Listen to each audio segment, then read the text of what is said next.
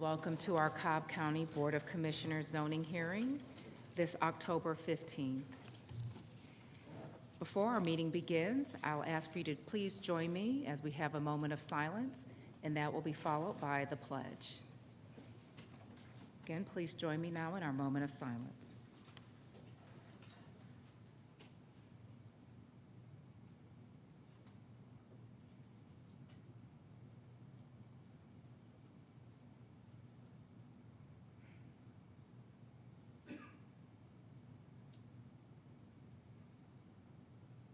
Thank you. Please rise for our pledge.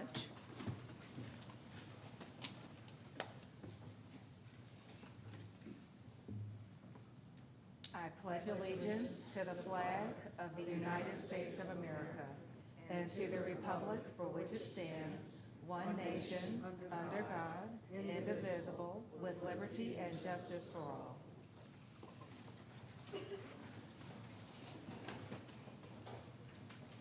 Thank you. Our meeting is now called to order, and I'll turn things over to our zoning manager, John Peterson, to walk us through today's agenda. And thank you, Madam Chair. Today's hearing will be conducted with the following process and procedure. Each case will be called in numerical order. We would ask that the applicant please stand and raise their hand to show that they are in attendance when their case is called. After that, we're going to call to see if there's anyone here opposed to that specific case. We would also ask the opposition to please stand and raise their hand so they can be counted for the official record. And after that, both parties will be asked to come forward and be sworn in. The applicant will testify first, and then the opposition, if any, will testify second. It's important to note that each side gets 10 minutes to state their case and concerns. There's not a rebuttal process, and there's not a process to reserve your time. So you want to convey all your information to the board within your 10-minute time period. Additionally, if there's more than one person who wishes to speak on a specific case, you may want to coordinate with each other about what you're going to talk about, because each side only gets 10 minutes, and you don't want to cover the same information over and over. After that, the board will start to discuss the case at hand. From the discussion, the board may ask one or more speakers to come back to the front for additional comments or questions. After that, the board will make a decision to either approve, deny, hold, or continue the matter at hand. There are two cases on today's printed agenda which have been withdrawn without prejudice, and these cases will not be heard today. First case is rezoning case Z49 of 2024, Blue River Development LLC. This case has been withdrawn without prejudice and will not be heard today.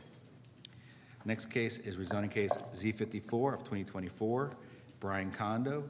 This case has been withdrawn without prejudice and will not be heard today. Madam Chair and Board, we did get a request late last week to withdraw one more case. That is in District 4. That's rezoning case Z47, American Dream Homes LLC, and Katharina Akeji. The applicant asked this case be withdrawn without prejudice. Madam Chair and Board. Okay, Commissioner Sheffield.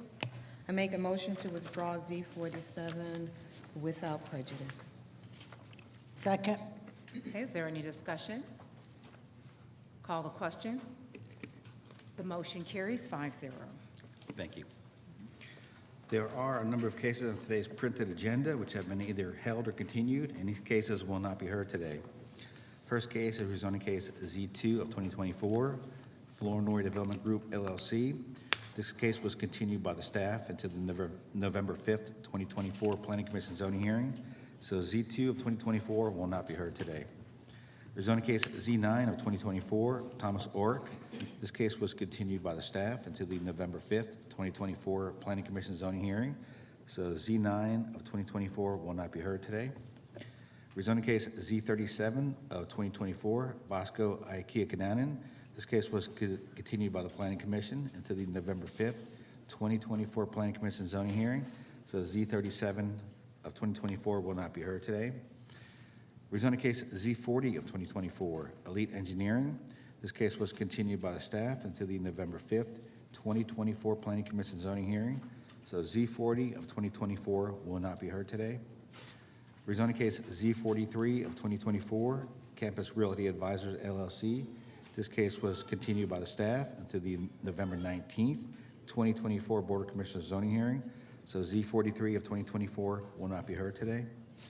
Rezoning case Z44 of 2024, Manor Restorations LLC. This case was continued by the staff to the November 5th, 2024 Planning Commission zoning hearing. So Z44 of 2024 will not be heard today. Rezoning case Z55 of 2024, Irma V. Palacios, was continued by the Planning Commission until the November 5th, 2024 Planning Commission zoning hearing. So Z55 of 2024 will not be heard today. OSC 1 of 2024, Poston Properties, Inc. This case was continued by the Planning Commission until the November 5th, 2024 Planning Commission zoning hearing. So this case will not be heard today. SLEP 9 of 2024, Campus Realty Advisors, LLC. This case was continued by the staff until the November 19th, 2024 Board of Commissioners zoning hearing. So SLEP 9 of 2024 will not be heard today. Other business item number 44 of 2024, Hilltop Rough Snow, LLC, and Hilltop Tick, LP. This case was continued by the staff until the November 19th, 2024 Board of Commissioners zoning hearing. So other business number 44 will not be heard today. Other business item number 63 of 2024, Mount Bethel Christian Academy Incorporated. This case was continued by the staff until the November 19th, 2024 Board of Commissioners zoning hearing. So other business 63 will not be heard today. And finally, other business number 64 of 2024, K.A. Marietta LLC. This case was continued by the staff until the November 19th, 2024 Board of Commissioners zoning hearing. So other business 64 will not be heard today. Madam Chair and Board, we did get another request to continue another case. That's in District 4. It's other business item number 49, Amanda Benetti, STNL Development. This case needs to be continued, Madam Chair and Board, because they're still working through the traffic study with DOT. Okay, Commissioner Sheffield. I make a motion to continue OB 49 to the November 19, 2024 BOC hearing. Second. Is there any discussion? Call the question. The motion carries 5-0. Okay, and before we get started with the consent, I do want to ask the folks in today's audience, if you have a cell phone, please turn the volume off on your cell phone. If the phone's ring, it does interfere with the broadcast and presentations. And I want to remind applicants, opposition, and any interested party that information is due to this board the Wednesday prior to this hearing. Any information submitted after the Wednesday due date may or may not be considered by the board at their discretion. And with that, Madam Chair, I'm ready to start the consent agenda.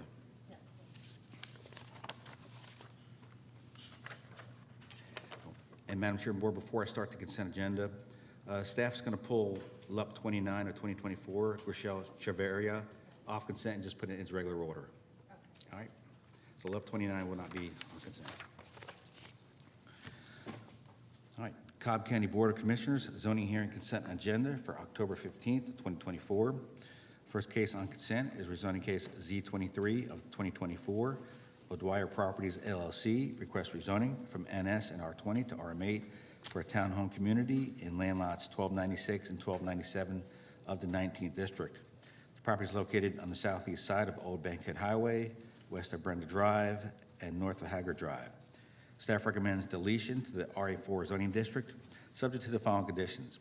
Number 1, letter of agreeable conditions from Mr. Kevin Moore dated October 8th, 2024. Number 2, revised site plan dated October 7th, 2024, with the district commissioner approving the final site plan, landscape plan, and building elevations. Number 3, mail kiosk to be lighted at night. Number 4, applicant to build the missing piece of sidewalk between the subject property and 1083 Old Bankhead Highway during their development. Number 5, landscape review committee consisting of representatives of the applicant property owner, the Mapleton Improvement Coalition, and appropriate county staff to review all exterior landscaping and fencing with special attention to the sides of Unit 1 and Unit number 9. Number 6, the area beneath the power lines to be included in the landscape plan and maintained by the HOA with minimum landscaping of grass and mulch as well as fencing. This condition is subject to Georgia Power's regulations. Number 7, variances approved as listed in the zoning division comments. Number 8, revised Cobb DOT comments dated October 8th, 2024. Number 9, stormwater management comments and recommendations. Number 10, fire department comments and recommendations. And number 11, water and sewer division comments and recommendations. The applicant is here. Is there anyone here opposed to rezoning case Z33?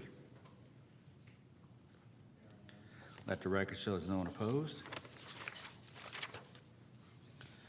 Rezoning case Z53 of 2024, Mills Veterinary Property LLC, request rezoning from R30 and TS to NRC for a veterinary clinic in land lots 1 and 2 of the 20th District. The property is located on the west side of Cobb Parkway, south of Rutledge Drive. The Planning Commission recommends approval of Z53 to the NRC zoning district, subject to the following conditions. Number 1, District Commissioner approving minor modifications. Number 2, architectural finishes plan received by the zoning division on July 29, 2024, with the District Commissioner approving the final plans. Number 3, veterinary clinic use only. Number 4, no residential use. Number 5, accessory structure to be used for storage only. Number 6, variance as stated in the zoning comments and recommendations. Number 7, 20-foot undisturbed landscape buffer adjacent to any residentially zoned property. Number 8, adherence to the allocated parameters of the Paulding County Pumpkin Vine Creek Intergovernmental Wastewater Treatment Agreement. Number 9, Fire Department comments and recommendations. Number 10, Stormwater Management Division comments and recommendations. Number 11, Water and Sewer Division comments and recommendations. Number 12, Department of Transportation comments and recommendations. Number 13, the use of the building is limited strictly to a veterinary clinic. Number 4, District Commissioner to approve the final site plan, including any additional soundproofing requirements deemed necessary. Number 15, no outdoor kennels allowed. Number 16, all wooded areas currently in existence past the existing house on the property, which is to remain, should remain substantially natural in its present form as a wooded area for soundproofing purposes. Number 17, maximum limit of 54 indoor kennels, with no more than 40 of those kennels to be used for overnight purposes. Number 18, no additional structures are to be placed on the property beyond the new and proposed building as shown on Plan C-02 that was submitted with the application packet. Number 19, no additional parking is to be added beyond that shown on Plan C-02. And number 20, hours of operation shall be Monday through Saturday from 8 a.m. to 6 p.m. for the public. Animal drop-off and pickup. Is the applicant present? Let the record show the applicant is here. Is there anyone here opposed? Rezoning case Z53. Let the record show there's no one opposed. I just want to clarify for the clerk, John, when you were reading number 17, it should be 55 indoor kennels. You said 54. Oh, okay. I Sorry wanted about to that. make sure that if the clerk caught that or not. Gotcha. But it is 55.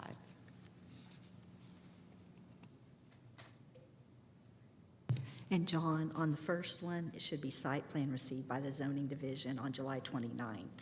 The first part of that. had Okay, been cut off. Okay, thank you.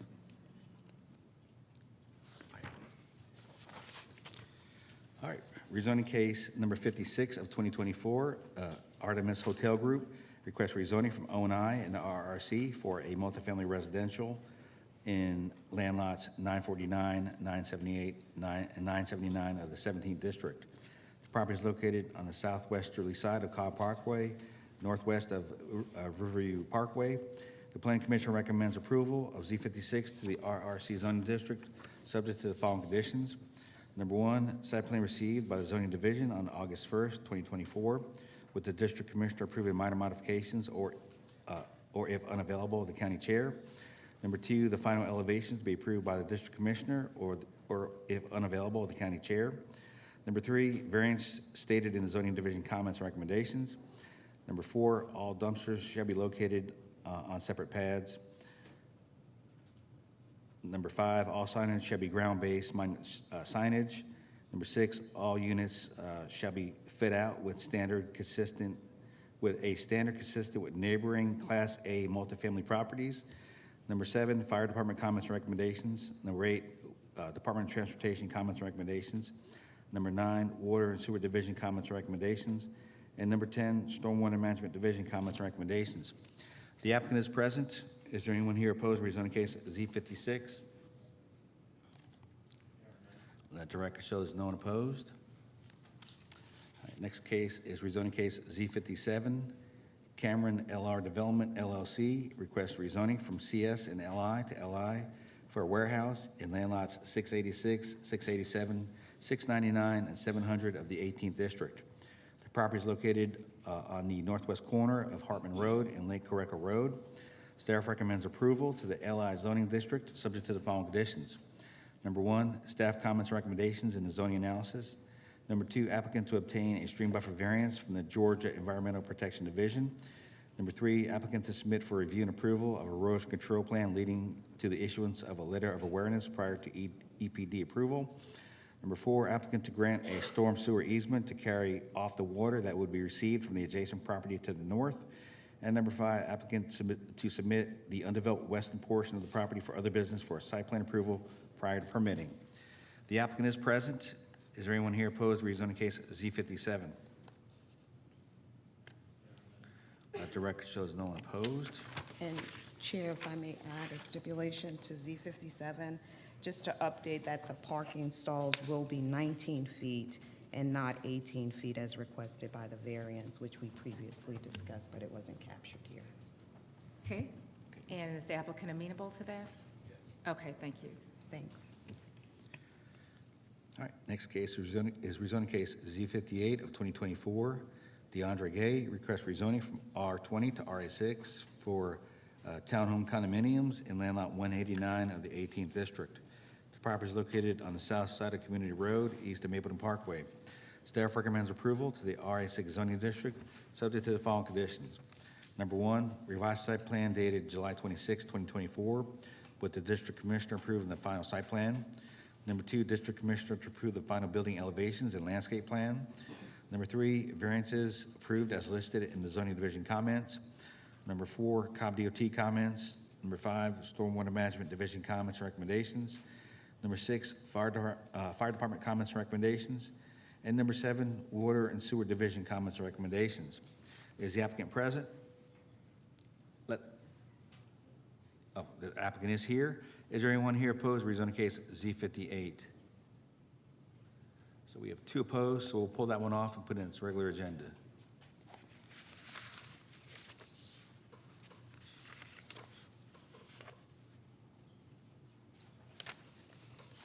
All right.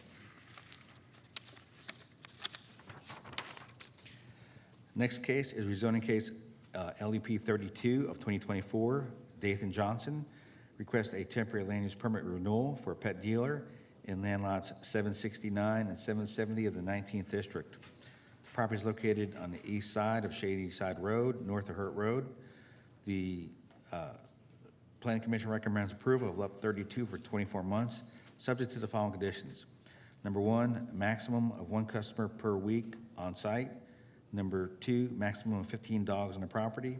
Number three, maximum of 3 litters per year. And number four, stormwater management division comments and recommendations.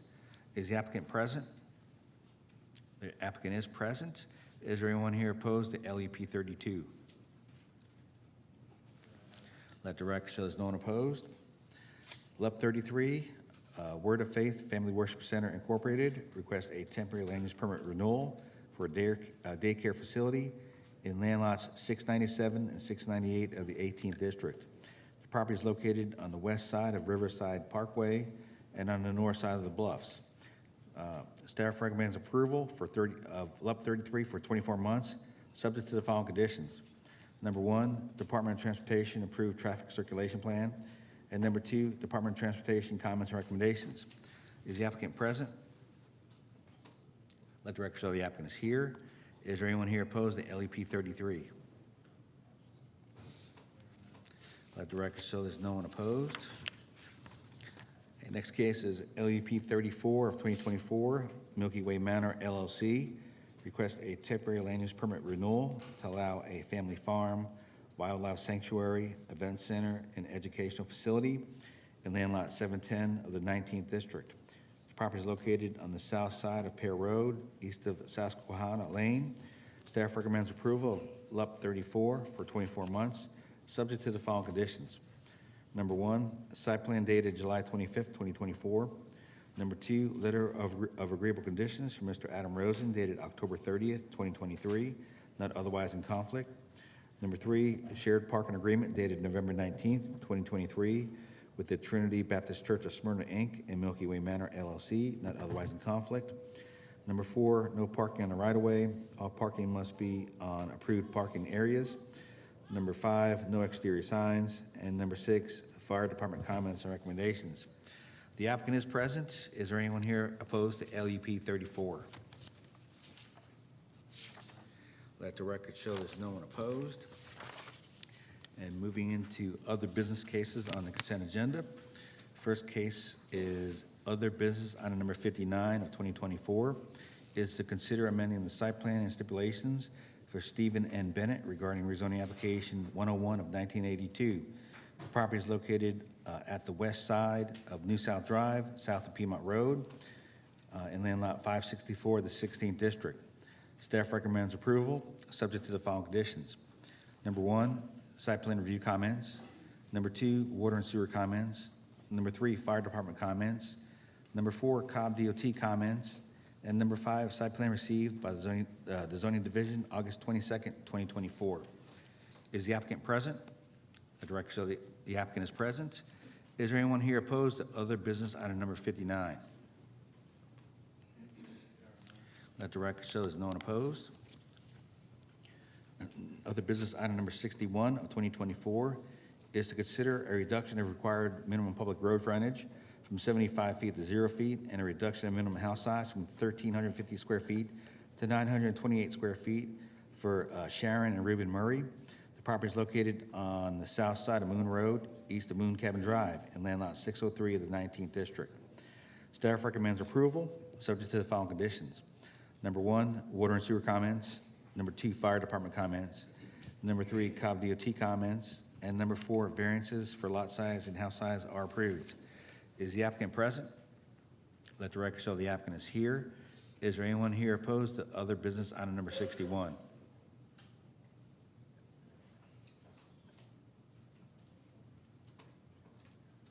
Look at 6. Okay, let the record show there's 6 opposed. So we'll pull that one off consent and put it in its regular order. All right, next case is other business item number 62 of 2024, which is to consider a reduction of required minimum public road frontage from 75 feet to 40 feet for Scott Bauman. The property is located on the north end of Waits Drive, north of Carroll Lane, in land lot 184 of the 17th District. Staff recommends approval, subject to the following conditions. Number 1, fire department comments. Number 2, Cobb DOT comments, except for recommendation number 3. And number 3, variance for lot frontage reduction to 40 feet is approved. Is the applicant present? Let the record show the applicant is here. Is there anyone here opposed to other business on number 62? Okay, let the record show there's no one opposed. Next item is other business item number 65 of 2024, which is consider installing more than one EV charging station on a residential property for Enviro Spark Energy Solutions, who represents Stonewall Condominium Association, Inc. The property is located on the east side of Cumberland Parkway, south of Cumberland Boulevard, in land lots 882, 911, 912, 949, and 950 of the 17th District. Staff recommends approval, subject to the following conditions. Number 1, fire department comments and recommendations. And number 2, applicant may install EV charging stations at the rate of 1 charging station per building. Is the applicant present? Let the record show the applicant is here. Is there anyone here opposed to other business item number 65? Let the record show there's no one opposed. Other business item number 66 of 2024 is consider a site plan amendment for Costco Wholesale Corporation regarding rezoning application Z42 of 1996. The property is located on the south side of Ernest Barrett Parkway, west of Interstate 75, and on the north side of Shiloh Valley Drive in land lots 650, 718, and 719 of the 16th District. Staff recommends approval, subject to the following conditions. Number 1, fire department comments, and number 2, site plan received by the zoning division September 10th, 2024. Is the applicant present? Let the record show the applicant is here. Is there anyone here opposed to other business item number 66? Let the record show there's no one opposed. And lastly, other business item number 67 of 2024 is consider a reduction of required minimum public road frontage from 75 feet to 0 feet for Lower Greenborn. The property is located on the east side of Old Mountain Road, south of Burnt Hickory Road, in land lot 272 of the 20th District. Staff recommends approval, subject to the following conditions. Number 1, fire department comments. Number 2, Cobb DOT comments. And number 3, variance for lot frontage reduction to 0 feet is approved. Is the applicant present? Let the record show the applicant is here. Is there anyone here opposed to other business item number 67? Let the record show there's no one opposed. And that completes the consent agenda, Madam Chair and Board. Thank you, John. Commissioners, are there any other changes needed? I'll start with Commissioner Gamble and just go down the dais. Yes, I would like to add the following cases to the consent agenda item. Okay. LUP 31 of 2024. Okay. If you'd Okay, like. let me go ahead and call that one into the record. LUP 31, L. Frank Shirley, requests a temporary land use permit for equipment storage for a contractor business in land lot 22 of the 20th District. The property is located on the northwesterly side of Way Green Road, north of Hickory Grove Road. The applicant is present. Is there anyone here opposed to LUP 31?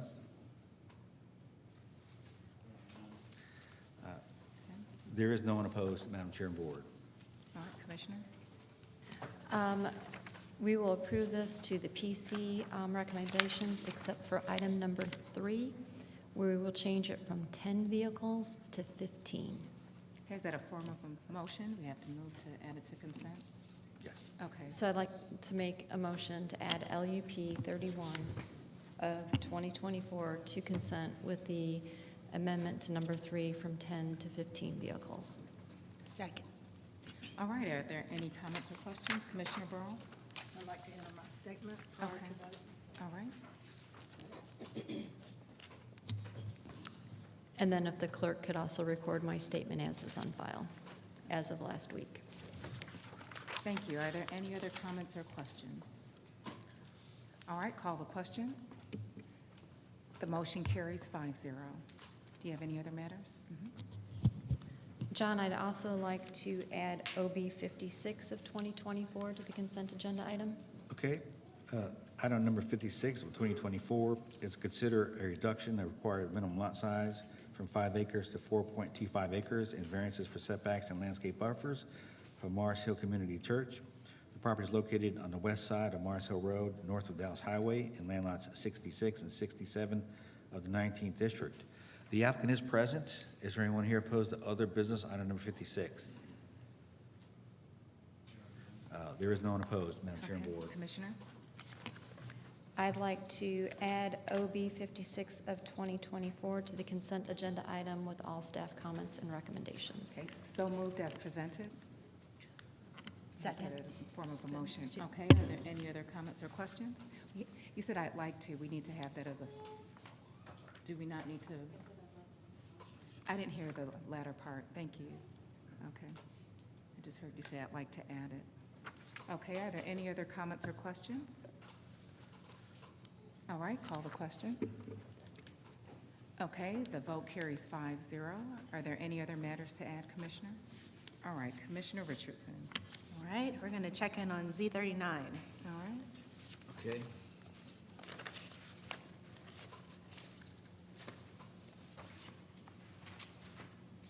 Z39.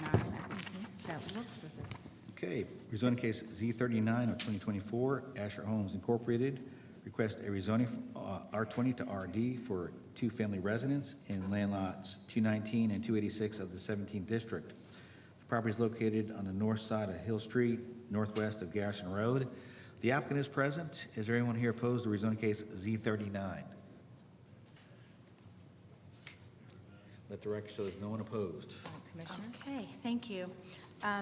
Make a motion to move Z39 to the consent agenda with one clarification in the PC recommendations. We are including the PC recommendations, but one clarification to the item about the 6 parked vehicles, that's going to be defined as 3 parked, in consistency with our code, 3 parked vehicles outside of the garage for both parcels, And if the code is changed in any way, that it would be updated to reflect whatever, to be consistent with the code at that time. Okay. Is that? Gotcha. Okay, great. That's my complete Okay. motion. And the applicant's amenable to that, I'm seeing. Okay. Thank you. Are there any other comments or questions, commissioners? And all staff comments and recommendations included Okay, that aren't otherwise in conflict? that aren't otherwise in conflict. Thank you. Commissioner Ball? Do you have a question? Well, I'm just, would they not have to come back when the code is changed, or would they be grandfathered in if it hasn't been decided now? So right now, it's what the code says. And the PC's intention was for it to be consistent with our code so that there's no exception being provided to these parcels. And so the idea is if the code is changed, they wouldn't be stuck in a past interpretation of the code. They would be brought up to date. And I was looking for what the recommendation should be Yeah. on that definition. And- Because we have other cases that are similar with the number of cars and number of people, Yeah, there are no exceptions on this parcel. unless the code is changed. They wouldn't have to come back. Right. And For Commissioner Gamble? So John, as part of Commissioner Richardson's motion, should she just make that section compliant with Cobb County Code and ordinances? Well, the way the planning commission approved it was they're allowed to have 6 cars and 6 vehicles on site for both units.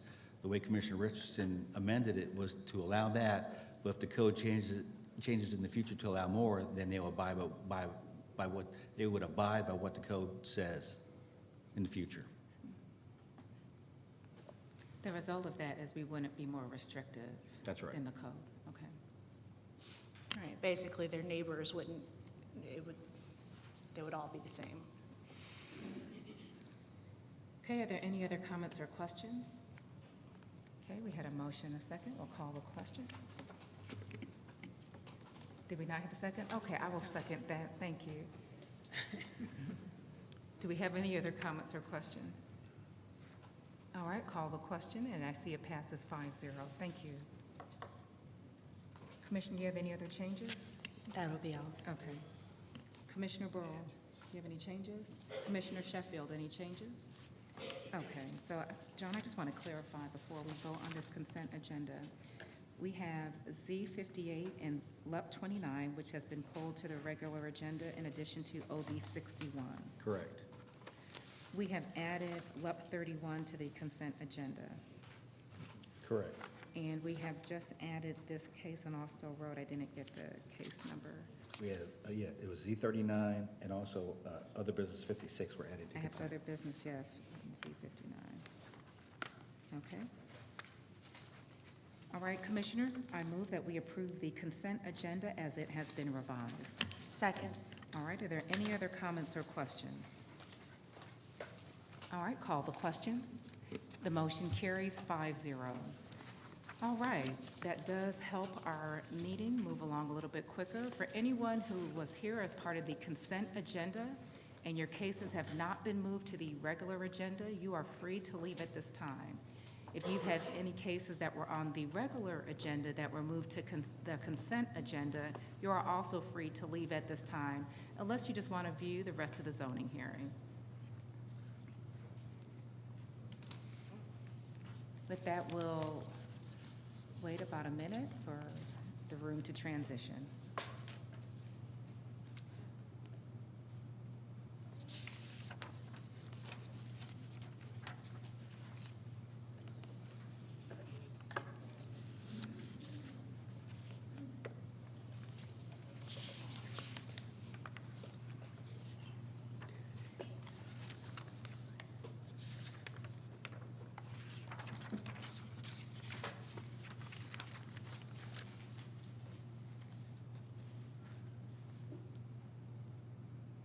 All right, John, you can go ahead and get started with our agenda for today.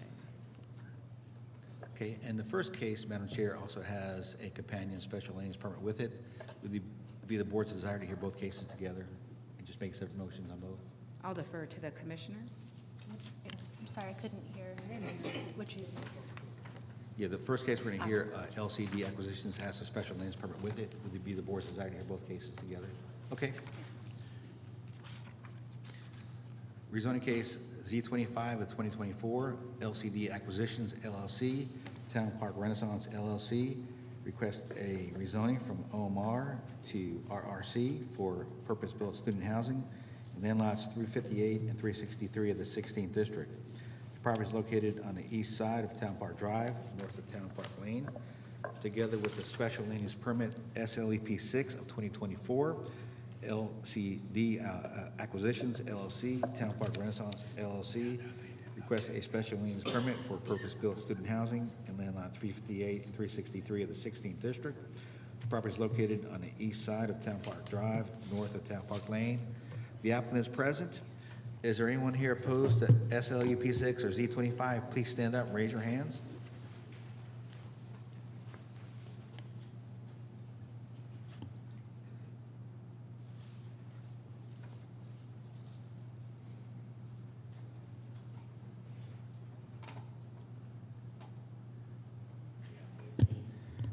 Okay, let the record show there's 15 people here opposed to Z25 and SLUP 6.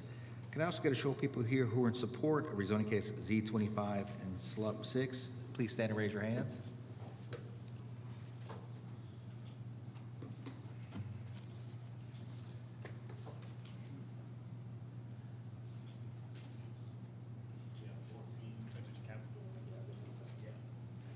So it's 14 with them too, Cameron? Okay. Let the record show there's 14 people here in support. All those who wish to address the board for or against this application or applications, please come forward to be sworn in.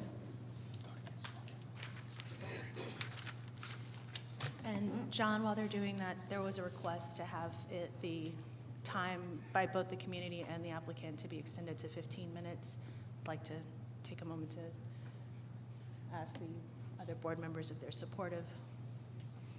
Okay, I got a no on this side. I'm not supportive of this because this is not the first time this case has been heard. So technically, we should only be hearing what has changed since last month. And from the email communications that I've seen, nothing has changed. So I have a hard time supporting extending the time. And to be clear, the opposition want 15. We're good with 10.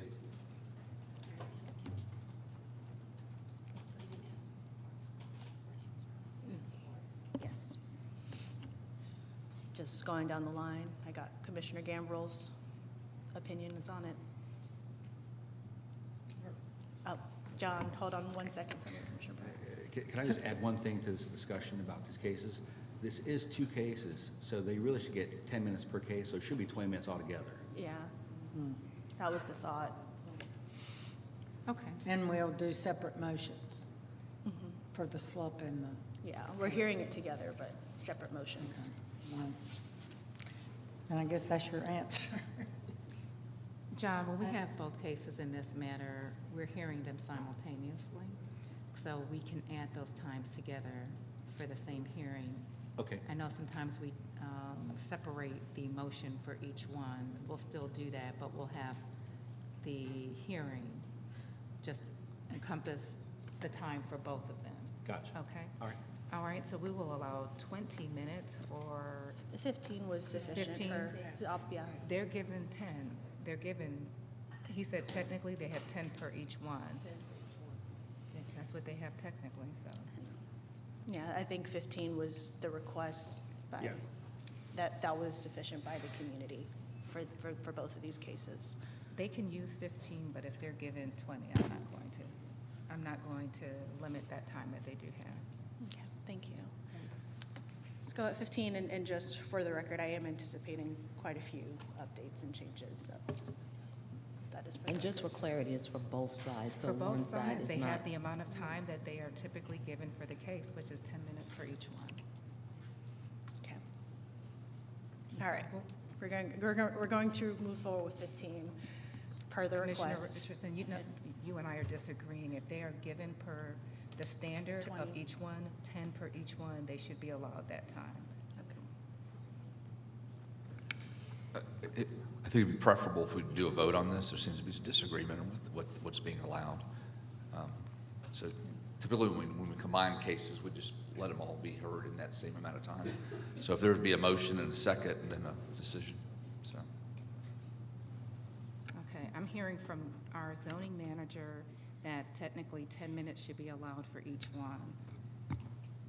I don't think that's what John said. John said each case would have 10 minutes, but since we're hearing them together, a lot of the material is the same. Okay, let me get clarification from John. Sure. If I misperceive what you said, let me know, but I do not want to be in a position of limiting any amount of time that someone has per our code. Yeah, and it would be my opinion, just to make it simple, is to give 10 minutes per case, so just give them 20 minutes overall for the entire thing. For both opposition? Correct. Okay. So we are now reducing it now to 10 and 10 per each side, is what I'm hearing you per our practice and code. No, it's going to be 10 minutes per case, 10 minutes for the zoning and 10 minutes for the stuff, so it's going to be 20 minutes per side. That's what I thought I heard. Okay. Okay. Can I ask a question or I'll wait till the motion? Go ahead. Who requested the 15 minutes? Tallinn and other members of the community. Okay. And both sides are agreeable to the 15, but I understand where the chairwoman's going. I'm not Okay. hearing that both sides are amenable. I mean, I'm hearing that the applicant is willing to do this in 10, Yeah. that we are being lenient towards one party because they want more time. So I would prefer to just defer to what the practice and code is, so we're not viewed as being lenient to either side.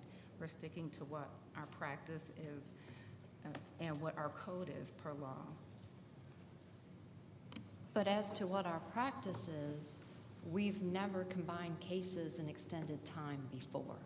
That is where I am having an issue with this case now all of a sudden being justified as, well, you get 10 if you're heard each way, when we've never used that justification before when we've had cases be combined. I can't confirm nor deny that, but I can lean on what the direction is of our zoning manager and what our code is. Again, I understand the commissioner's desire to give the community more time to speak. I just want to err on the side of us being as objective as possible. There are a lot of charged assertions being made on both sides. This could possibly end up being litigated. I would like for us to be as objective as possible. Okay, so make your motion.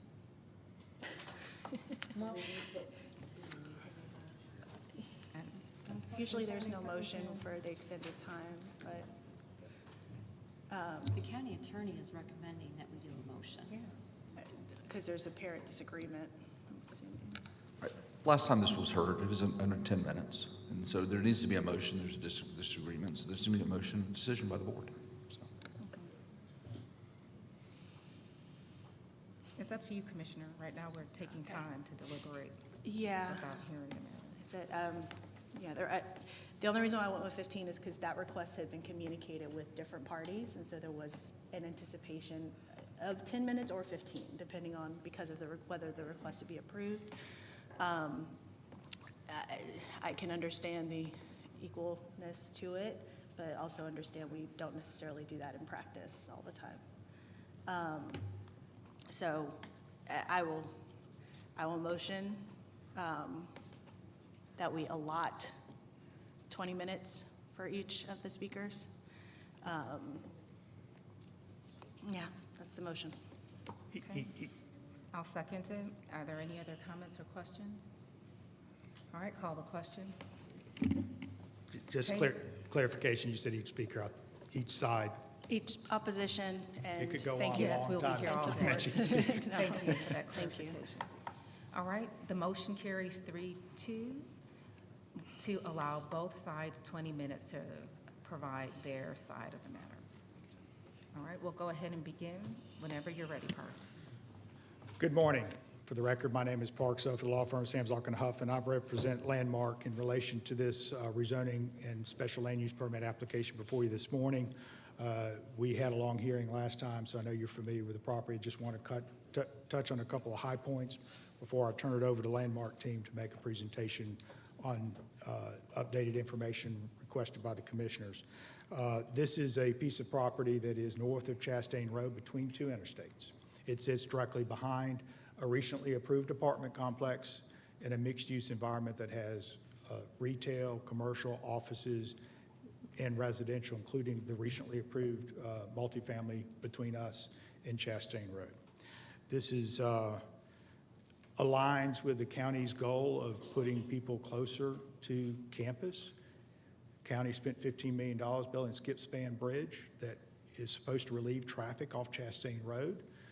This allows that skip span bridge to realize that by putting people that can get to class, get to campus without getting on Chastain Road. You spent $15 million on that. This aligns with that.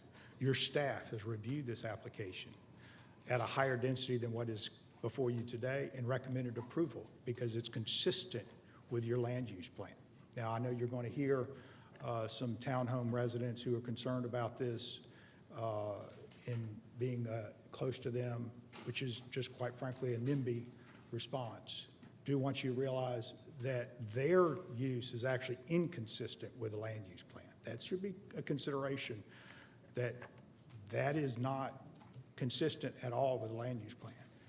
Our use, as your staff, professional staff reviewed it, recommended approval because it's consistent with your land use plan, because it's consistent with your goals contained in your comprehensive plan, because it's consistent with your transportation goals of putting students close to campus. So at this time, I'm going to turn it over to the Landmark team to go through their presentation, and we are here to answer any questions that you may have. Thank you. Good morning, Commissioners. I'm Harris Moy. It's great to see you all again. This presentation that we're about to run through mainly just captures the items that we talked about coming out of the last hearing.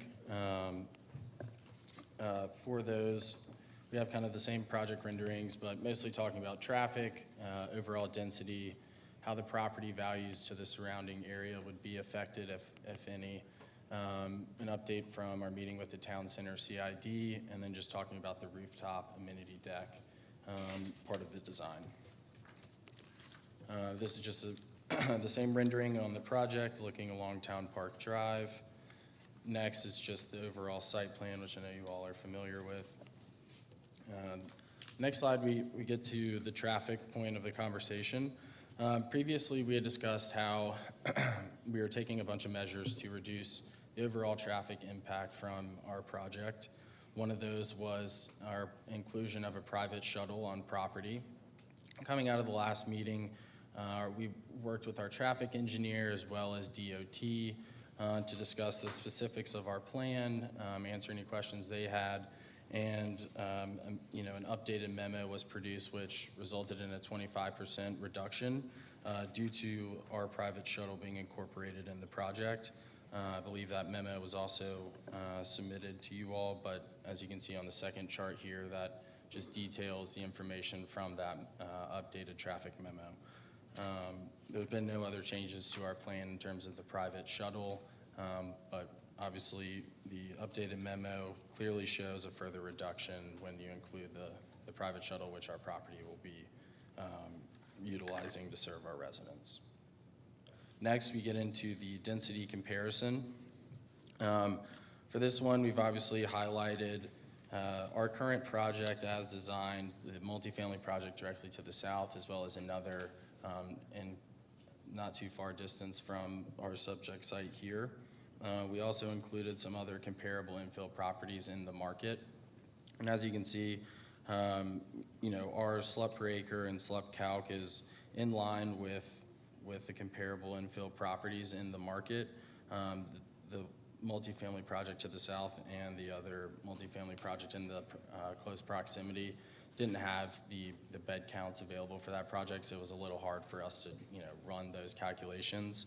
But from a unit perspective, we thought it would also be helpful to include.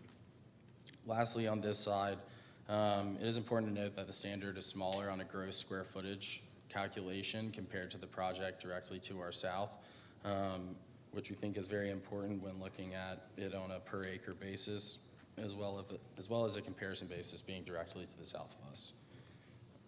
Next slide. Next, We heard your comments about looking into what, if any, impact our project would have on any property values around the neighborhood. We have Larry Singleton here, who's a Georgia real estate appraiser who helped us put together kind of a study looking at, would there be any effects in the area to any of the property values from our project being built, and the conclusion is that it would have no effect. Larry's also here if you have any more specific questions on that topic. We're happy to have him or ourselves answer anything in more detail. Next, we wanted to provide an update on a positive meeting we had with the Town Center CID. From our discussion with them, a great thing came out of it is that they made us aware of the bike program returning to Kennesaw State this year. And we actually weren't even aware of that happening. So that's obviously great news for allowing students to be able to get to campus without driving their own vehicles.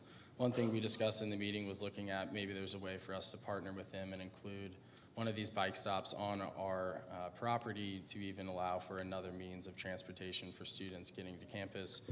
And from what we've heard from them, students use it regularly and is probably a reason why it's coming back to Kennesaw State. Lastly, wanted to talk about the rooftop activation.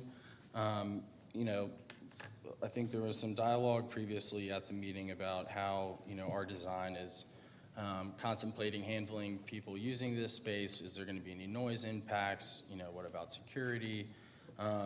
This slide lays out kind of points on why our design is adequate. We have 13-foot walls surrounding the amenity deck. And it's, so it's sunken into the top of the building. So noise is going to be very hard to escape, that area. 575 is also right next door. So, there's going to be vehicular noise, also further mitigating, any impacts from our project. We'll have minimum lighting to satisfy the requirements. They'll be like downcast. There's not going to be, stadium lighting or something that would be a nuisance to the neighborhood or general area. And then, as we mentioned previously, our access is controlled on the amenity deck, so no one can enter the rooftop or amenity spaces after 10 p.m. And if there is, a problem, we will provide kind of a community hotline for anyone to make their complaint if there was to be one. Lastly, there's just some renderings, which I think you've all had already seen, but just included them for further context. But I'm now going to turn it over to Aaron, who's just going to talk a little more in conclusion about the project. Thank you. It's Aaron Stang with Landmark Properties, and I've met with all of you individually at one point or another, and then obviously both in the different hearings that we've had, as well as community outreach. And I think based on the feedback we've received to date, it seems that the primary consternation remaining on the project relates to the overall density. I think our view is that the precedent set by the approval of 108 Town Park on a gross square footage basis being greater than ours is material to the decision that you're going to be making today. That said, ultimately, no developer gets up here with the goal of having a project be denied. I think our original density studies when we went under contract on this property were around 819 beds. The current project that sits before you is at 761. From a SLUP perspective, that's 82.7-ish for the current 761 bed iteration. And I think it's difficult for me to say with certainty how much of a reduction we could accept here. That said, I think if you were able to approve 70, a SLUP calculation of 70, I think that's something that we have a reasonable chance of having success pursuing. Anything further than that, and I think it's going to be very difficult for us to come up with a deal that actually can be capitalized, which I recognize isn't necessarily part of the equation when you guys make your vote, but ultimately it's going to determine our next course of action, obviously, as it pertains to this site.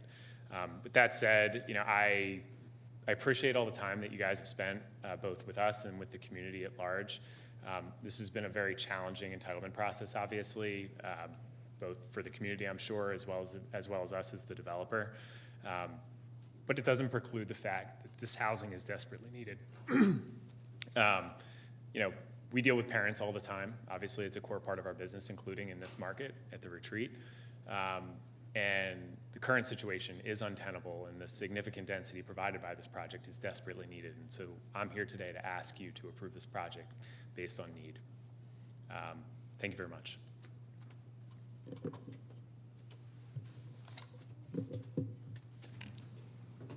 Thank you. Is there anybody else who desires to speak in support of this application? There are a balance of 9 minutes and 21 seconds on the clock.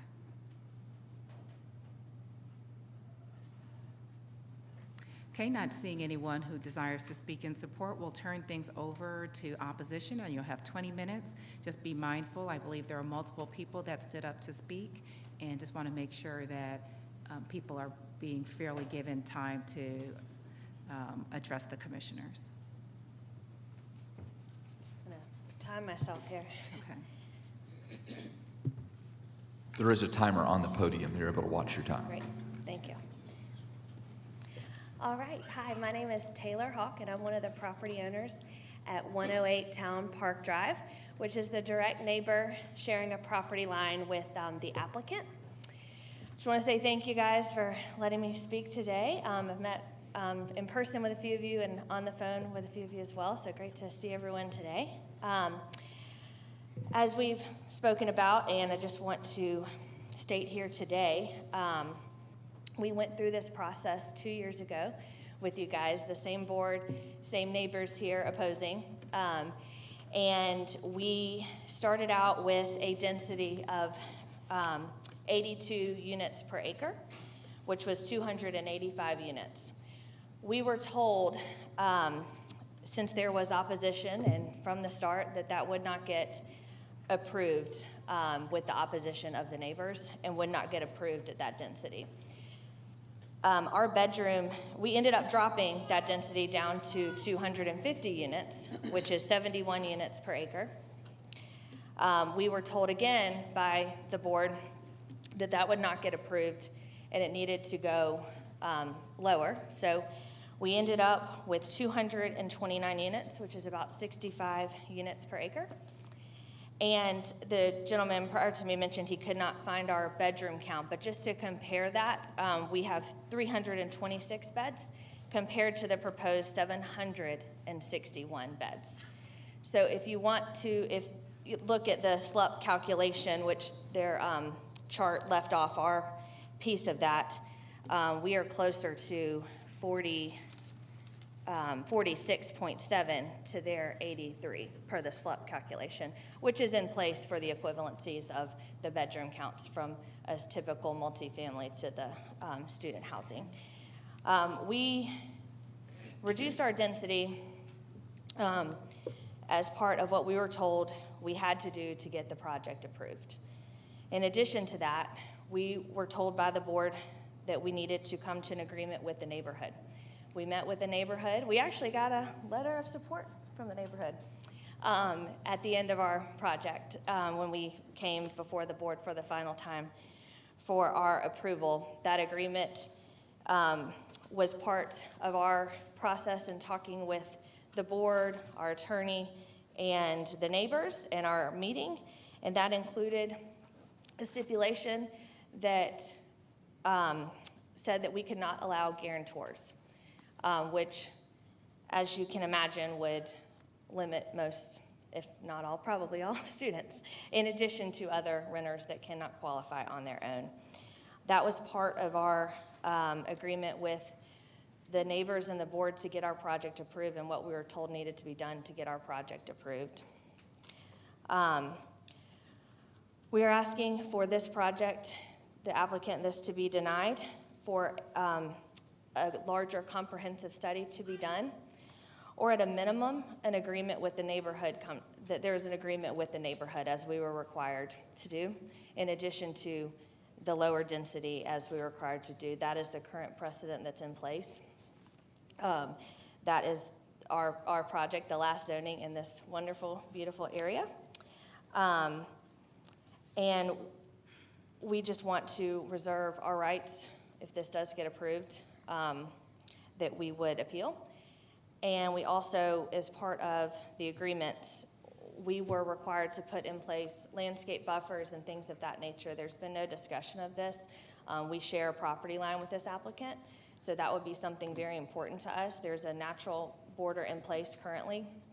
There's been no discussions or talks of that to get to any agreement. So that's where I am, right at 4 minutes, Robin. So I will let Robin take it from here. Thank you.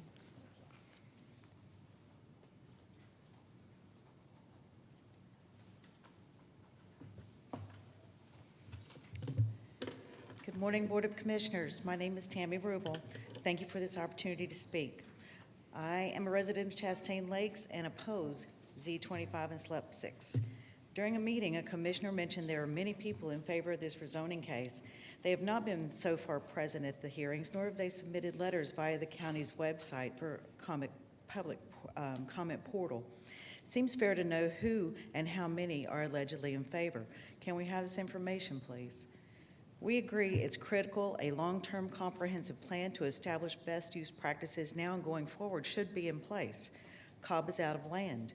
We can all agree that the goal has been never to turn this area into an off-campus student housing village. In fact, the board enacted a PBSH moratorium. It would be ideal if that moratorium could apply to Z25, particularly in light of any potential approval setting a dangerous precedent for other surrounding properties to be similarly developed. The community vehemently disagrees that PBSHs should be the best use and asks the board to consider the long-range impact of approving a piecemeal design. Despite having been instructed by the board to do so, applicant has not decreased density. At the September 17th BOC zoning meeting, you requested the applicant, quote, determine an appropriate density that is consistent with other similar land designations, end quote. The applicant has not followed your directive and is still requesting 191 units with a net density of 82 units per acre. Further, their proposed development is not in line with similar PBSHs in the area. The applicant is only comparing their project to other high-density PBSHs. When including all 11 area PBSHs, the average density comes to 51 units per acre. The current owner of the Z25 property is in financial straits and is requesting a premium for the lot, thus requiring developer to request a higher density PBSH to maximize their profit. This is of no relevance to this rezoning case. Applicant states that, quote, a property value study, end quote, has been conducted, which concludes that the PBSH will not have a negative effect on the surrounding property values.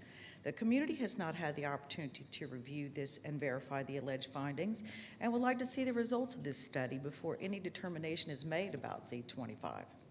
The applicant states that impervious surfaces will be no greater than 70%. However, the only way that they can meet this requirement at current density is by using pervious pavers, which is a questionable practice at best. The developer plans to completely grade the entire site.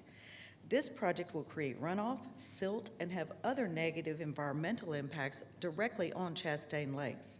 As noted by the Stormwater Department in its own analysis, quote, potential or known drainage problems may exist downstream from this site, end quote.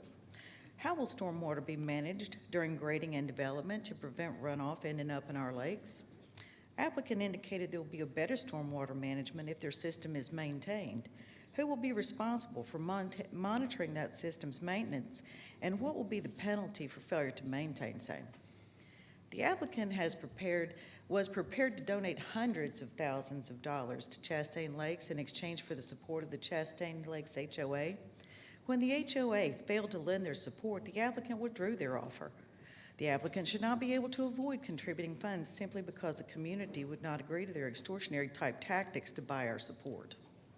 KSU and the Town Center CID will not issue a formal opinion on this case, but it's obvious that both of these entities want Z25 and SLEP 6 denied, as do the constituents and the apartment complex next door. Why is it that the commissioners who are or will be running for re-election are leaning towards supporting the applicant instead of the residents of Cobb County who they promised to represent? Why has the board found it necessary to meet multiple times with the applicant alone? The board's seeming unwillingness to hear and count the concerns of the surrounding neighbors, paired with endless meetings with the applicant, cast a very dark shadow on the board and the applicant.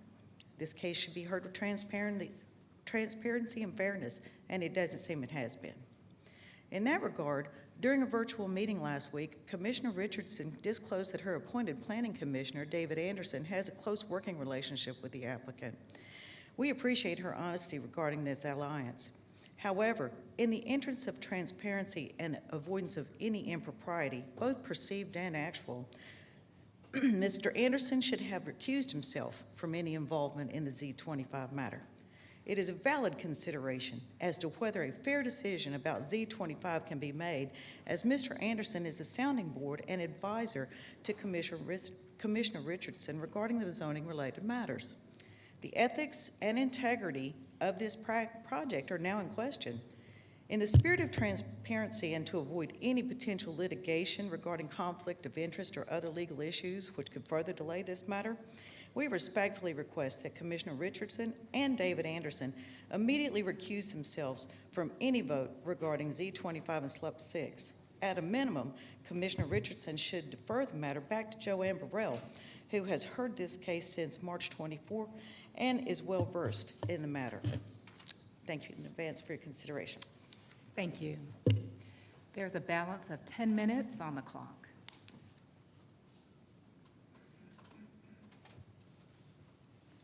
Good morning, Board of Commissioners. I'm Robin Grajeda. Thank you for taking the time to hear us out. I'm here as president of the HOA at Town Park. We are in opposition of Z25 and SLUP 6, vehemently so.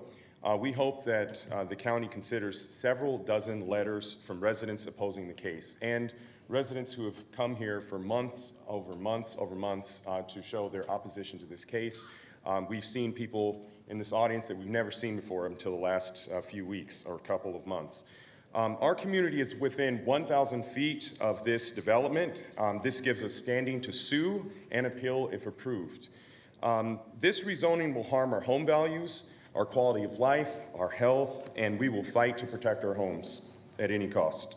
Alternative transportation. The applicant isn't required to provide bus service and may renege on this, making the traffic analysis based on speculative bus ridership unjust. Their UGA facility bus is underused, averaging 50% ridership. The PBSH is not within a safe walking or biking distance from KSU. I've lived here for 8 years. The Builder Bros have not been here. We've never seen a bike in sight. No one rides a bike along a dangerously curved road where there's blind spots. That would be suicide. So let's get this bike idea out of the way. No one's going to be riding their bikes from this place. Never seen it once. Nobody's riding bikes there, okay? Now, the applicant violates PBSH SLUP in an October 10 meeting. The applicant admitted they wouldn't comply with SLUP stipulation on 24/7 on-site monitoring or management, as they don't at their other facility, which is very close to us. That's called the Retreat. Quote, courtesy cops are not sufficient security. Those are courtesy cops over there, folks.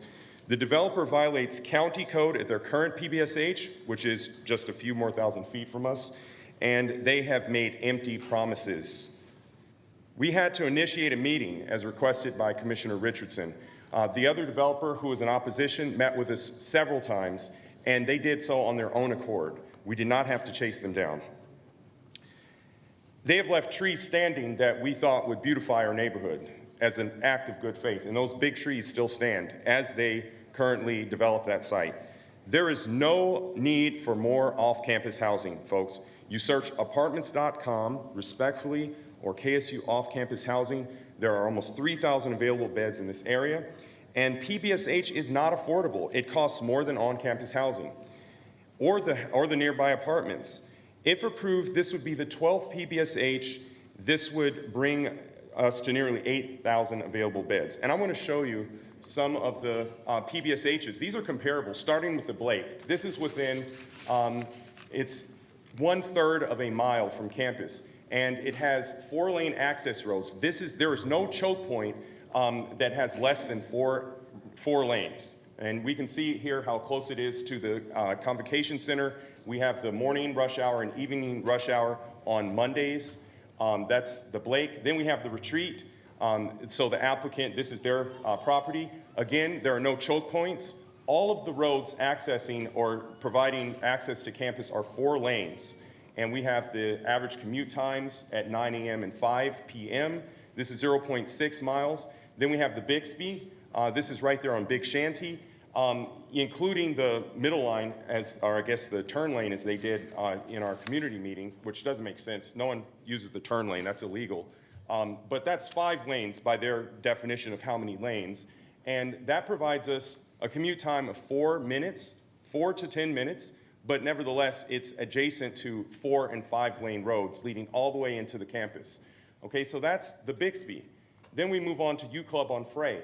U Club on Frey is 0.9 miles. Again, if you can see in the picture, we have 4 lanes providing us uninterrupted all the way to campus. That's 4 lanes, distance of 0.9 miles. Then we have the Standard. So they listed on their presentation last time that it has 0.7 miles. If you have a helicopter, if you can literally fly over everything, it's 0.7 miles. But Google Maps clearly shows that it's 1 mile, and it has choke points everywhere. These are 3 lanes, but one of those lanes is a turn lane, and this is in front of my home. And then we have another photo as we go towards Kaiser Permanente, 3 lanes before we reach the roundabout. This is not an efficient way to get to campus.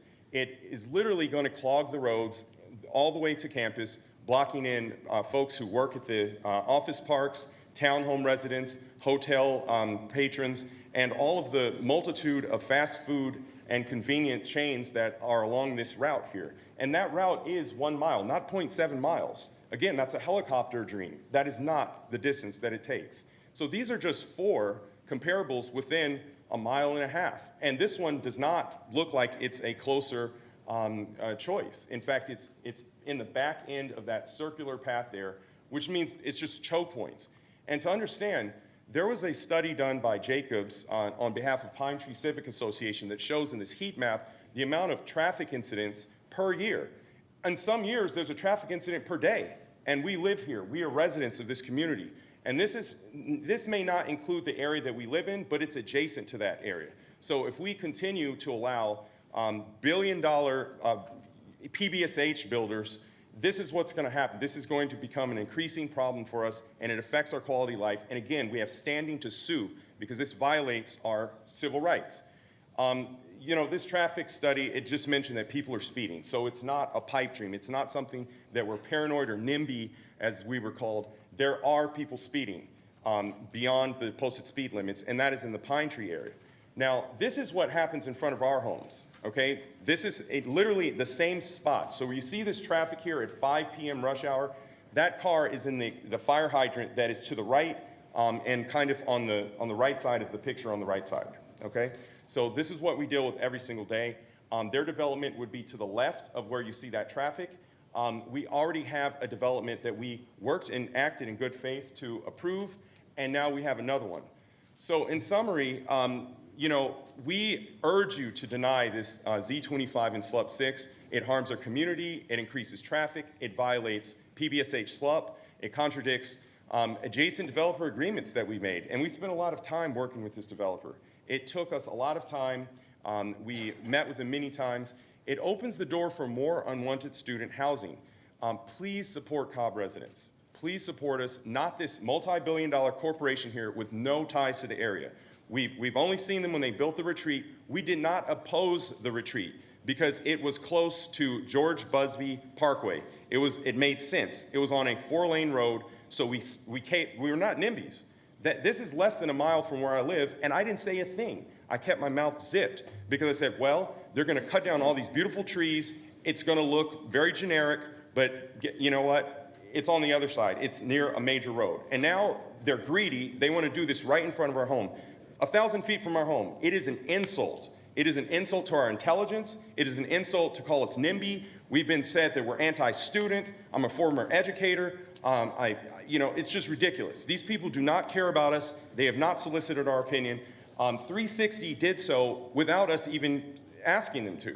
They came to us multiple times and asked us what is important, And as an HOA board member, I said, well, we could start with that tree right there. It looks like it's 200 years old. We love that tree. When we leave our subdivision, we love to see that tree. They probably could save money by cutting it down, but they left it. These folks have done absolutely nothing to speak to us. They've done nothing but condescend from the very day we met them. Nobody likes them. Nobody wants them. We would like them to go away, go back to the retreat, manage that better before you try to create another one. Thank you. And we really appreciate your time. Thank you for hearing us. There's a balance of 90 seconds on the clock. Okay, not seeing anyone else to speak in opposition, I'll turn things over to the district commissioner. Okay. So definitely thank you, everybody, for your commentary. There are quite a few accusations made, I think, on both sides. But we are going to focus a little bit more on the actual facts at hand. So a couple of follow-ups from the last meeting. DOT, if you would like to first approach.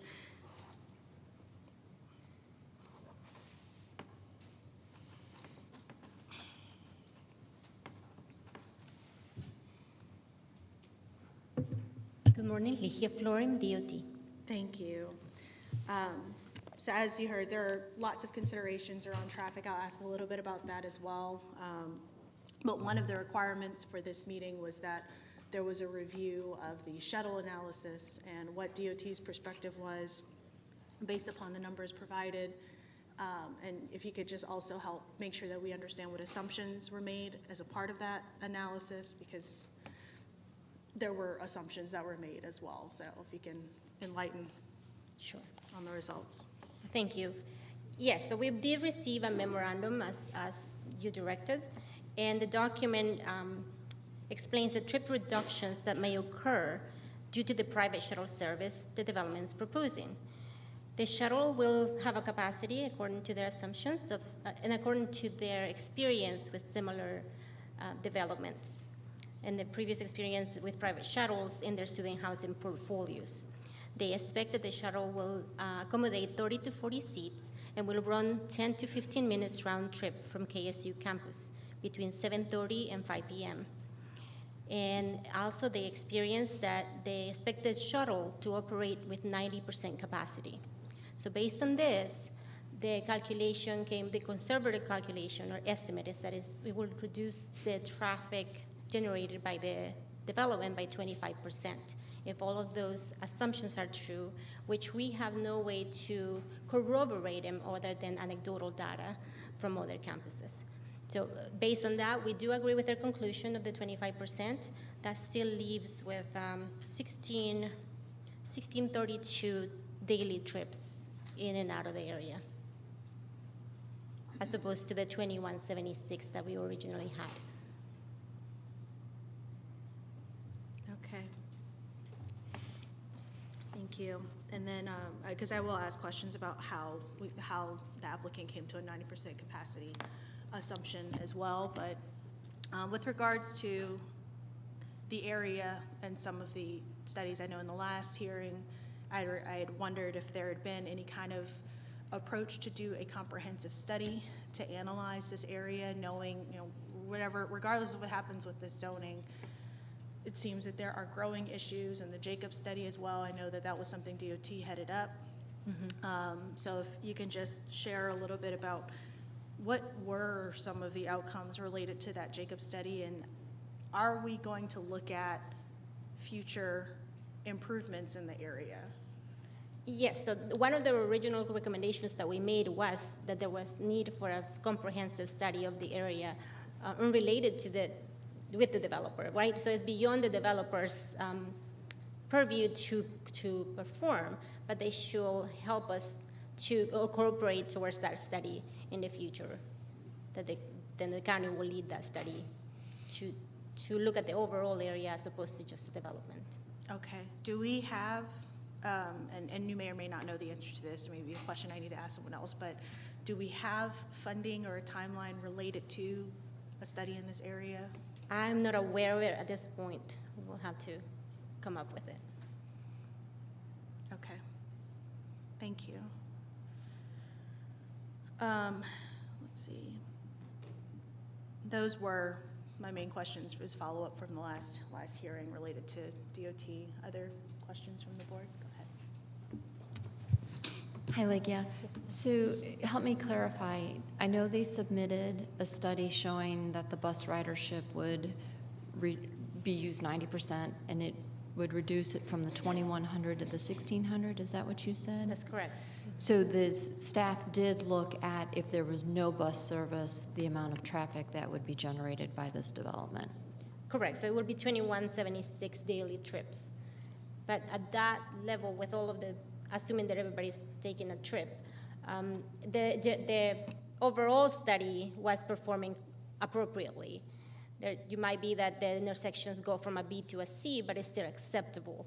So the overall study, that's what it told us, and we accepted the study based on that. Okay, and then just for clarification, DOT has no oversight as to this facility running a bus? Correct. And also DOT has no oversight as to the e-bikes being used or available to this site? Correct, ma'am, yes. So then to the county attorney, that is not an enforceable stipulation that we can put onto an applicant that they will have the e-bikes or a bus to provide transit service to the campus. No, for certainly not the e-bikes. I do not think you could also include the bus service as well. I'm not clear on that. There are many things that we don't run that are stipulated. Right. I mean, as far as you could require maybe I didn't understand the question. You can require them to provide it, but as has been discussed, they can't compel usage of it and what the ridership would be and how many people would be able to be So the riding on actual, it. okay, like 90% capacity, we can't require 90% capacity. We can require that they operate shuttles for the zoning. I just want to be clear, okay. So if I can clarify, Bill, you're saying that we can require them to operate shuttles? As part of what they've requested to do is they've offered that as, they required it as a stipulation, yes. And is that part of the stipulation as far as how many times they will be running a shuttle? I have not gotten to the point where I'm making a motion, but I was confirming that that would qualify as an appropriate stipulation. So it appears as though we have the ability to stipulate, just like with parking and all types of other things, quantities, schedules, et cetera, related to shuttles.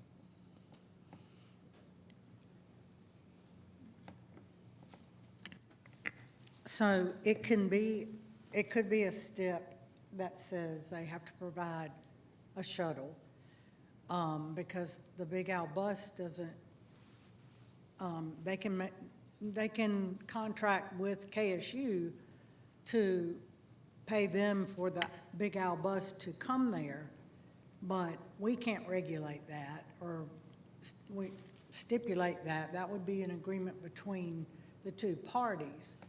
But we can require that a shuttle be provided, but you can't guarantee how many students are going to ride it. Correct. And if they all have their own car and have parking at campus, that's, there could be empty buses riding around. Correct.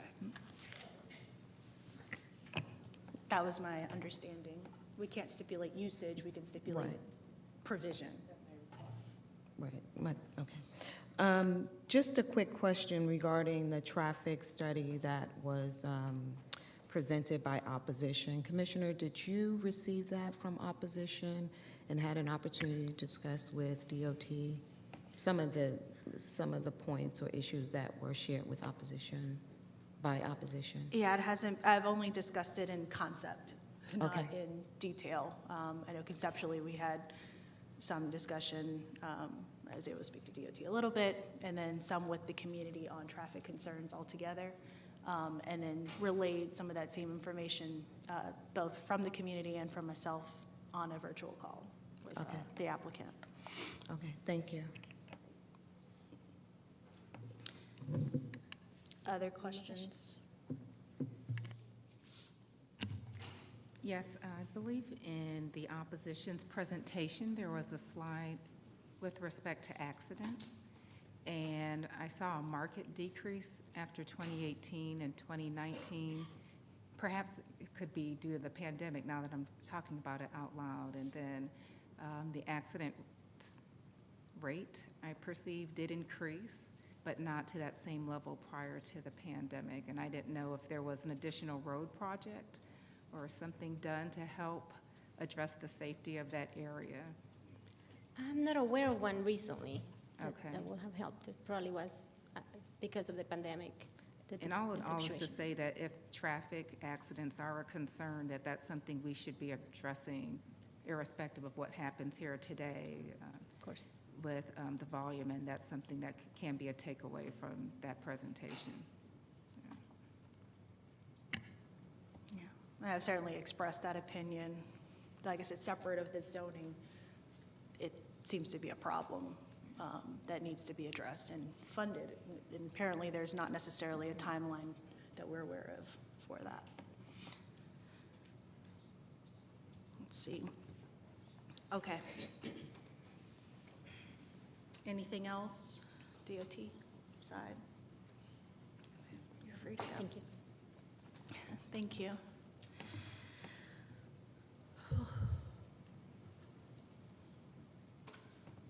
Okay. There were some questions that came up about stormwater as well, and I know we went through quite a few questions in the last hearing, but if we can just get maybe revisit the summary on that.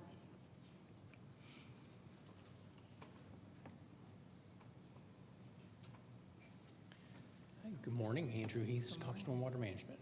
Good morning. Specifically, one of the questions that came up was stormwater management during construction. And perhaps you can just enlighten on what that process looks like and what provisions are in place related to when an applicant is building. Right. Yes, so this site, like any site that would have a land disturbance permit in the county, would have an erosion and sediment control plan that would detail how they're supposed to control sediment on site, erosion on site during the time the site is being disturbed and earth is being moved and construction is taking place on site.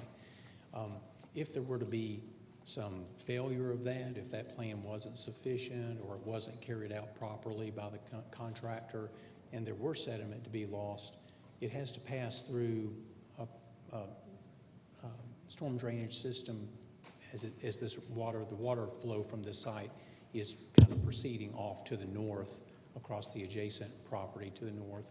So if there were any sediment loss, it would first pass on to that property, and then there's a lake to the north of that, Argonaut Lake, and then potentially, if there were a large sediment loss, eventually it might make it to that lake potentially. I heard some concerns from the Chastain Lakes, which is on the east side of 575. But for sediment to make it to that lake, it would have to make it off this site, through the downstream storm drainage system, through Argonaut Lake, and then through the storm drainage system in stream before it entered Chastain Lake. So that's quite a journey for that sediment to take. I wouldn't imagine that there would be much sediment loss there. But if in the worst case scenario, and here I'm talking about kind of the worst case scenario,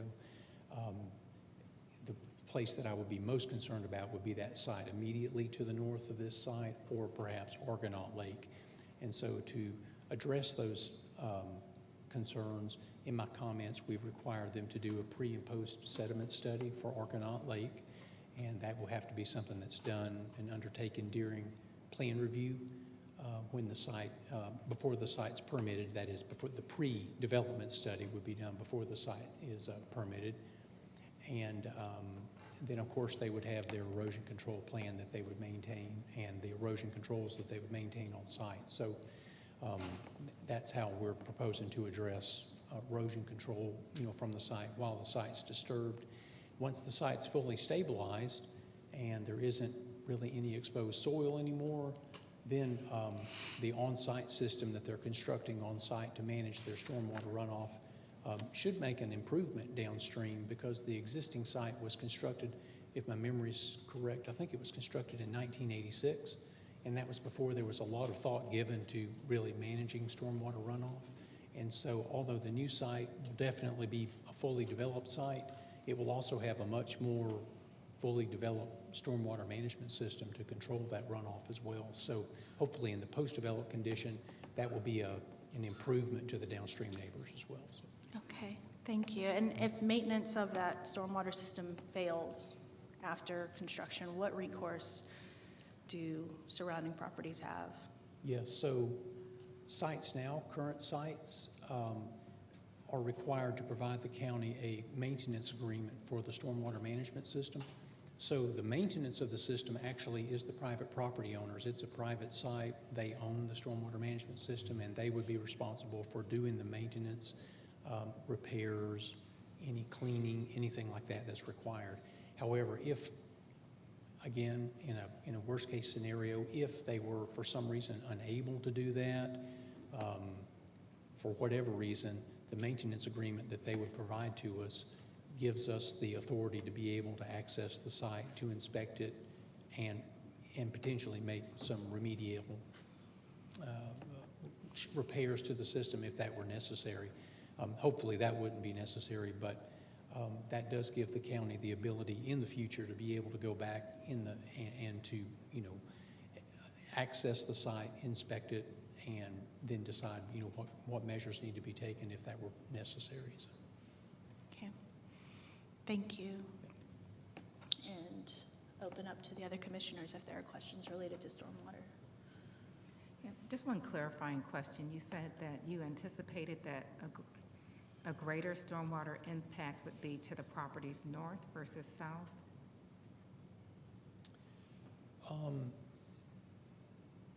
This site, it's my recollection that this site, primarily the drainage is passing to the north.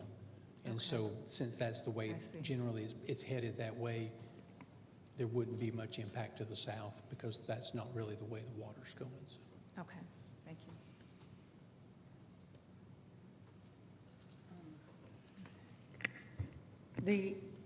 For the purpose-built student housing, the impervious max is 70%, John? Correct. Okay, and are they under that or that or? I believe with the current plan, they're utilizing some materials like pervious pavers and things like that to achieve that 70%, which is fine. The county code allows a 40% credit, so if you apply pervious pavers to an area, then we'll allow you to reduce what we calculate as the effective impervious by 40%. So if they can do that, and that's common, it's not uncommon to do that. So if they can do that and achieve the 70%, then that's fine. And does this go to the regional detention at Chastain Meadows? Chastain? The regional detention? Oh, the regional detention system? I'm trying to remember. This actually kind of unusually, you might say, it flows to the north under 575 through Chastain Lakes. And I don't think, I could be wrong, but I don't think this goes to that regional facility. Okay. I think it comes back into Noonday Creek just south of that, I think.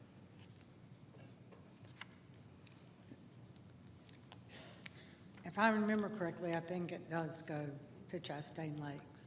Yeah, I can confirm that for you. Okay, thank you.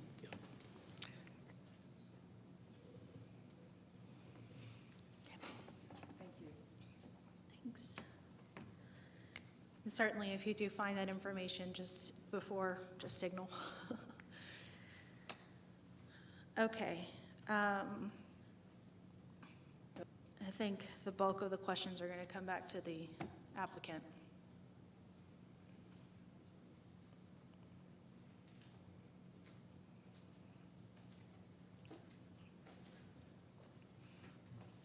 Hi. Hi there. And certainly a lot to kind of bring down. There were really two main things that kept coming up in most of the conversations. There are other issues as well, but the two main things were density and traffic. or traffic impact. On the density side, I think I shared that something closer to 60 is something in keeping that's more appropriate with the area from a density perspective. You shared 70 is probably where you can get to. And I just want to make sure I heard that correctly. Okay. And just to be clear, that, that would be a 15.5% density reduction over the current application. So material.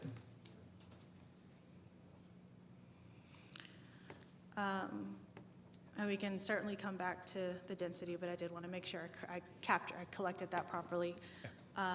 Another thing that you had mentioned was related to the property values impact. Half of that was related to the architectural guidelines in the town center, for town center CID, and the other half is looking at what does the study say, and if that's something that is available and can be reviewed as well. Which study, I'm sorry? For the property value impact. Yeah. So perhaps there's a little bit of insight you can provide on the architectural guidelines, and then it looks like we have content being circulated up this way related to property value impact. Thank you.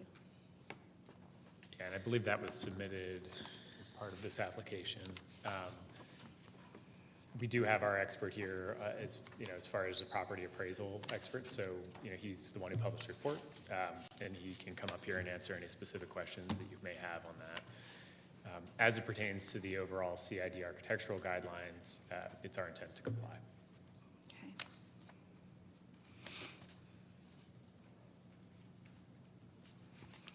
And on the subject of town center, the bike share conversation, we do know that it's not necessarily optimized for safety, the area for bike sharing. And so just curious, one, on how those conversations went, and then related to the overall comprehensive view of safety and multimodal investment for the area. I don't know if there's any comment or. Yeah, I was involved in the conversation with the CID regarding the bike share program. Certainly something we'd be interested in. They have a bike share program, and it puts bikes stations throughout the CID. They have an aggressive plan to create more multi-use paths. The bike share program ties to KSU. They actually have student rates, and there's the bike share program on the campus. We certainly would be glad to add this, if it's appropriate to add this as a stop and as a station for the bike share program. Safety-wise, I do want to point out that that this whole area does have sidewalks throughout. I also want to note, too, their comment about the two-lane road versus four-lane roads. If you turn right out of our project, it's 4 lanes going right. That goes up to the retreat, and it's 4 lanes to campus. So there's multiple ways to get there. And I've traveled it, there's plenty of people riding bikes and scooters in all different ways and walking along those paths. Yeah, and I just wanted to add, I realize this is my opinion, and anecdotal based on our experience, but a for rent bike / scooter program is something that we would voluntarily, we don't need to be held in compliance with it. We would want that natively, because ultimately our residents want it, and that's what we're in the business of doing, which is delivering a product that residents find attractive. So yeah, we're absolutely interested in it. We've done it. We've partnered with universities in other examples to provide kind of multimodal rental type uses, and we'd certainly be willing to do that here. We would be comfortable adding as a stipulation that we work with the CID, if it's appropriate, that we put one here, if appropriate. Yeah, the way that we would like to see that done, if you want to make that a stipulation, would be, we'll engage in good faith efforts or best faith efforts to get it executed, but because ultimately there's a counterparty that is required to cooperate, we can't guarantee that we can do it. So, we want to, but it does take 2 to tango. Right, I'm more so looking at the gap between there not being a plan today, a comprehensive plan for the area in terms of expanding some of these transit uses versus what would exist in the future, and your role within that transition, and willingness in terms of a comprehensive approach to transportation and transit, which would be multimodal. It has, bike share, but also shuttles and buses and other things that the plan just doesn't exist today? Yeah, let me address that in a couple different ways. Number one is we would be glad to participate financially in a comprehensive, and not just financially, but also our time and our data in comprehensive transportation planning in this area. So that's number one, we'd be glad to do that. I do want to point out that the apartment complex to the south, I reviewed their traffic study that was presented to Cobb DOT, and it had a 10% reduction for alternative transportation methods. So ours is 25% because ours is designed for students who can get to campus closer, and we are providing our own shuttle. So there was already a reduction in transportation, alternative transportation. I bring that up because 0.6 miles from our site is a Cobb Link stop, 0.6 miles. Walking that 0.6 miles is all sidewalk.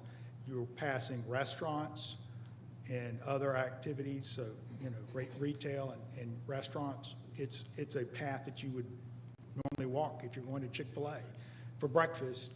Then there's a Cobb Link stop right there. We are also 0.6 miles from a pedestrian accessed Bob Big Al bus stop. 0.6 miles, all sidewalks the entire way. So there are actually, that was not picked up in the study, but it is multiple alternative transportation ways, and that's how you address transportation problems, by having alternate ways for people to get to campus. When you looked at the picture of Town Park Lane and you saw the cars stacked up, imagine if instead of 30 cars lined up, you had one bus with 30 people on it. That is how you solve traffic problems. That brings me to another follow-up question, the 90% assumption. How did we get to 90%? You know, certainly there's been comments brought up by others saying that the capacity at some of the other locations is half that. And so just curious on where 90% comes from with one shuttle that's in circulation. So I know the Department of Traffic came up here and mentioned that they used fairly conservative assumptions, aside from the 90%, which came from us. So we'll get to that in a second, in how they approach this. And, you know, if you looked at 90% capacity on 30 total seats on that bus, that's how you get to the 25% impact, roughly. You know, I think first off, we're likely to look at a shuttle larger than that. But aside, and just so you understand why, the reason why we would prefer to err even larger than 30 is because of the usage that we see at the retreat, Kennesaw. Every market's different. Every property is different. The closer to campus you are, the less reliant people tend to be on buses because they just roll out of bed and go to class. Whether this be 0.7 or 1 mile, as the opposition mentioned, either way, it's kind of what we would describe as, like, it's semi-walkable, right? It's not totally walkable. You can't just roll out of bed and you're at class. There's a period of time to walk. And so that actually, even at the retreat, which is technically closer, we see extremely high uses of shuttle there. The 90%, I mean, the way it was described to me from our property manager was it's full almost all the time. So, you know, we came up with a proxy of 90%. It's a little bit more conservative than full.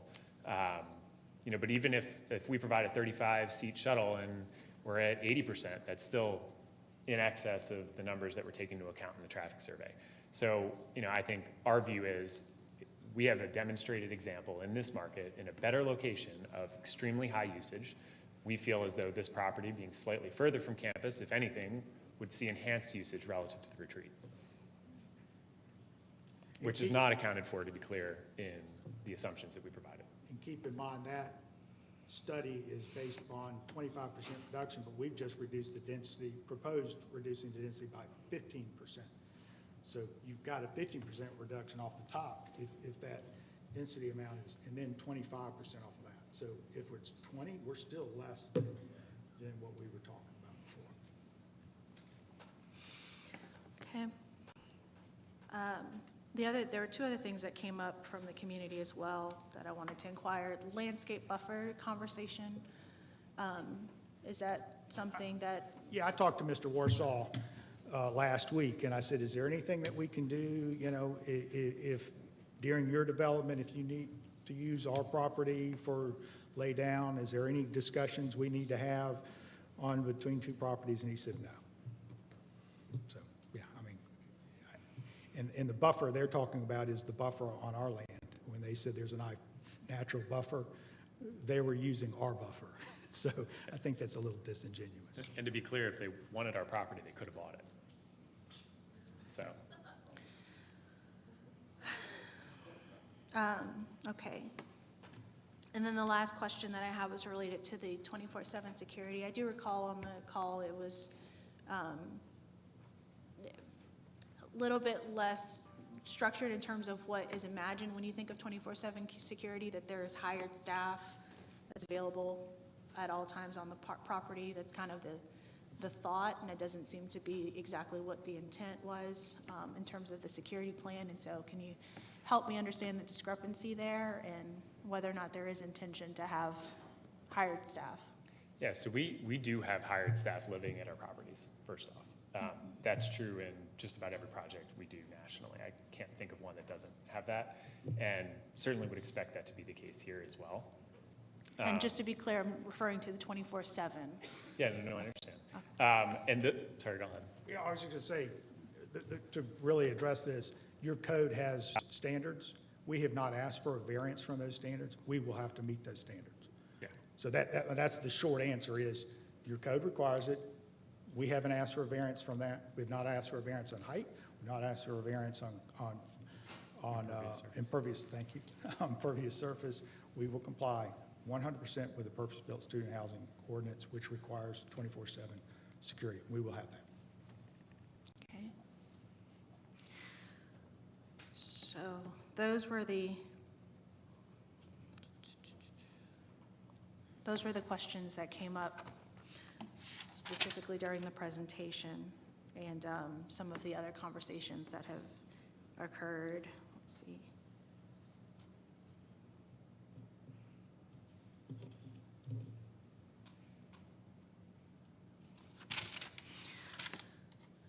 Questions from commissioners? Just have a question regarding the density. Parks, you mentioned that it was reduced by 15%, and that number, the final or total number of units might have been mentioned earlier, but would you mind sharing that with me? Yeah, thank you, Ms. Sheffield. So the 15% reduction is actually not in the submittal or presentation that you saw today. That was, frankly, my effort to try to come to a consensus here, meaning, we're willing to reduce density even further from what it currently is at 82.7 down to 70, which represents a 15.5% reduction over the submittal. Okay. Okay, thank you. Thank you.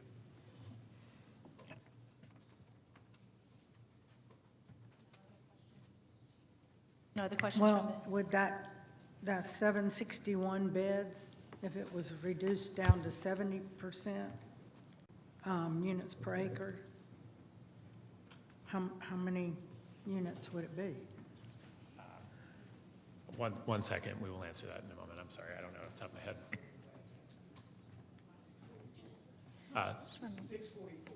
644. Okay.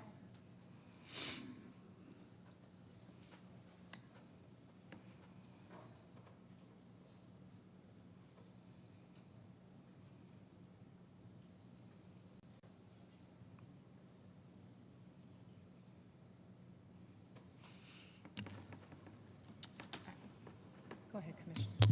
I'd just like to point out that since Parks has been throwing out how much of a percentage reduction that they've put forth, in Taylor Hawk's presentation, she is the applicant who is next to this property. They originally started out with 82 units per acre, and they ended up taking about a 57% reduction when they came down to the 46.7, which is what the board approved. And the neighbors agreed to.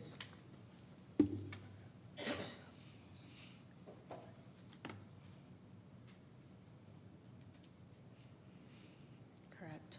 And I know part of the calculation on this is there's some differences with regards to the beds and the shuttles. But yeah, it was articulated that 60 is the goal, because that would be somewhat in keeping with all the different factors that are being looked at in the area. 108 is actually 65 units per acre. And I think that you count bedrooms differently in a traditional multifamily because couples share a one-bedroom apartments. So that's the reason why their project en masse floor area ratio is larger per acre than ours. So density-wise, we are very consistent with that. They're at 65, we're proposing 70. But keep in mind, our bedrooms are single occupancy bedrooms where their bedrooms, one-bedroom apartment often has a couple. Commissioner Richardson, I just want to observe, and I appreciate the applicant addressing density and your desire to be comparable, but just know that there were also remarks about affordability. And if you look at policies regarding affordability, not just of multifamily, but of single family, a lot of it is based on supply. And if we keep going back to the past to be comparable to the past of less supply, we never get to a point where we have the supply to make things more affordable. So if that is truly a concern that I've heard articulated today, I would just ask that we consider this as a factor, but not as the limiting factor.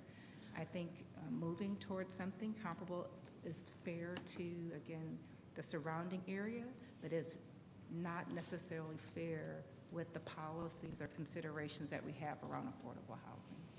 We won't get there. We already know that the cost of materials, the cost of labor, everything, even just in looking at building today, is very different.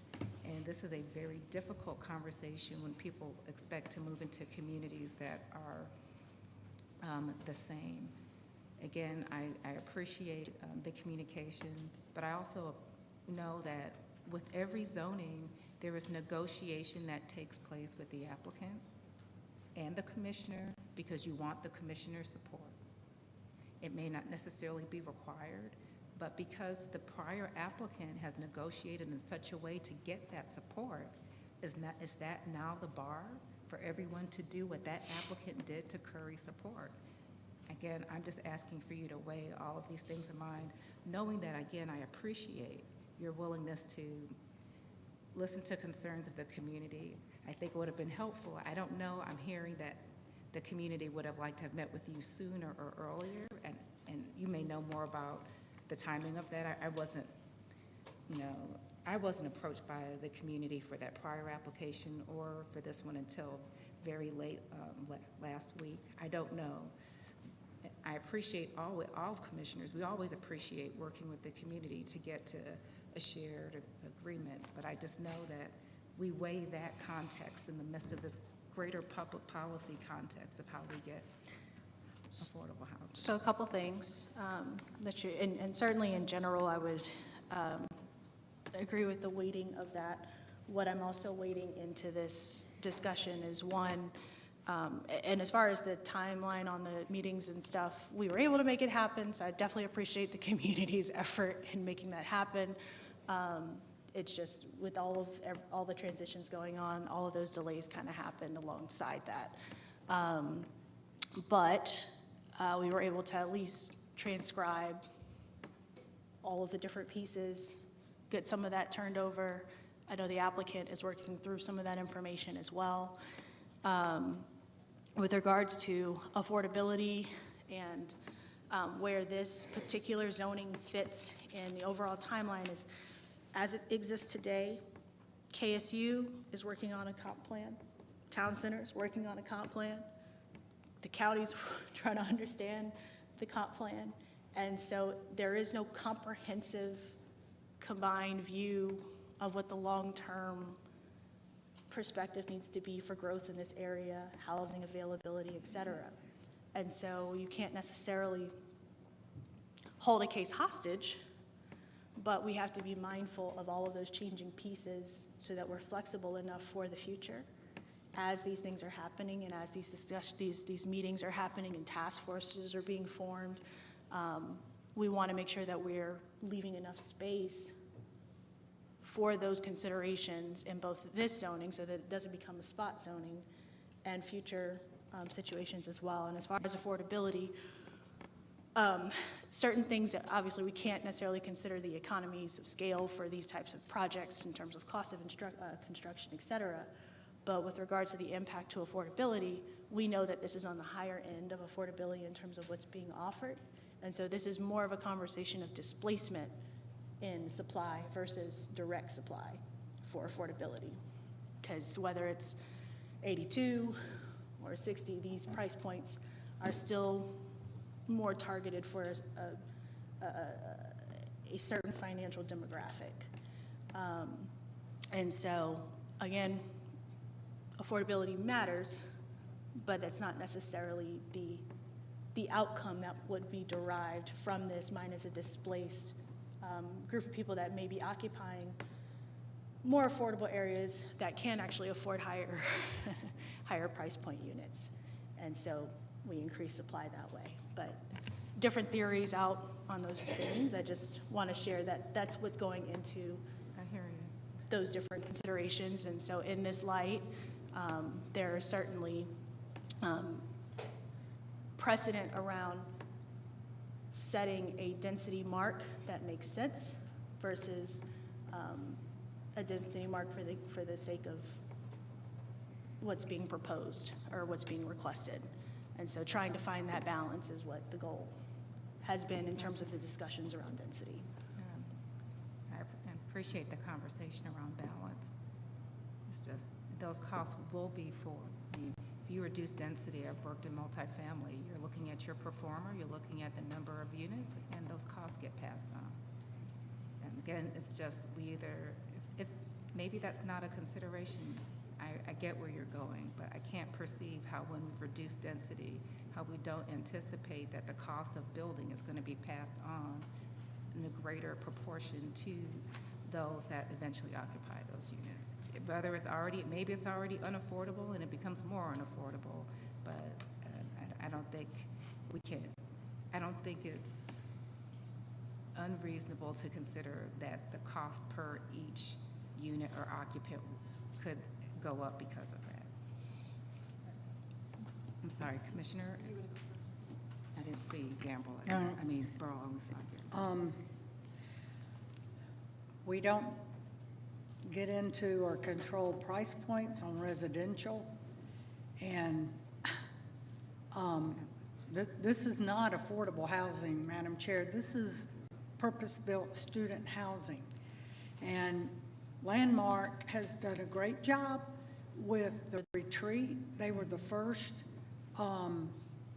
student housing, private student housing, after we implemented the ordinance in 2019. They're at the other end of Town Park. They're surrounded by commercial, office, and apartments adjacent to them going up to Busby. So, and Kaiser Permanente, commercial, you know, not townhomes directly across the street that will impact a residential neighborhood. Okay. But we don't get into price points and student housing is not affordable housing. I mean, you can see what these student housing prices are per bed, per unit. I appreciate you that, and let me clarify. My objective is not necessarily to get this to an affordable housing price point. I am only sharing from listening to the opposition, and I'm hearing what one of their arguments were, because I wrote a lot of notes down to some of their concerns, and I'm just saying their objectives can end up contrasting. When you criticize it for not being affordable, but we're trying to reduce the density, we are now opposing one of the things that they said we should use to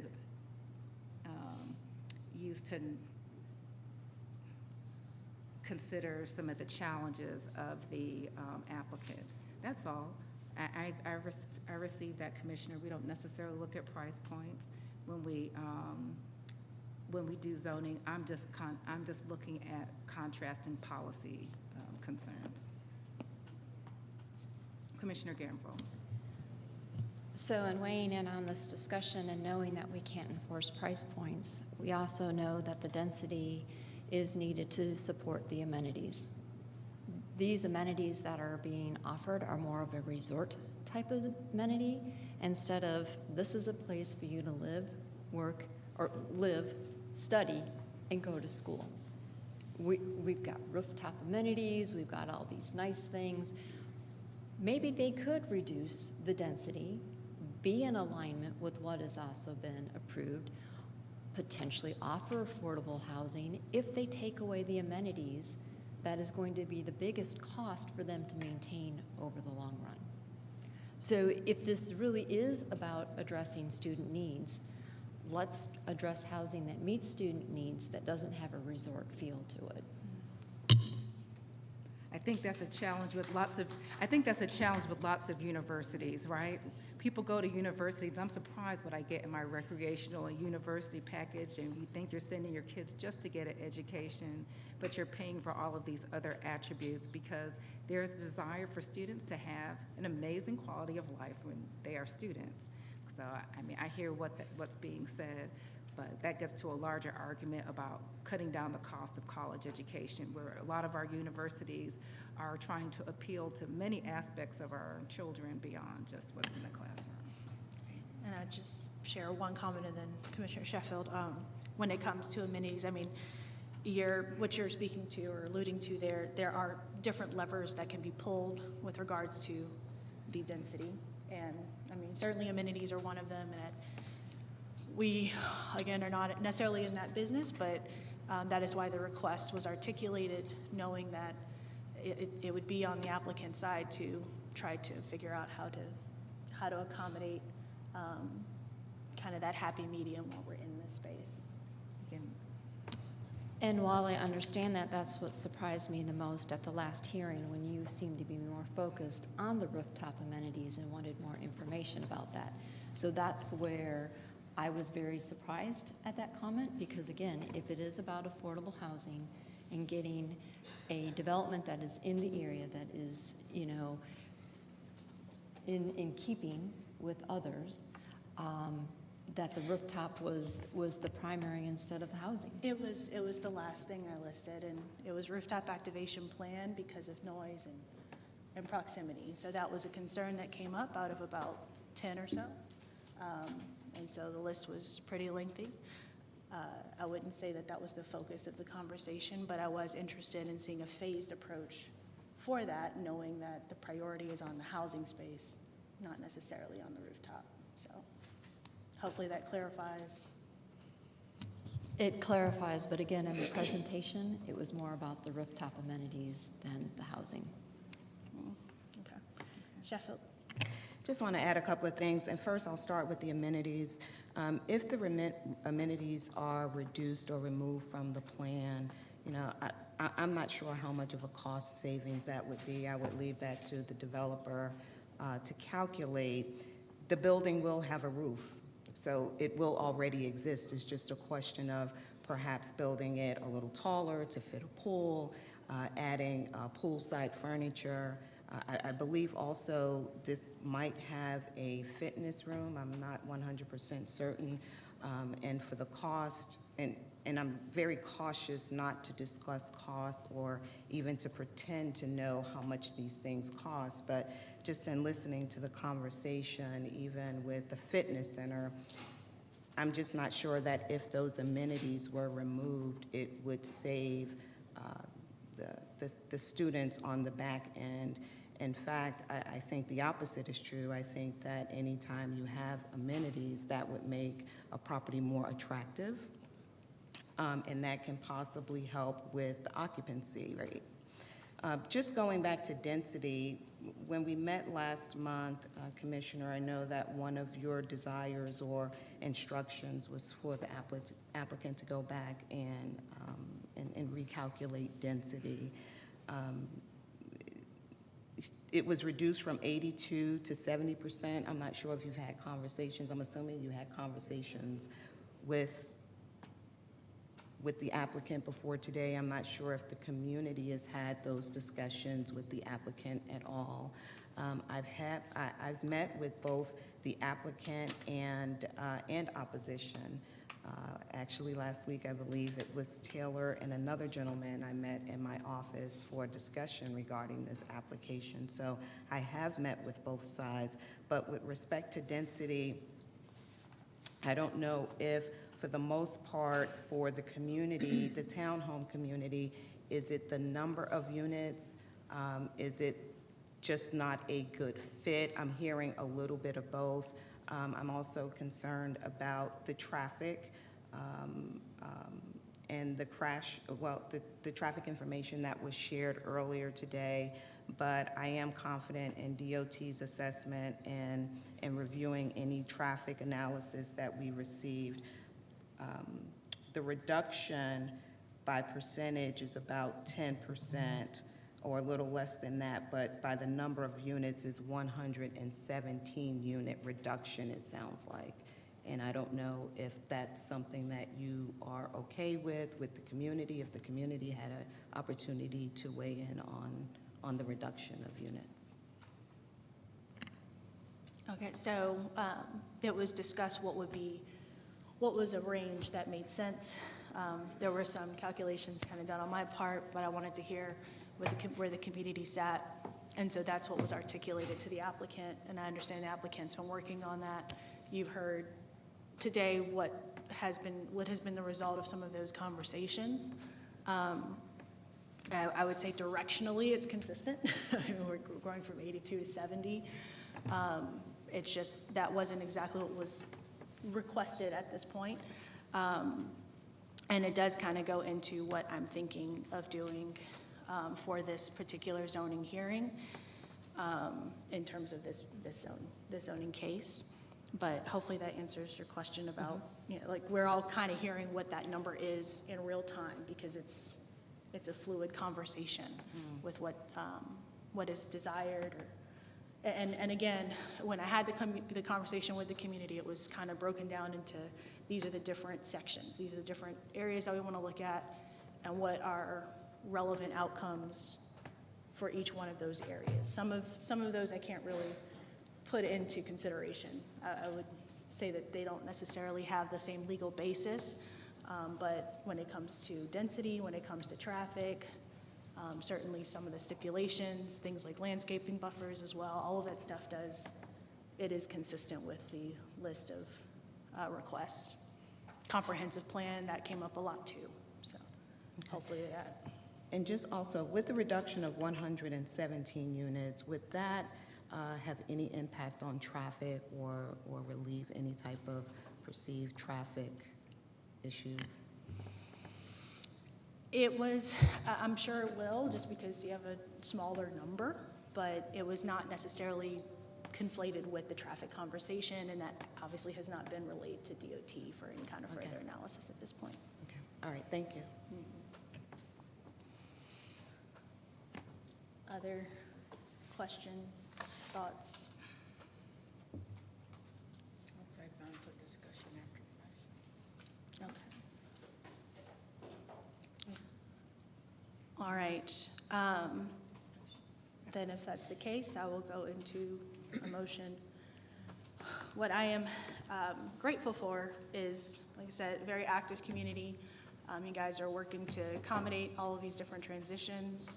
I think we've had three hour-and-a-half long meetings, certainly other types of conversations that happened otherwise as well, and just trying to figure out what does analyzing each one of these different areas look like.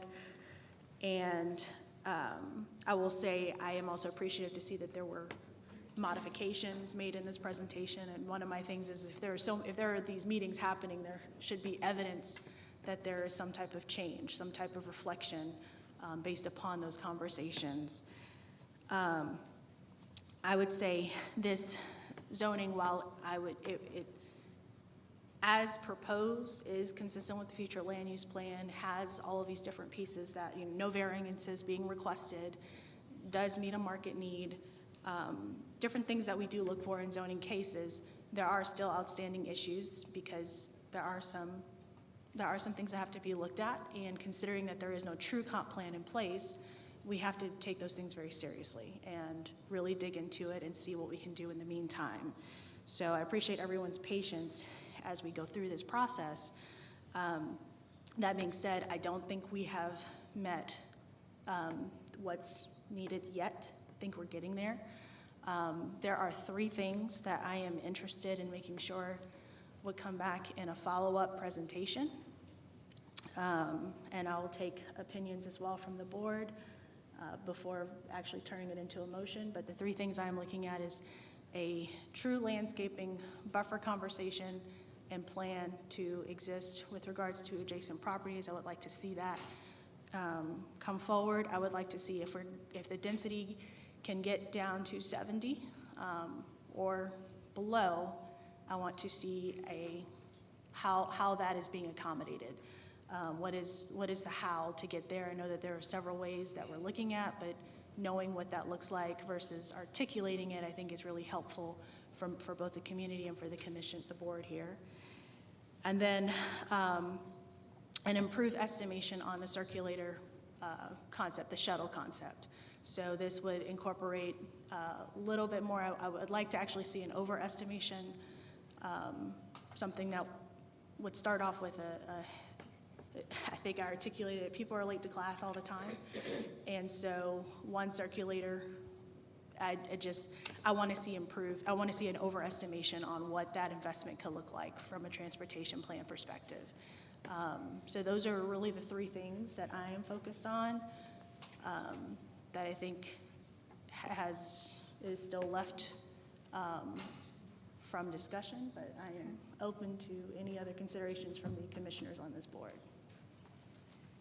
Is that a motion to hold, that you're going to hold it? To I'll come turn back it with into a that? motion, but I wanted to gather, I wanted to share what I looked to motion, If we had anything to add. if there's anything, right. Okay. Well, I would add, first of all, for the past 7 years, all of Town Center CID, all of KSU campus, and this whole area, Pine Tree Country Club, Civic Association, have been in District 3. So the student housing that has been built in the last, well, let me back up. Before that, before the last 7 years, when the map last changed, before this previous change, I always had part of Town Center CID, KSU, and other areas surrounding this, Chastain Lakes, Bells Ferry, that area. There's a lot of student housing built prior to the adoption of the code and ordinance for that. If you look at the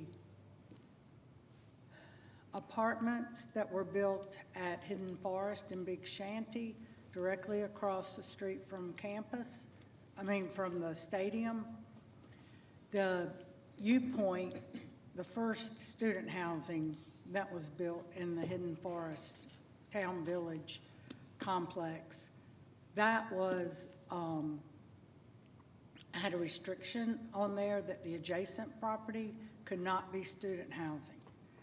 So when it came in, it had to be apartments, or that was what was proposed because of that deed restriction that they could not put student housing there.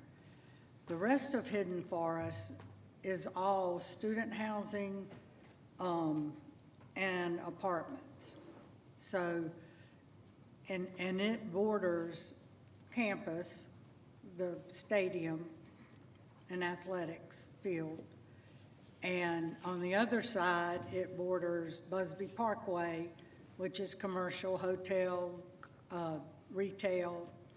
And on the other, the back side that connects the bridge through is Busby Town Center Drive, and Ring Road, which is the mall and retail.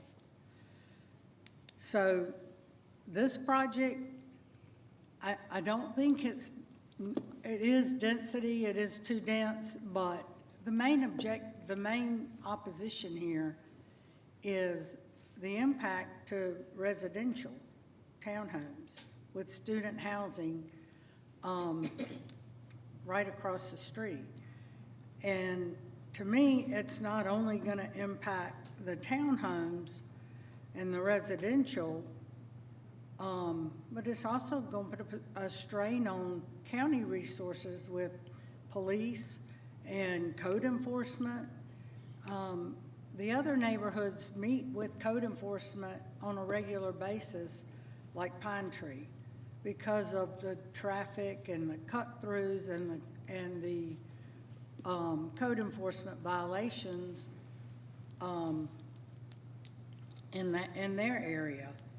So this is not the appropriate location for this because of the Collector Road that Town Park Drive is, and the proximity to residential. So I don't support this at this time, so please don't clap.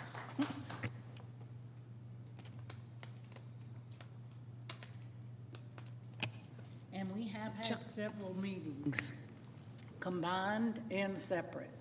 Opposition, the applicant, and even combined with all parties present before it was turned over to District 2.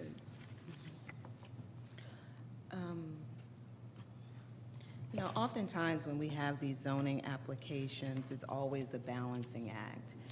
And we have to balance the needs, the concerns of the community, and also we have to balance that against the zoning districts and what's allowed and what's not allowed in a particular zoning district, and kind of marry the two. So John, I will ask you,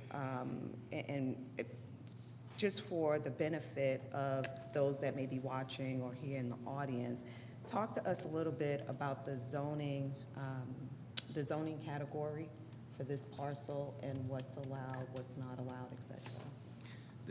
The current zoning category or the proposed zoning category? Proposed. Okay. And current. All right. Just for comparison's sake.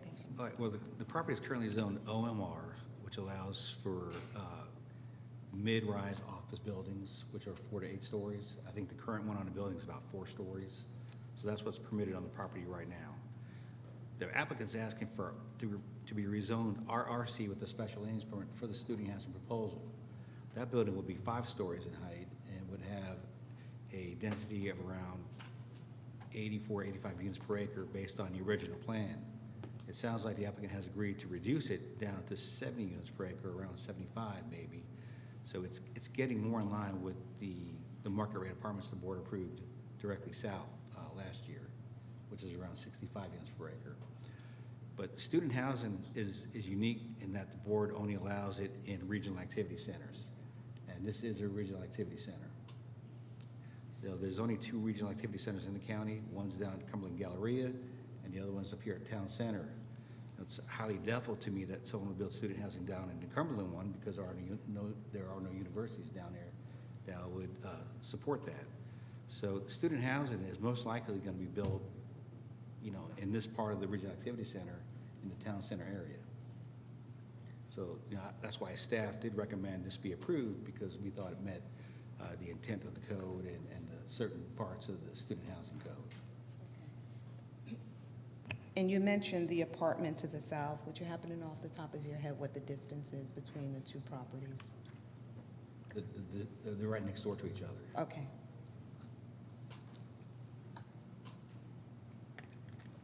And that one was approved at 65 units per acre? Correct. Okay, all right.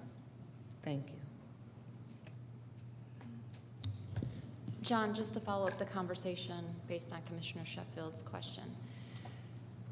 Cobb County has always done nodal concept of development.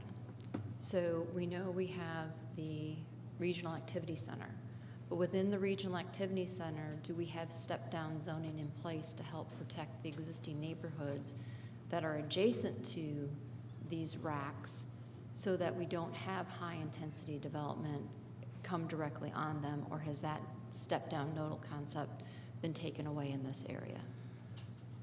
In some racks, you do have subcategories within the rack, and this area is in a subcategory that's designated to be office, but within that subcategory, mid-rise residential is a permitted use as a permitted use. So what they're proposing is fine.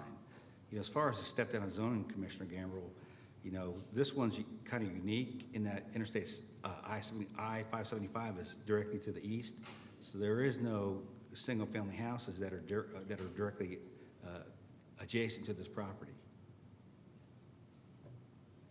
But there was someone who, it was Robin Gragia, if I said his last name right. Their homes are within 1,000 feet of this proposed property. So there is residential adjacent to this. Well, when we're talking adjacent, adjoining, it has to be abutting to it. A residential that's across an interstate highway would not necessarily qualify as adjacent to, even though it's within 1,000 feet.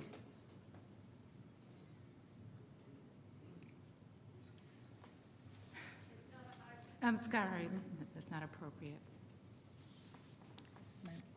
Yes, Commissioner Burrow.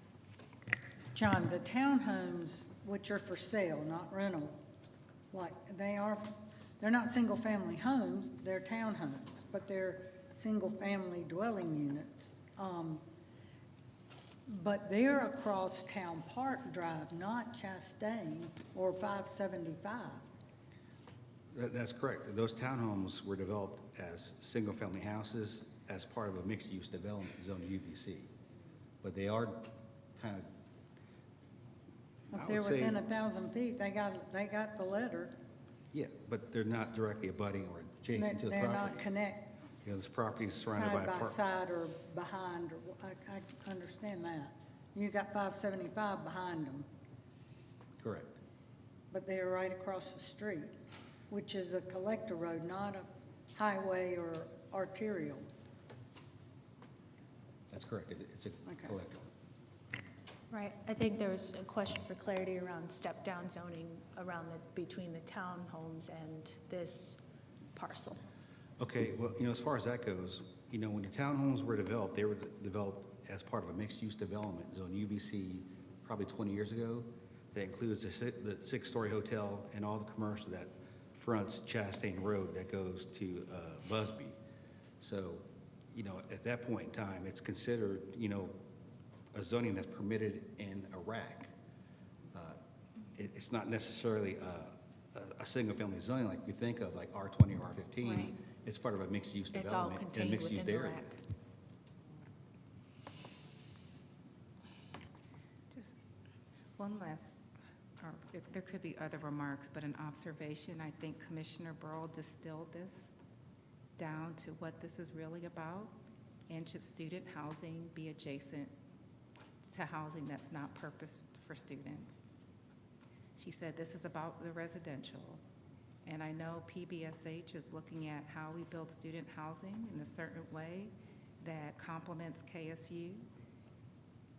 And I think that all of the argumentation, all of the concern with respect to the prior applicant who's gone to extreme lengths to perhaps limit students that are likely to have guarantors, is looking at whether or not one type of residential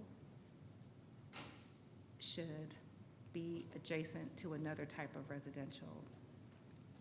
And, all the other things I think have been addressed as far as stormwater. Traffic is a concern, which does need to be addressed.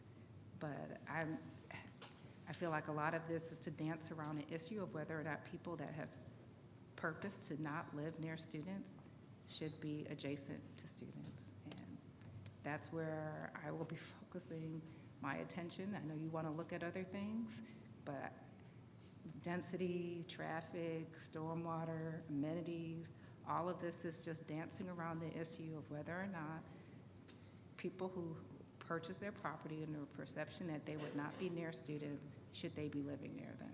I cannot see anything past that. And, I don't want to say anything that are inflammatory, even though I think some things may have been said slightly inflammatory towards our consideration of this. But we recognize that we serve all of Cobb County. We serve our citizens. We serve our single-family residents. We also serve a county that has the third largest university here in the state of Georgia, and that has a growing class of students. And there are a number of things to weigh to ensure that we are being mindful of all of our stakeholders and our citizens. This is not easy work. This is not easy work to consider today, and also have to consider tomorrow and the past sacrifices and considerations that were made as to how we got here today. But I appreciate you holding this to see if there's a greater meeting of the minds. It's just hard for me to perceive that this is anything beyond that, that concern of students versus non-students. Yeah, I'm trying to focus on the things that I know we can consider. And while it is a policy conversation that I think is being had or starting to be had around that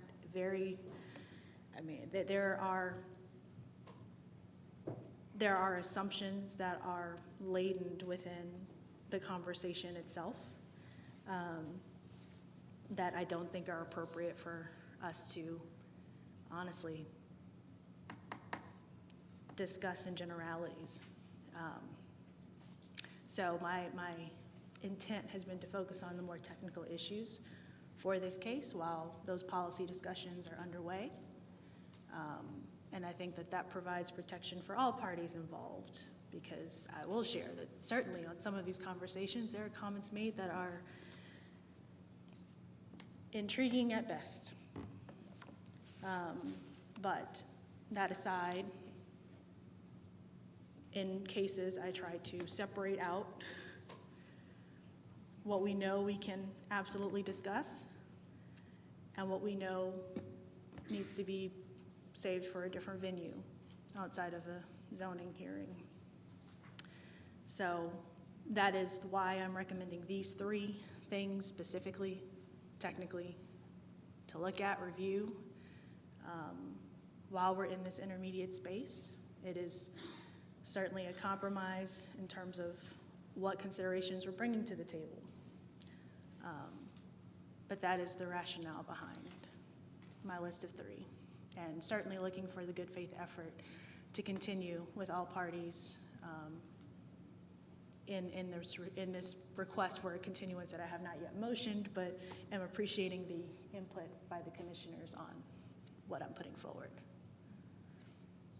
Anything else? Well, if that is truly the case, and we know that these same neighbors worked with another applicant, and which started out at a similar UPA that this one does, and then ended at that, why not take away a lot of that opposition and direct the applicant to consider the density, beds per unit, however we want to say it, that the adjacent property was held to? And then my question would be, would that significantly reduce the opposition, and that they would be willing to then come back in and support this? Because your motion to me is not addressing any of the opposition's concern. Whether, as the chair eloquently said, it's about, should students be allowed to live next to residential when the residential wasn't expecting students to be living there? We are still not addressing that elephant in the room. But the question becomes, again, they supported the other one. Would they be willing to support this if we started coming down to similar agreements that were done on the other one? And again, I'm not saying they will or they won't, but right now, I heard the applicant say, oh, we'll go down to 70, And that's where you've now put the benchmark, where we could make a decision today, because they've already said they would do 70. As far as the landscape buffer, that is usually something that is done after the zoning is approved. The district commissioner usually signs off on it. And then again, the circulator concept, that is not something that the county can enforce. Because the bottom line is, if the applicant chooses to stop the buses, what are we going to do? Pull their CO and kick students out of housing? We have no enforcement as to that circulator. So to me, this is just kicking the can down the road for another month, because it's not addressing everything that's been brought up. So I would rather put forth a motion to either approve or deny this and let it come down where it goes. Or we're going to get serious and start addressing the constituents' concerns to this development. Well, I mean, from my conversation, this is what I extracted. 60 was the goal. You heard 70 today. I want to see how we get to 70, because there are many levers that are being pulled there that do affect some of these different considerations from a safety perspective. Things around, you brought up amenities, but there are some other levers as well that impact that. But again, we are the ones that say the density. We can't sit here and go, oh, well, do you want 60 or 70 and what impact of it that is? No, we are the ones that say it is going to be 60 or it's going to be 70, or let's go down to 46.7, which is what the adjacent property was done at. We're not supposed to consider if they will be able to capitalize on 46.7 beds. We know under testimony they gave that if they had 70, they would be able to capitalize off of it.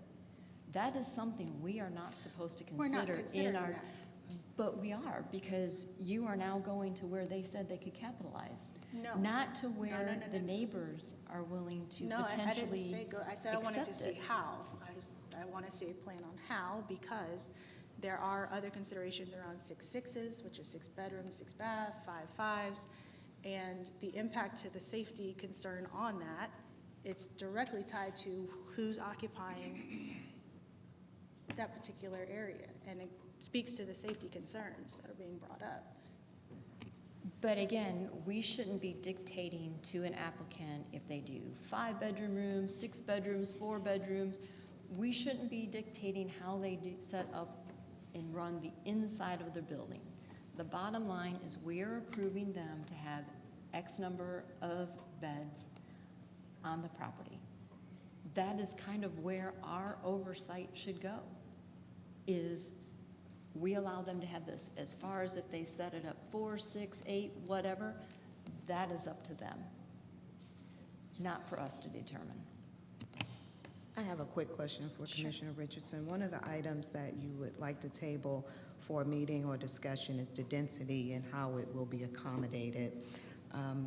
There was a reference to being brought down to 70%.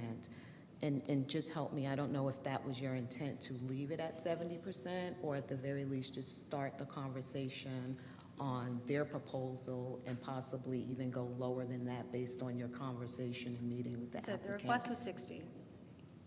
The Pardon? request was 60, and I wanted to see what came back with Okay. that. And, you know, after some conversation, 70 is what was presented today. I know that there are still conversations that are taking place. So that was where the how kind of got introduced into that as well, to understand what those trade-offs are, because it does affect the security plan as well. Okay, good point. Okay, thank you for that clarification. Thanks. As far as enforcement question that came up, I mean, I know that we can stipulate things around the circulator. Perhaps there's, I don't know how to expand upon enforcement if they pulled the buses, pulled the shuttles, for instance. I feel like that, it would. Yeah, I mean, what happens in other zoning cases when an applicant no longer meets the stipulations, code enforcement violation? And then get a fine. Yeah, I mean, we can only put forth the stipulation for the circulator, and I would only imagine that part of the reason that amenity is offered, it would probably be attractive to those students that may not have a vehicle Right. or own a vehicle. So I would think that if that was not in place or taken away at a later date, then that would probably increase the occupancy rate for those students that would rely on that as a mode of transportation. Right. But And you then- can't enforce that. And the only reason landscape buffer was included in that list is because it was articulated that that conversation has yet to occur, and it's between two parties that are not the counties. It's not a county, it's not the county's requirement side of normal landscape plan. This is the buffer with the adjacent parcel. So it was just incorporated as a part of the comeback. Right, but my understanding is the applicant has not requested a variance to the buffer. Right. So the buffer is being constructed to code. Correct. So, and I didn't hear from the opposition that they wanted an enhanced buffer. Well, So again, to be discussing a buffer when it's addressed in code, I just don't see delaying this vote another month at this time. I heard from, that was my first time hearing that specific conversation had not occurred, so I was just requiring it to occur.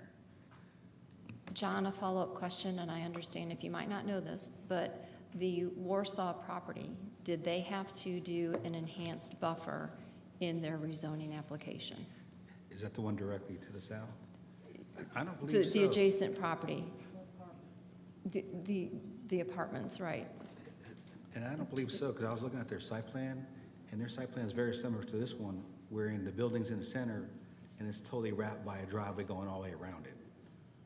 So from a treating applicants equally standpoint, you know, they're being required to do the same buffer that the adjacent property is. So again, I don't see where this is a big issue to delay this vote another month. Or you can stipulate an enhanced buffer and have it come back to district commissioner for review. Right, I don't have any details on that, because that was my first time hearing it, so I just included it in the, hey, if it's Okay. gonna come back, might as well enforce that conversation to occur versus I hear you. leaving it off I and hear you. guessing. Okay. Yes, district commissioner, this is, Okay, I'll put forth the motion and we'll see what happens. Motion to, is it a continue? Hold. Hold until November 19th to incorporate 3 things specifically to come back. One is the plan to achieve the lower density, both 70 or lower. I would like to see how we hit 70, but certainly the goal is 60, so somewhere in that range, I want to see the how we get there. 2, it's the improved estimation on the circulator, an overestimation. And then and that's on the number. I would like to see an increase in the number of circulators available and what that could look like. And the third piece is the requiring the landscape buffer conversation to occur and understand what that plan is for the adjacent parcel. That is my motion. all right, is there a second? I'll second also for discussion. Well, just one other minor thing I'd like to add for the applicant to have discussions with the community, because with my impromptu meeting last week with the opposition, it was shared that they have not heard from the applicant, and I don't know what might have happened or even if that occurred subsequent to my meeting last week, but if the applicant can reach out to the community. Not just those that are in support, but also opposition. I would suggest holding it till December. The rationale is you probably won't be here No, in November. she'll be here by then. You're not taking leave? And let's not discuss anyone's personal health matters, please, on this dais like that. That's not. Well, to support what Commissioner Burl is saying, we held this for 30 days last time, and these conversations did not happen as was directed. Or they happened at the very last minute so that all sides couldn't then come back and sit together. So to me, yes, there are other outside circumstances, but since the applicant wasn't able to achieve your directives, I wouldn't be opposed to holding this until February of 2025, just because we've got holidays coming in, everybody's going to be getting busy, and if they weren't able to do it in a longer month last month, they're not going to be able to get it done in a shorter period when there's other commitments around. I think a lot was accomplished in the 30 days. I mean, we've whittled down the list. Understood. In discussion. I'm not hearing any other discussion. We'll go ahead and call the question. All right, motion passes 3-2 with Commissioners Burl and Gamble in opposition. Thank you. We're going to go ahead and take a 10-minute break. Wait. Okay. I also, I'm sorry, we have the SLUP application. that motion was for Z25. Thank you. Second Forgot about motion is that. to continue SLUP 6 to the November 19th hearing with 3 requirements for the plan to come back. The how and the density, the improved estimation on circulation, landscaping buffer conversation, and plan to be presented as a part of that.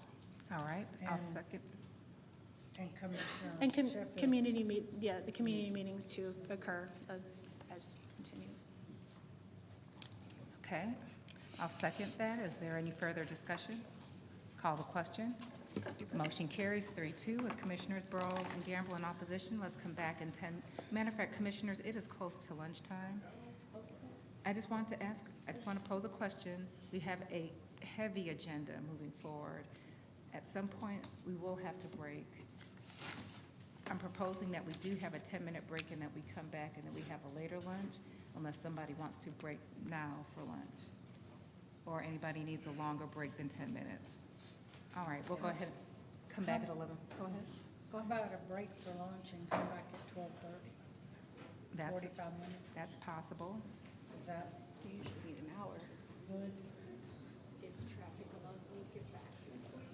An hour, I'm hearing hours, yeah, hours always needed. I've learned that.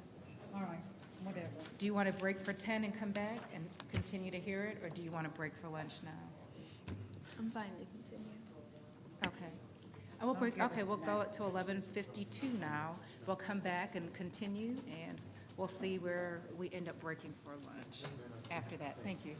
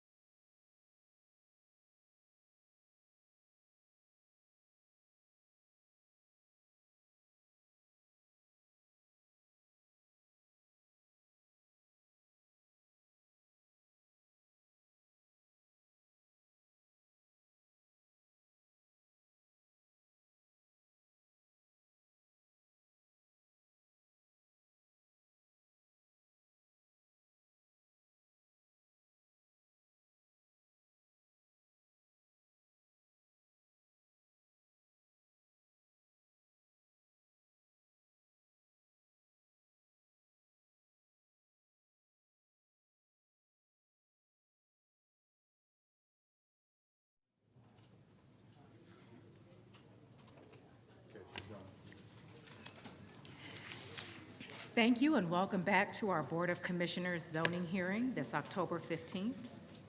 We are on to our next case, and I'll turn things over to you, John. Thank you, Madam Chair. Okay, next case on the agenda is LEP 25 of 2024. David Gaddy requests a temporary land use permit to allow more vehicles and adults than the code allows in land lot 354 of the 16th District. The property is located on the north side of Parkwood Drive, east of Bills Ferry Road. Is the applicant present? The director of the applicant is here. Is there anyone here opposed to LEP 25? Let the record show there's no one opposed. Would the applicant please come forward and be sworn in?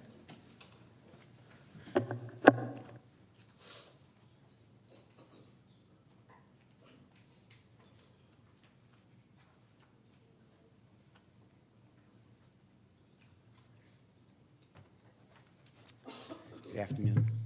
Thank you for seeing me. I am asking for permission for extra vehicle to be parked. I was, at the last meeting, I said that I had students at KSU living there, and there was a brother and sister, and there was too many vehicles, and I had been in compliance with, I had a gravel area I turned into concrete. So I'm asking the board to allow for a 1-year variance to where I can have one extra car parked outside. Thank you. Does that conclude your presentation? Yes, ma'am. Okay, thank you so much. We're going to hear from opposition, and then I'll turn things over to the district commissioner. Thank you. You're welcome. Okay, opposition is welcome to come up and address this matter if there is any. All right, not seeing any, I'll turn things over to the district commissioner. Okay. Can the applicant come back up, Mr. Gaddy?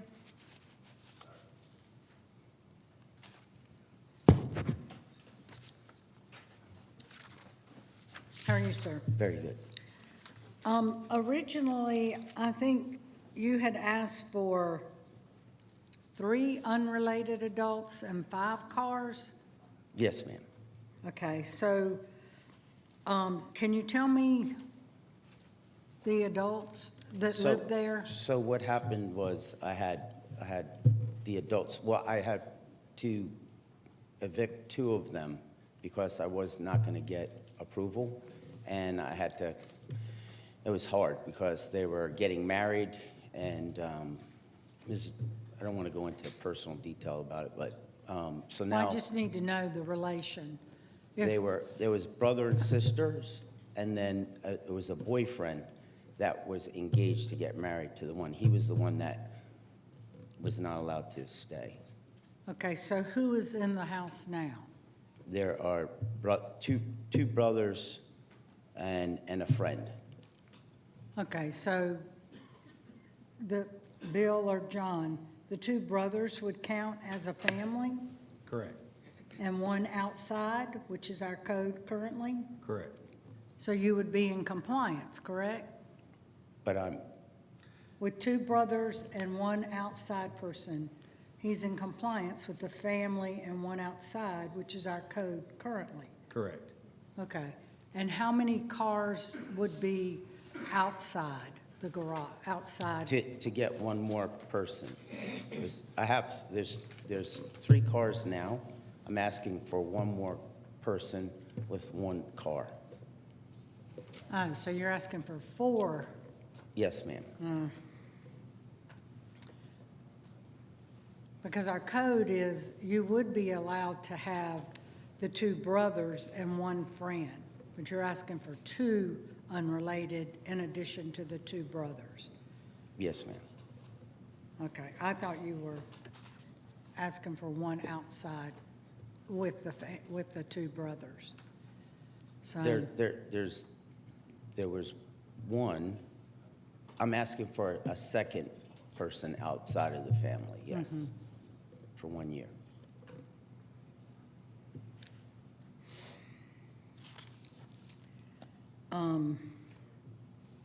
And are they are students?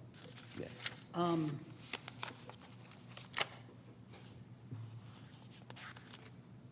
And this was a code violation.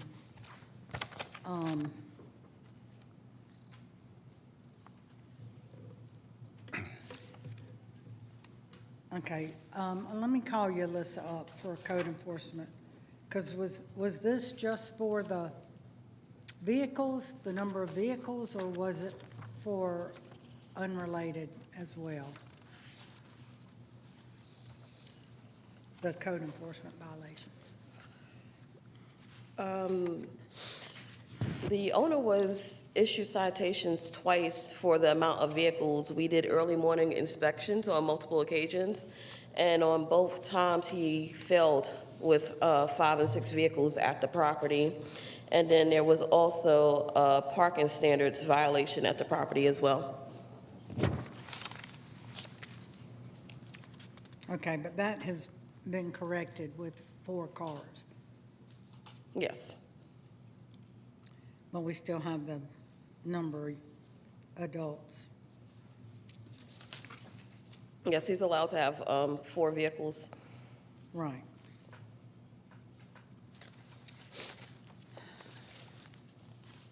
Well, I know Planning Commission, I think they approved it for 1 additional person. And what is staff recommending, John? I didn't see staff The comment. staff recommendation was for denial, Commissioner Burrow. Pardon? The staff recommendation was for denial. Okay.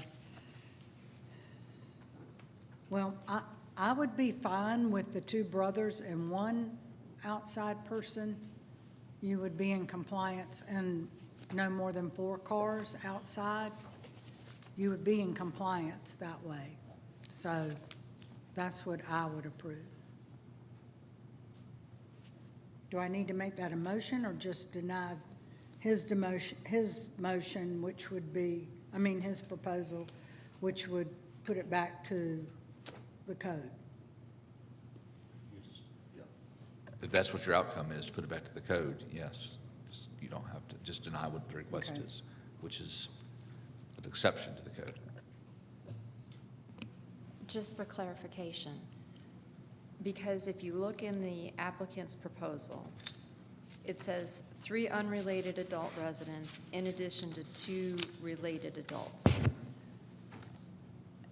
Are you one of the adults that is living in the home? So this is strictly a rental? Rental. Yes. This is strictly a rental? Okay, Yeah. okay. And I believe from what you said previously, the 3 related were the 2 brothers and the sister. Correct. But the sister and the boyfriend or fiance have moved out. Yes. Okay. But are you wanting to add another Yes. unrelated 'Cause that they- wasn't living there before? Yes. Okay. Have you already done that? Is he already there? Okay. Well, I think with the way the code reads now, you would be okay with the 2 brothers and 1 outside person that's not related. And you are allowed up to 4 cars outside. So I don't support your 2 unrelated and the 2 brothers. So I would make a motion to deny, but that you would be in compliance with the 2 brothers and 1 outside, unrelated, and 4 cars. And that would be my motion. All right, is there a second? Second. Is there any discussion? Why 4 cars if we've only got 3 individuals living there?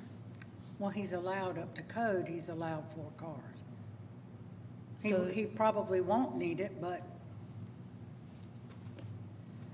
he probably won't need it, but I don't know. If he's allowed 4 under the code, I'm not gonna take it down to 3. Okay, well, I wasn't sure, because The applicant is two-part. It's asking for the more than unrelated, but then it was also asking for 5 vehicles. Right. And since we're not allowing the additional 2 unrelateds to live there, it removes the request for the 5 vehicles. I'm looking here at what staff wrote. They said the code allows for a maximum of 5 adults with no more than 1 unrelated adult, and for a maximum of 5 vehicles on the property with no more than 4 vehicles parked outside of the garage or Right. carport. So it looks like 5 vehicles are permitted per code, as long as only 4 of them are outside the carport. Right. Based on the unrelated persons. Mhm. Okay, I have a motion and a second, I think. Did somebody second? Okay. Any other discussion? No, we're addressing this in our code amendments. We know this is a difficult challenge of trying to balance the single-family character and the changing dynamics of how people are living, particularly, again, if you were here for our prior case, when there are issues of affordability. And we've had many land use permits come before us for consideration where we've had to weigh these things, and that's why we're looking at making a code amendment possible in November. I know it's a tough situation for students, particularly when they're trying to further their education, and there are very real issues about students finding places to live in affordable housing around KSU. All right, are there any other comments or questions, commissioners? I do. Yes. By denying this, if, let's say the code does change to allow more, and he could have the 2 unrelated in the family. Yeah, he's asking for a special land use permit, which would be adverse to what the code says. If the code changes, then he wouldn't have to come back for a special land use permit. If we deny it, though, doesn't he Temporary. have to wait a year? Would it be better if he just withdrew and came and was in compliance and then come back if the code changes? If the code changes, then he wouldn't have to, if the code changes, he wouldn't have to come back before the board. He's able to live under what the code would allow him to do. Okay, but by denying this request, he wouldn't, okay, I see what you're saying. He could just do it because he's, okay. All right, then I'll leave the motion as is. Okay, we have a motion and a second. Any further discussion? All right, call the question. Opposition, the motion carries 4-1. Thank you.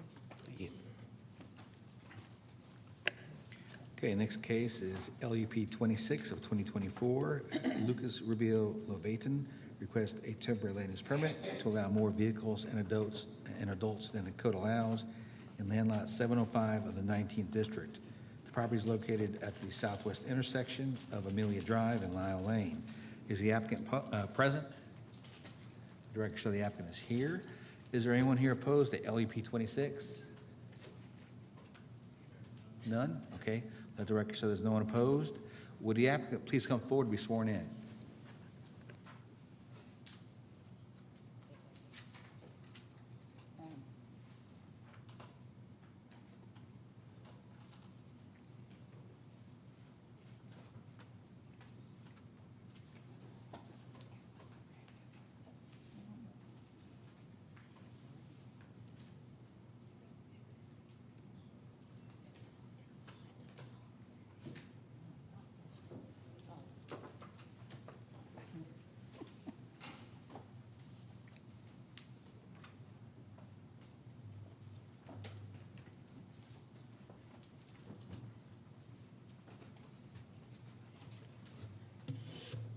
Hello, my name is Jasmine Ramirez. I'm just came to help my friend Gladiana. Yes, if you can Reyes. help us in just leaning a little bit closer to the mic or projecting a little bit more. Thank you.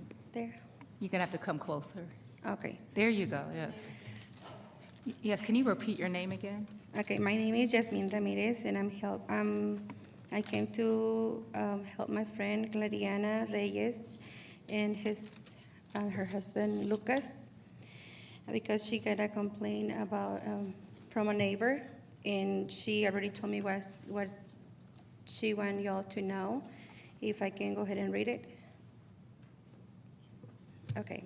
I'm representing my friend Gladiana Reyes, who is coming today to explain the situation that requested them to be here for the second time. The reason is the neighbor brought them to court to give a complaint. They're mad at them because they placed some fireworks like 2 years ago.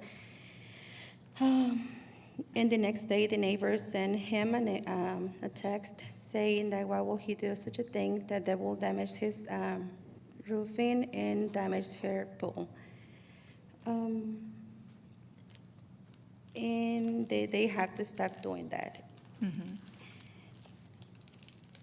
They are saying that they are the only ones that doing this, but there is another neighbors that they also do fireworks. Her husband responded the text and saying that they were not the only ones that they did them, and if the law says that they cannot do fireworks at the law says that they can do fireworks at their house until 12 p.m. And if there is a different law about the fireworks, she would like to let all the neighbors know so they're not the only ones that they're trying to damage their pool or their roofing as they stay.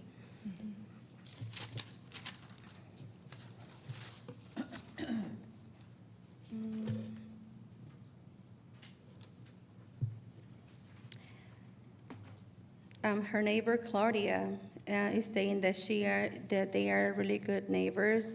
From the time that they've been there, they don't think that they are really good neighbors. Her husband Lucas has seen them many times open the lid of the sewers. They don't know why they will open the sewer lids on the streets. That I don't think the civilian can do that. And another time, they will try to open a container from one of the other neighbors without them knowing.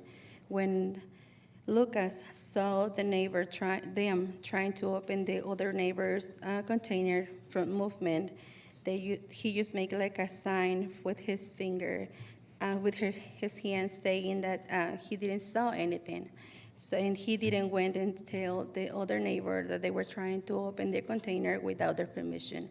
He had some metal cutters to try to open it. They were not able to open it because he spotted them.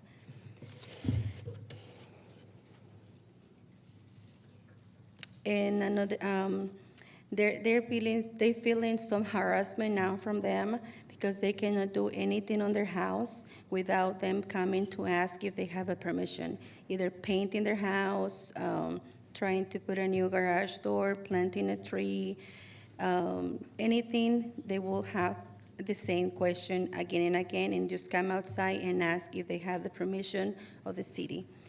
And they have already, I think, 4 tickets they were given from the same city person that goes around checking houses, I guess.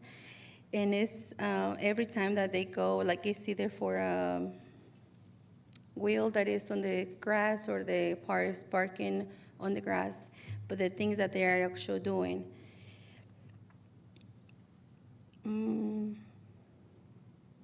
And also, when they had this court day, they went to tell her that she had a court date if she was going. She knew she got a court date, or she don't know who will they be to be coming to her house to make sure that they will go to court.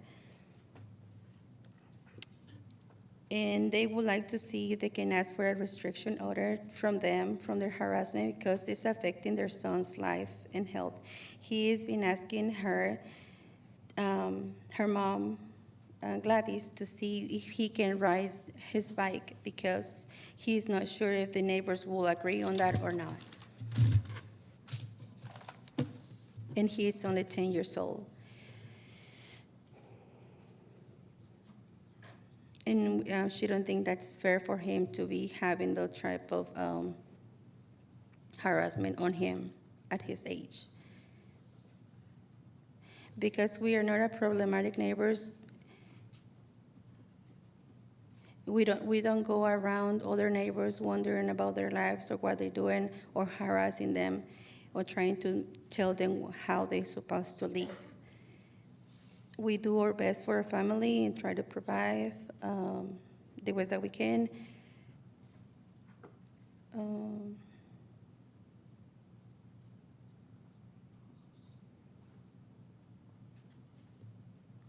They complain about parking the cars in the grass, but they also do it.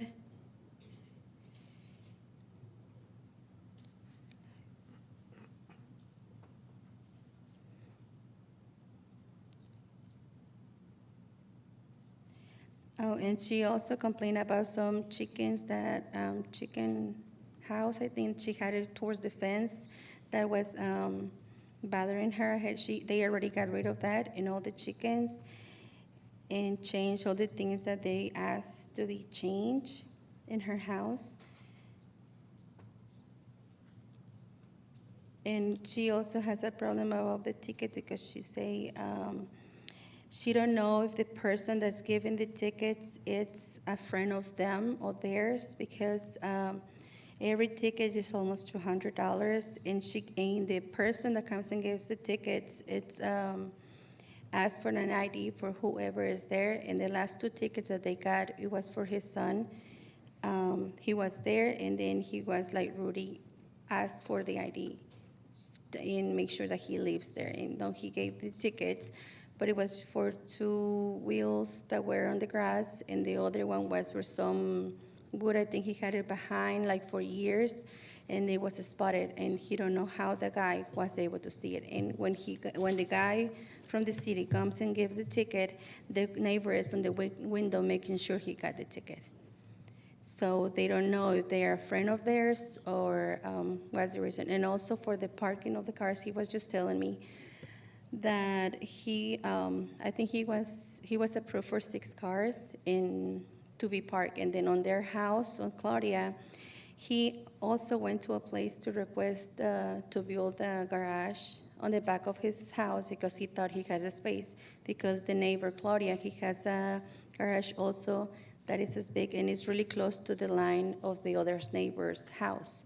And they deny it to build it because they say he doesn't have enough space to build it separated from other houses. But on Claudia's house, it's really close to the other neighbors.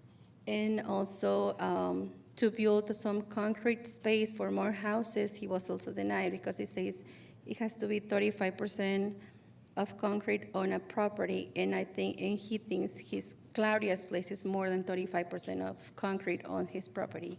And for them, they didn't apply, and for him, they deny it.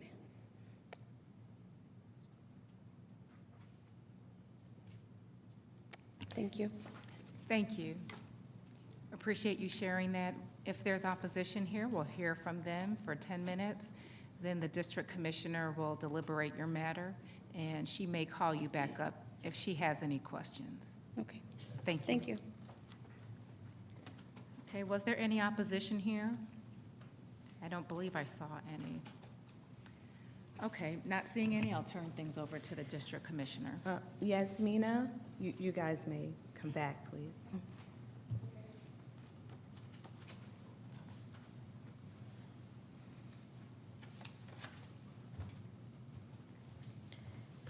Just a couple of things.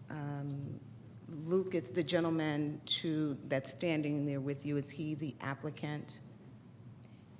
No, tú no eres el aplicante, ¿verdad? Tú eres el que está demandado.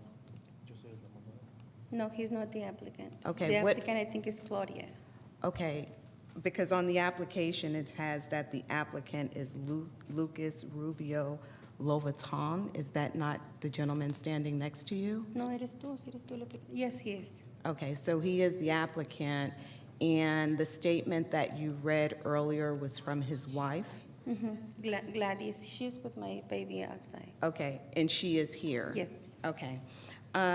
Just a point of clarification, you shared some information with us regarding feelings of harassment from the neighbors, but the application that we have for consideration is to allow more vehicles and adults than the code allows. So can you just walk us through that part of your testimony? Because the application, apparently there are 10 vehicles at the home, so the request is to allow 10 vehicles and 3 unrelated adults. That's what's on the application, so I just wanted to hear a little bit more about that. ¿Es correcto? Eso fue la aplicación que nos dieron cuando fuimos a la ciudad. That was the first application they gave us when we went to the city. The I'm first sorry? time. That was the first requirement he applied for when he first went to the city. Okay, okay, and what is he asking for now? What is the number of vehicles that he's asking for today? ¿Cuántos vehículos quieres ahora? Las 2 semanas atrás cuando vine, ellos me dijeron que podía tener uno en el garage y 5 afuera, es lo que tengo. Okay, last time, 2 weeks ago when he came here to court with Claudia, they agreed to let him have 1 car on the garage and 5 outside. So they approved 6 vehicles. Is that the reference you made earlier when you said he was approved for 6 vehicles? Son aprobados para 6 carros. Let me see the planning commission. That's what they told him. He was agreed for. Okay, was that at the planning commission meeting? Trying to find my notes here. Was that at the planning, the PC? Just give me a minute here. The planning Le digo commission, que ella lo que pidió fue el restriction order. the planning commission did recommend approval for 12 months, subject to number 1, relocation of 2 business vehicles within 45 days, and number 2, quarterly code enforcement inspections during the 12-month period.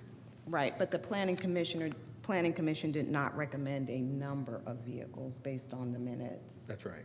Okay, so I'm just trying to figure out how we landed on 6 vehicles. You mentioned that the planning commission, ¿Cómo termina?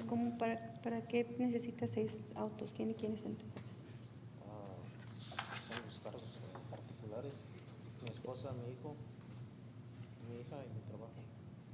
Is the cars for his daughter, his son, work, and individual cars. okay. So your request today, so that I am understanding and on the same page as you, is you're requesting 6 vehicles and 2 unrelated adults. Si quieres pedir 6 vehículos y 2 relativos que vivan en tu casa, Sí, que no son familiares. solamente vive uno, que ya no es familiar. Yes, but right now it's just 1 unrelated person there. Okay.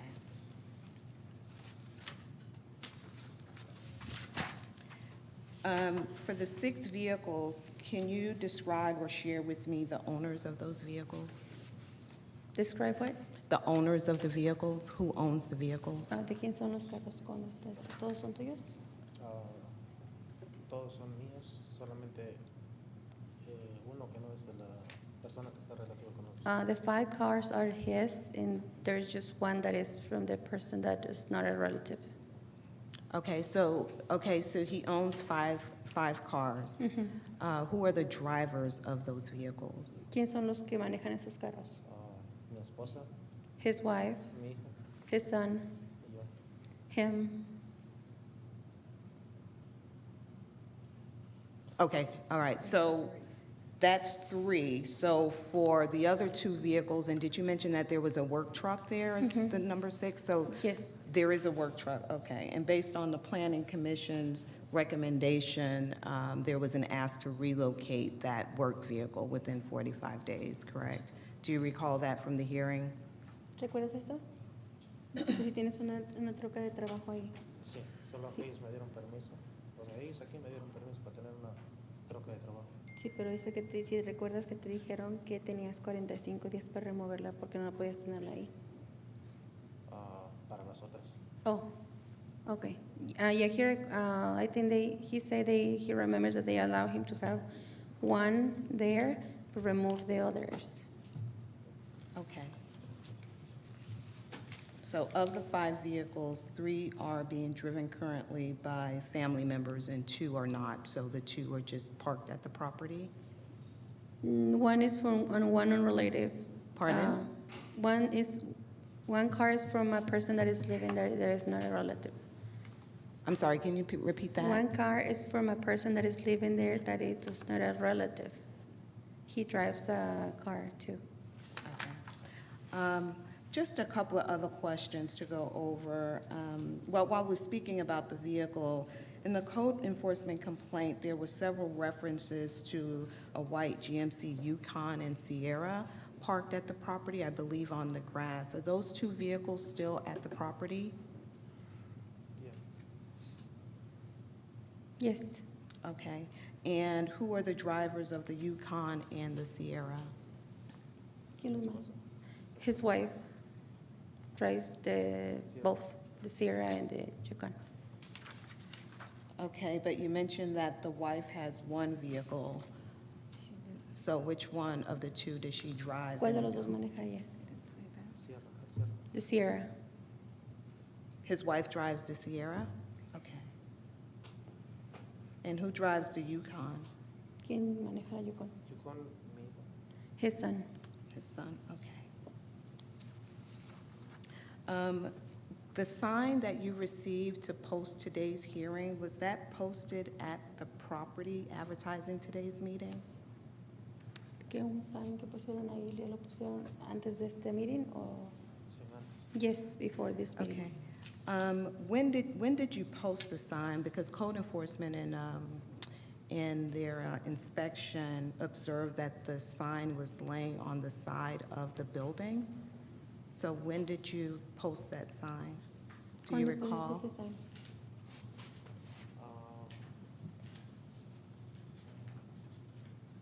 Tiene, no, exactamente no me recuerdo, que tiene un mes, un par de meses, pero el viento lo tumbó. He was there maybe like a month ago, he don't remember, but the wind blew it away.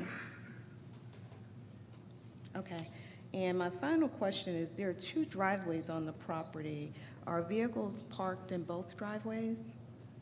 Yes. Okay. All right, thanks. That's all I have for the applicant, unless you guys have any questions. Yes. How many adults are related and how many are unrelated?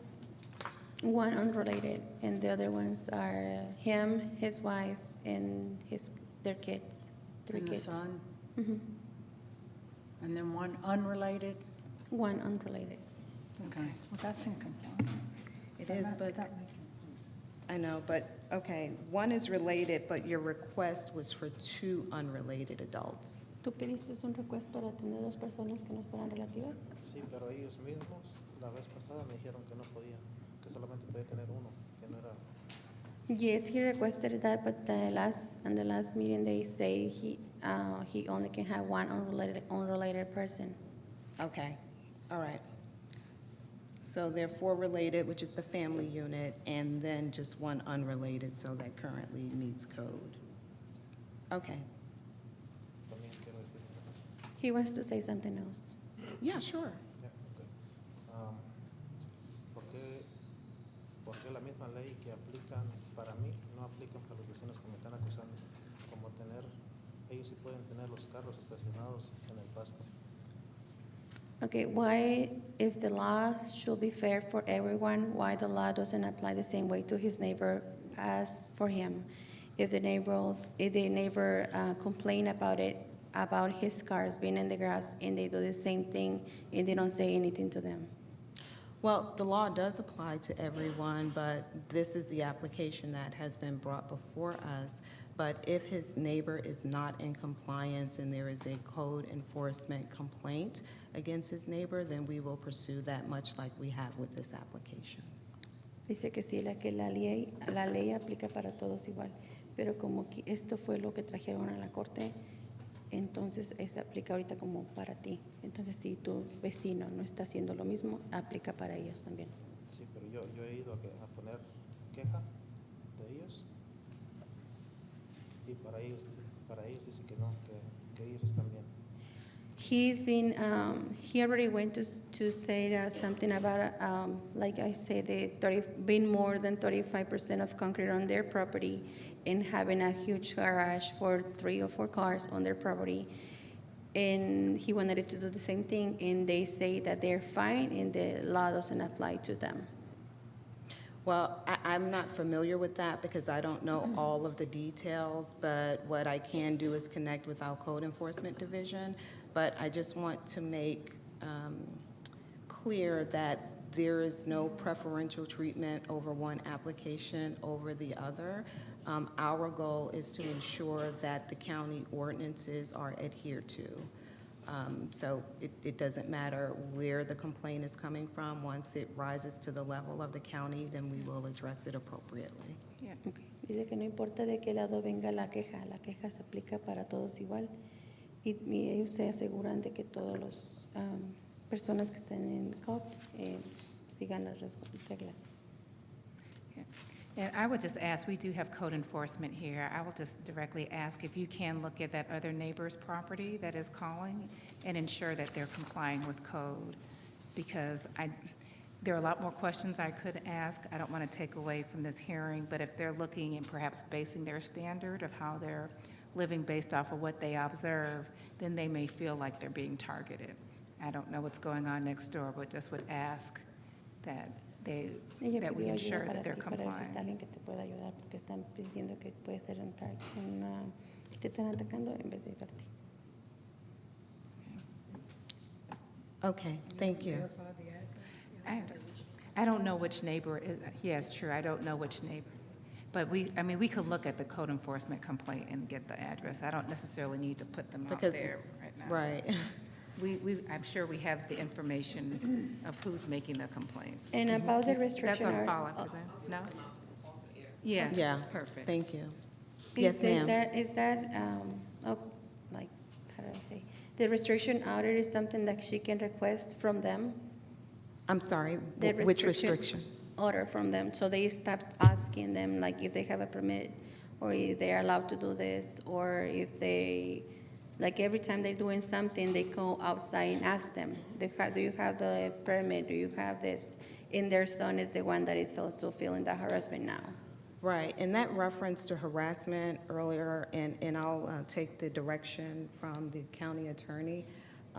If there are any feelings of harassment, then is it proper for me to request that they, connect with law enforcement, because that's Connect with law obviously enforcement outside of- or private attorney, yes. Yeah.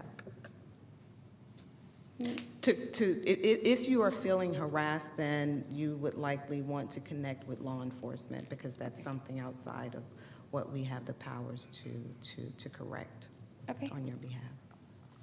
Thank you. Thanks. Ahorita, ella te va a ayudar ahorita, ya le dijo que no te ayuda. Thank you. Absolutely, thank you.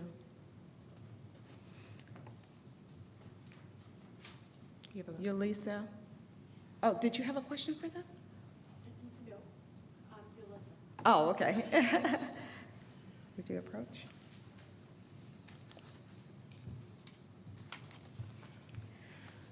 Good afternoon. Yulisa Forston, Cobb County Code Enforcement. Good morning, good afternoon, Yulisa. Thank you for being with us today and sharing photos with me as late as this morning. I understand that code enforcement visited the property on Friday and Saturday and as late as today. Some of the violations we had stretch back as far as just June of this year all the way up until today. I wanted to find out if there are any pending cases for court, and if you can also share your observations or your team's observation of the violations. So we received a complaint about multiple vehicles in a trailer regularly parked on the grass of the side yard. An officer went out there June 5th and issued a notice of violation for single-family dwelling, as a total of 8 vehicles was parked at the property. And they knocked on the door and left the notice on the front door. We also received complaints about vehicles being parked on the grass. We also received complaints about a rooster and chicken coop at the property. On July 24th, I met with the family in office, and the information that was presented today was not what I was presented with. I was told that there are 12 vehicles at the property, and 2 different families lived there, and they had multiple business vehicles. So today they stated that they have about 10. There's about 12 vehicles at the property. 12 vehicles? Yes, and 2 different families at the property that they admitted to in office. Okay, when was that admission, may I ask? You said they admitted that in Yes. office? When was that admission from the family? July 24th of 2024, I met with them in office.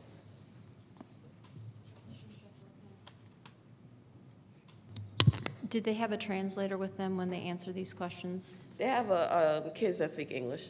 And those children were there translating? They're like more teenager, or I'm not sure, around the age range, or like teenager or early young adult. But there was someone to translate for the language barrier in that interview. And currently, they are in violation for parking standards and outside storage. 2 citations was issued on October 9th. I requested for the officer to inspect the property for today's hearing, and if there are any violations, to address them while he was at the property. He observed a trailer parked on the grass and items stored outside of the shed. So citations were issued. The court date is scheduled for November 14th of 2024. Citations have been issued previously, and it's due to the property being in violation. The officer is not friends with the family. It's not based off of hearsay. It's based off of the officer's observation of the property being in violation. Okay, thank you. And I thought, and you might have mentioned that there is an upcoming court case? Yes, or ma'am. court date in November? November 14th. For the parked vehicles, okay. And the number of vehicles that you observed is outside of code, and is that in contradiction to the testimony of there being just 3 vehicles on the property? Wait, 5, 6. We didn't do it early morning inspections, and the reason why is because they came here and applied for a land use permit. If they had not applied for the LUP, we would have went forth with our early morning inspections to see how many vehicles that they actually have. But, you know, during the inspections, the officer did notice more vehicles than what's allowed, but you have to watch the property consecutively to know that the property is in violation. You can't go based off of one day. So, and the other option is for them to fill out a occupancy statement and admit violation, but they kind of come into compliance as far as trying to cooperate when they complete a application for a land use permit. Okay, and in your observation, there was not, well, I don't want to use the word willingness, but there was no effort to come into compliance considering the application for the LUP? As far, the LUP was an effort as far as applying for it. So that way we wouldn't ticket them for that. But Gotcha. Okay. the rest, like this morning, well, when the officer went out over the weekend, the trailer was removed from the grass. So the next thing they need to do is clean up the outside storage outside of the shed, and then they'll be in compliance unless they have to remove some of the vehicles. Okay, so there was a trailer on the property. I don't think that was listed as one of the requirements. There was a trailer parked on the grass, which caused the officer to issue a citation. And that was when the citation was issued on October the 9th. Okay, and does the trailer have a, has a license plate? Yes, it's in compliance, it's just that it's parked on the grass. Okay. Okay. Thank you. Does anyone else have anything? When our code enforcement officers go into a neighborhood, will they write up other notices of violation if they are observed as they are going into the location where a complaint was received? Sometimes they do and sometimes they don't. The reason why is because they're working from a list. So we're actively all day receiving calls and emails with complaints. So when an officer assesses their list, they're putting 15, 20 cases on there. So they're focused on the properties that are on their list so they can check for compliance. They also have to do court checks. They also have to keep signage off the right-of-way. So if a citizen walks up to them and say, hey, when you're done, can you look at this property? you got the officer's direct attention, and the officer is going to look at that property. But if not, if a citizen calls and requests for a sweep, we look and see how big the neighborhood is, and we see how many officers we need out there to get the job done, and we execute the job.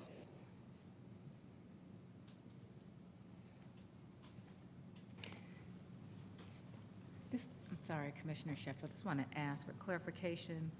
They are making attempts to comply with the code as you've been going out there? Or you're saying typically people do that? I'm sorry, can you Are repeat you that? saying generally people try to comply with the code? Are you saying specifically this applicant has been trying to comply with the code? With the time frame that we had this case open and them being issued a notice in July for parking standards, it doesn't seem like there's compliance when they just got another ticket in October. Okay. Because they had fair chance. When we issue a notice, our goal is not the ticket, our goal is compliance. So you're given 10 days, 2 weeks to comply. And once they come out and they catch you in violation on multiple times, then a citation is issued as you're not correcting the violation. I see.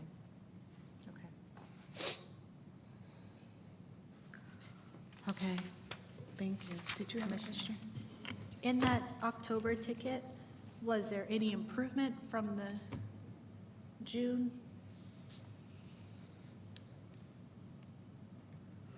Ticket? Because I see June to July here, and maybe I'm missing.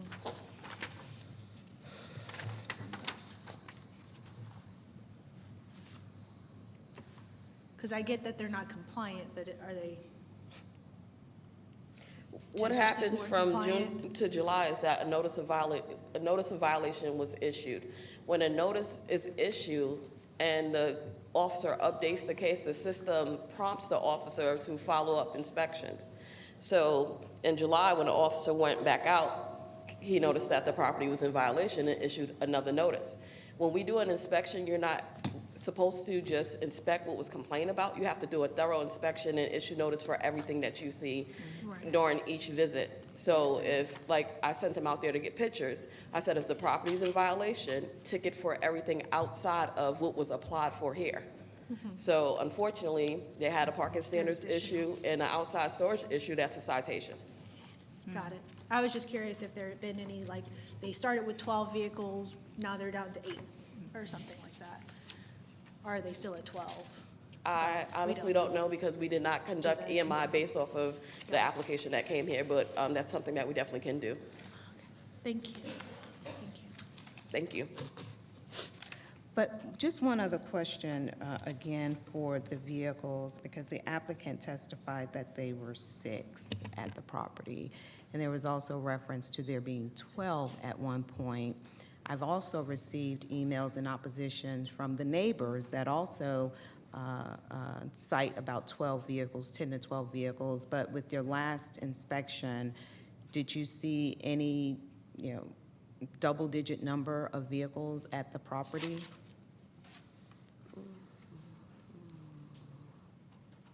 I'm trying to reconcile the testimony versus what we have in the code enforcement report.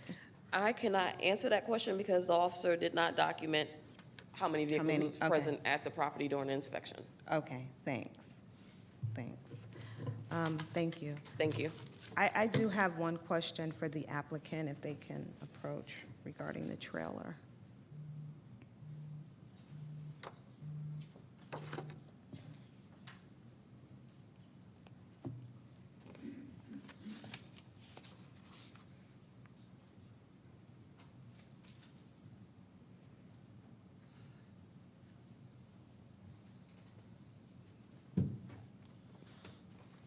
Just a quick question.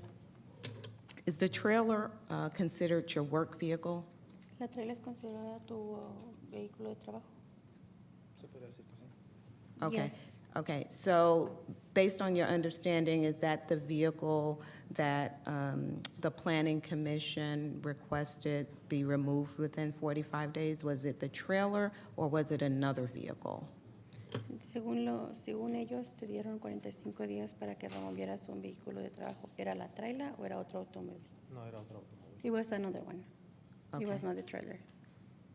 It was another trailer or it No, was another vehicle? Another vehicle. Okay, so the work vehicle has been removed and the trailer that's at the property is also a work vehicle? El vehículo de trabajo ya lo removiste? Tengo uno, I mean, sorry, go ahead. tengo uno solamente que es el que yo manejo, He just have one there that is the one that he drives, pero ahí removí dos. but he already removed the others. Okay, all right, thank you, all right. ¿Quieres decir? La otra cosa es que en mi Okay, casa that's the only other question I had, unless you guys had a question. en mi casa nunca he tenido dos familias como el señor. He wants to That's say it, ma'am. something about the, I have a I'm sorry. I'm so sorry. It's okay, no, He please just finish. wants to say something about the lady just said, that there has never been two families living on the house, Y nunca he tenido 12 carros tampoco. and he has never had 12 cars in his house, as they say. Okay, but were there two families? Did you say that there were two families? in it? Never. Okay, never, okay, all right, thank you. Okay. Can you make it clear to us what you're asking for today? How many people Okay, ¿quieres, and puedes how hacerlo? many cars? ¿Quieres ponerlo claro qué es lo que, verdad, estás preguntando hoy? ¿Cuántos carros y cuánta gente vive en tu casa? Okay, lo que quiero tener 6 carros en mi casa. He wants to have 6 cars on his house. Mis 5 miembros familiares. His family members are 5, and Una persona que and one unrelated family member. One unrelated, okay. So it's four related and one unrelated. Yeah, that's what you 5. mentioned earlier, which would be a total of 5. 6. 6. So it's 2 unrelated. No, No. 1. 5 Five family. related, one unrelated. Okay, well then I think I'm missing a related because it was the father, the mother, and the son is what you mentioned He earlier. has another son and another daughter, but they don't drive yet. Oh, they're not Okay, adults. okay, We but don't they're at count the them. property. Okay, I Yes, got you. I'm And I sorry. should have clarified, yes, we don't count the children, we just count adults. Adults. I'm sorry. Yes, I'm I Are the should have made children that under clear. 18? Yes. Okay, Sí, perfect, that makes tienen sense 18, now. ¿verdad? 2 es under 18. Yes, 2. Okay. All right. So 2 unrelated. I have similar questions probably where you're going. So how many adults are you requesting to live in the property? Persons over 18? My older son is 18 years old. My wife, me, and the unrelated. The unrelated person. How It's ma- 4. Okay, and then how many persons under 18, 2 2. persons. and do they drive? Not yet. Okay. All right. Thank you. But the unrelated adults are both over 18? I have only one unrelated. 1 unrelated. Okay, I'm hearing 1, I'm hearing 2. No, 1. Was 2 before. Last 2 weeks I come right here. Okay, but so that I'm clear, because I keep hearing the related adult, Yes. not 2. No, 1 related adult, Yes. not 2. no. 1, okay. And that's what I have in my notes, but I thought you just mentioned a short while ago that there were 2. So that unrelated adult is over 18? Yes. Okay. Thank you. De la que fueron a la oficina que dijo ella quiere decir algo.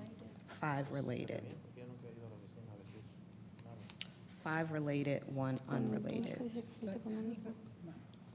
Go ahead, ask. I'm sorry to ask you to repeat this, but the 5 related adults? Yes. Are, Not adults. No adults, but 5 related 5. and 1 unrelated. the 2 are younger. Yeah. Okay, so you're saying 3 Drive. adults over 18? Yes. That are related, you, your wife, and your son, oldest son, and then 2 Minor. 2 or 1 unrelated to the family? 1. 1. Well, then he's in compliance, isn't he? With that term, just not with vehicles. Oh, no. Well, actually, In the book, the code says, based on their square footage, they're allowed 3. 3, right. 3. They've had 10 and now asking for 6. Right. Right, okay. You guys have anything else for them? Okay, thank you. Thank you. So. Well, they're requesting 6. 5 related, 1 unrelated. So you are compliant with code as it relates to the residency, but not with the vehicles. Code allows for 3. John, does the code allow for 1 business vehicle? And would that trailer be considered that? It does allow for one business vehicle, but that counts in your total number. Oh, okay. 1 business. So So John, that, okay. John, if you look at the code, it says the tax records for this property shows 1759 square feet. That's wrong. Which allows for 3 related adults, including up to 1 unrelated or 2 fewer unrelated, or 2 or fewer unrelated. So the 3 adults would be the husband, wife, and And the older son. Yeah. The other 2 Minors. related or don't drive or aren't counted. But this is, in addition to that, is 2 unrelated? Because I No, thought our code was 1 unrelated outside of family. Based on what the applicant said, in this house, you have 3 adults, mother, father, adult son, then 2 minor children, and then 1 unrelated adult. So if the board approves this, it's going to be to allow 1 more adult than the code allows, and then number of cars, whatever that number is. Right.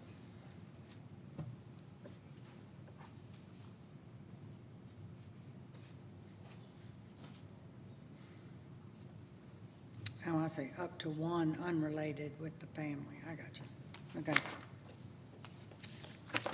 Okay. Any other questions? I do have a question for the applicant again. I don't, are they gone? Oh. Yeah. Yeah, I do too.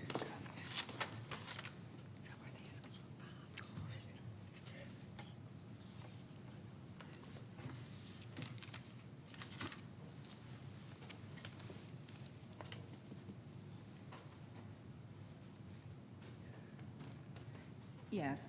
Do any of the non-adult children drive? Not yet. So just the 18-year-old and you and your wife drive? Yeah. And you have an extra work vehicle? There's an extra vehicle, I think your wife uses 2, from what I heard. And then you have the unrelated adult. Do they have a car? Yes. Too? Okay. All right. Thank you. That's all. I'm sorry. No, you're Yeah.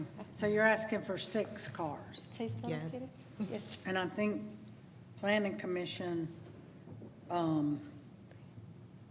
approved it, but for 2 of the business vehicles to be relocated Yes. within 45 days. I already relocated those. He already did that, relocate the. Is there a garage or any cars parked in the garage ¿Tienes un garage? ¿Tienes cualquier carro parqueado ahí? or a carport if there is I one? have carpool, there's only fit 1 car. It only fits 1 car. The carport? Carpool, yeah. Okay, so would 1 car be in the carport and then the other 4 or 5 outside? Yeah. Okay, that's a lot. Okay. He has 2 driveways, right? Yes. There will be, I think, 3 and then 2 and 3. 3 and 3 on the driveway, not on the grass. I I had two double driveways.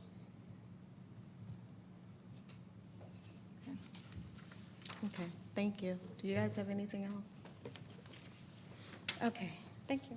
Thank you. Thanks for joining us today to discuss your land use permit. Your consideration, at one point, there were just different, you can have a seat, you can have a seat. I'll wait until you're seated, so I'm not talking to your back.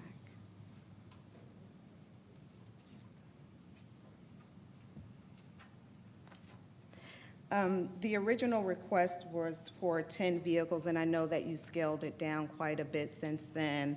And the request before us is for 6 vehicles, but it appears that 3 are utilized by the homeowners or the family of the property and 1 by the unrelated adult. So that scales it down to 4 adults that utilize the vehicles on the property. There's been several emails in opposition. I'm not sure if the community or the neighbors have reached out to you at all, but there's been several emails in opposition to your request, including some of the observations of work vehicles, multiple unrelated adults at the property, and roosters at the property, which I know that subsequently you all have removed as a result of the code enforcement inspections.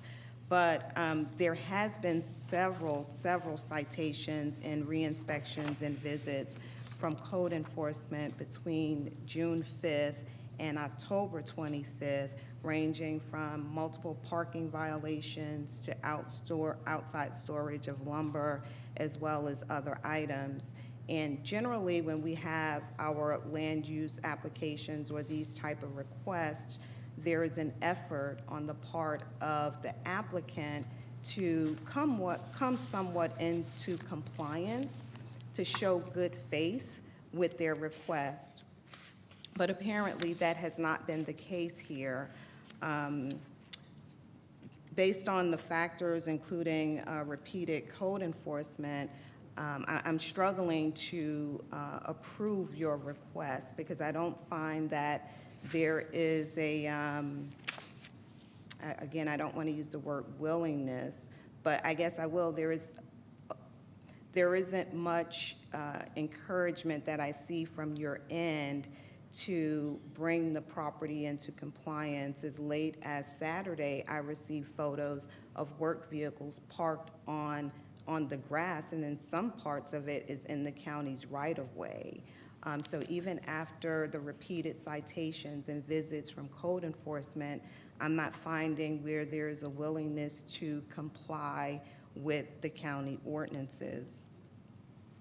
Now, as it relates to the number of vehicles, the number of adults or occupants in the property, I think we're pretty okay there. We have 5 related and 1 unrelated, right? Okay. So I'm okay with that. But with the vehicles, your request for 6, I cannot support the 6. Based on your testimony, there's a vehicle that the wife uses, the son, and the applicant, as well as one of the vehicles is utilized by the unrelated adult. So for that, I am willing to go above the ordinance, which allows for 3 vehicles and grant you 1 additional vehicle. However, for that 5th vehicle that's not being utilized, as well as the trailer, those would have to be removed from the property. So I am prepared to make that motion unless there's any other comments or recommendations or discussion from the board.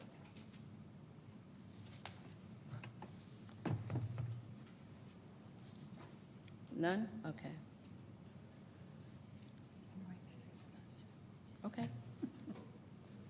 I just had so many notes here already prepared, but I need to shift a little bit. Hold on, let me just write down the number of vehicles.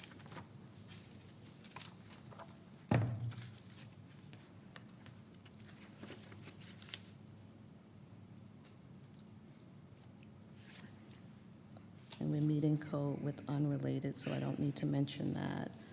A total of 4 vehicles.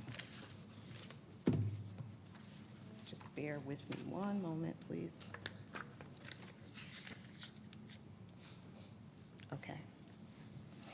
Okay, I make a motion to approve LUP 26, 2024 with the following conditions. Approval for a total of 4 vehicles. 2 vehicles, or I'll strike that and put 1 vehicle based on the testimony of the applicant. That 1 vehicle is to be parked in the carport and to relocate all work vehicles within 30 days. And the application is to be approved for 6 months, not 12. And code enforcement is to inspect the property monthly during the 6-month period, and all other staff comments and recommendations not otherwise in conflict.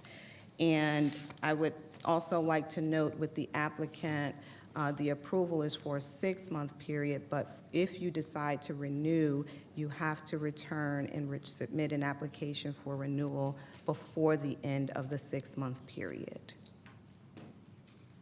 And that's my motion. Yeah. Did we address the number of adults in the house? Or just Okay. the cars? Thank you, John. Okay, and also add in for the number of adults, there are 5 related and 1 unrelated at the property. Okay. Sorry, that's what you're allowing? Yes. They're asking for 2 unrelated, though? No, they're asking for 1. We kind of went back Okay. and forth a little bit, but they're asking for 1. Okay. I thought it was 2.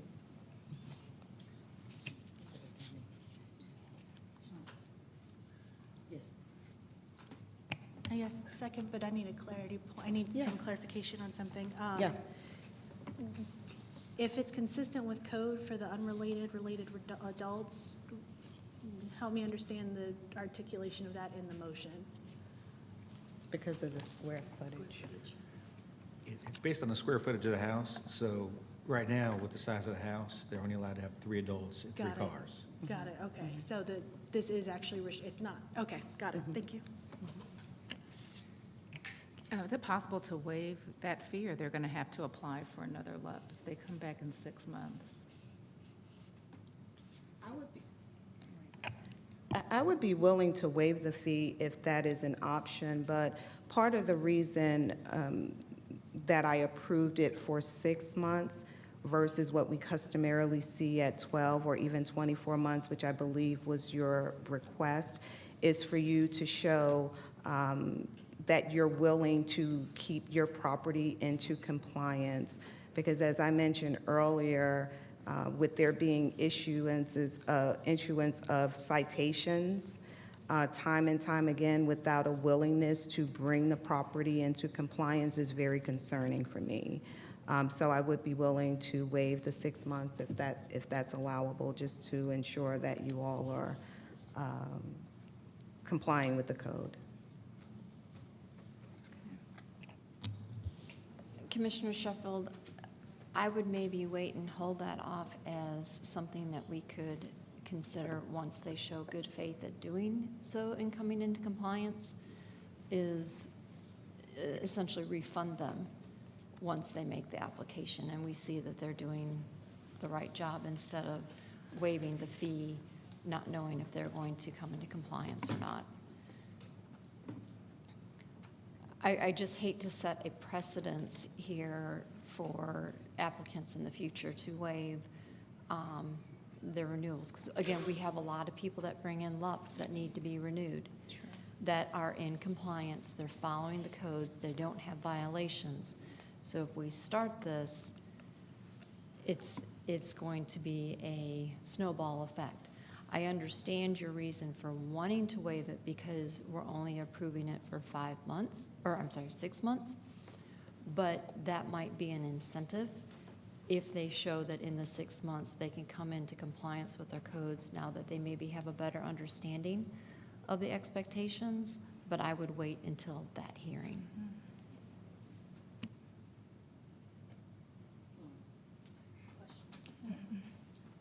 Is there a way to make that judgment call upon reapplication? Is there a way to make that judgment call upon reapplication so that when they reapply, it can be determined whether or not the fee is waived or? You apply with the fee. You don't apply and then pay the fee. No, I'm saying when they come in to do the reapplication, can that assessment be made then, at that point in time? I don't know. To waive the fee, or?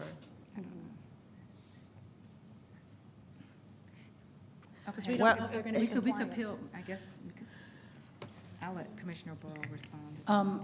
I have had this experience in the past, and when we have them come back for a renewal, provided that, you know, they haven't had any additional code enforcement complaints or neighbor complaints or what have you that resulted in a violation, the zoning manager can,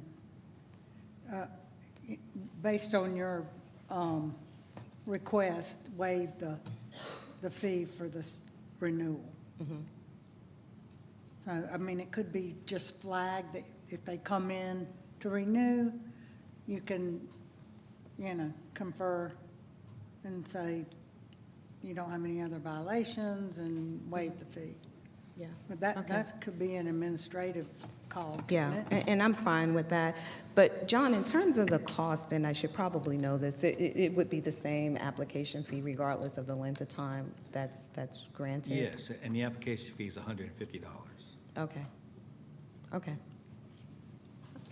All right, well, I'll just keep the motion as it is. Thank you for everyone's input. To waive it automatically?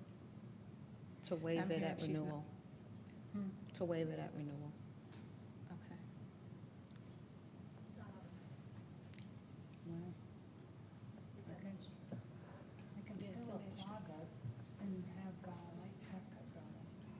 Well, then we'll. And we'll deny it. I mean, they're still going to be they still won't be in a good situation.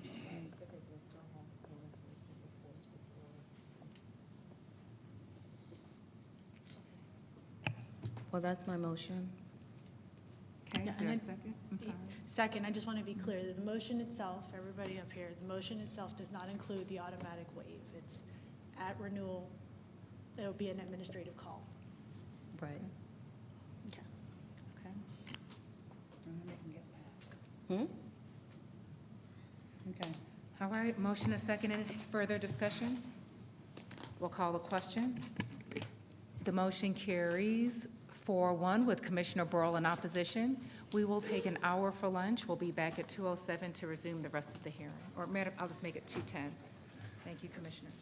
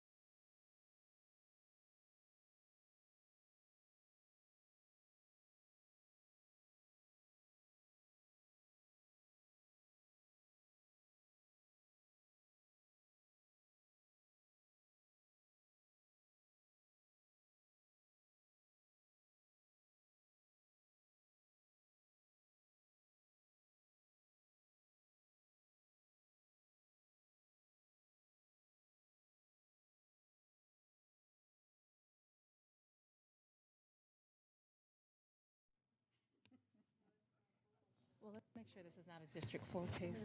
Excuse me, John, what district is the next case? Me. Oh, okay. Well, All right. We'll go ahead and get started.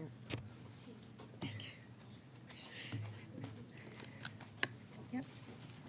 Hello and welcome back to our Board of Commissioners zoning hearing this October 15th, 2024.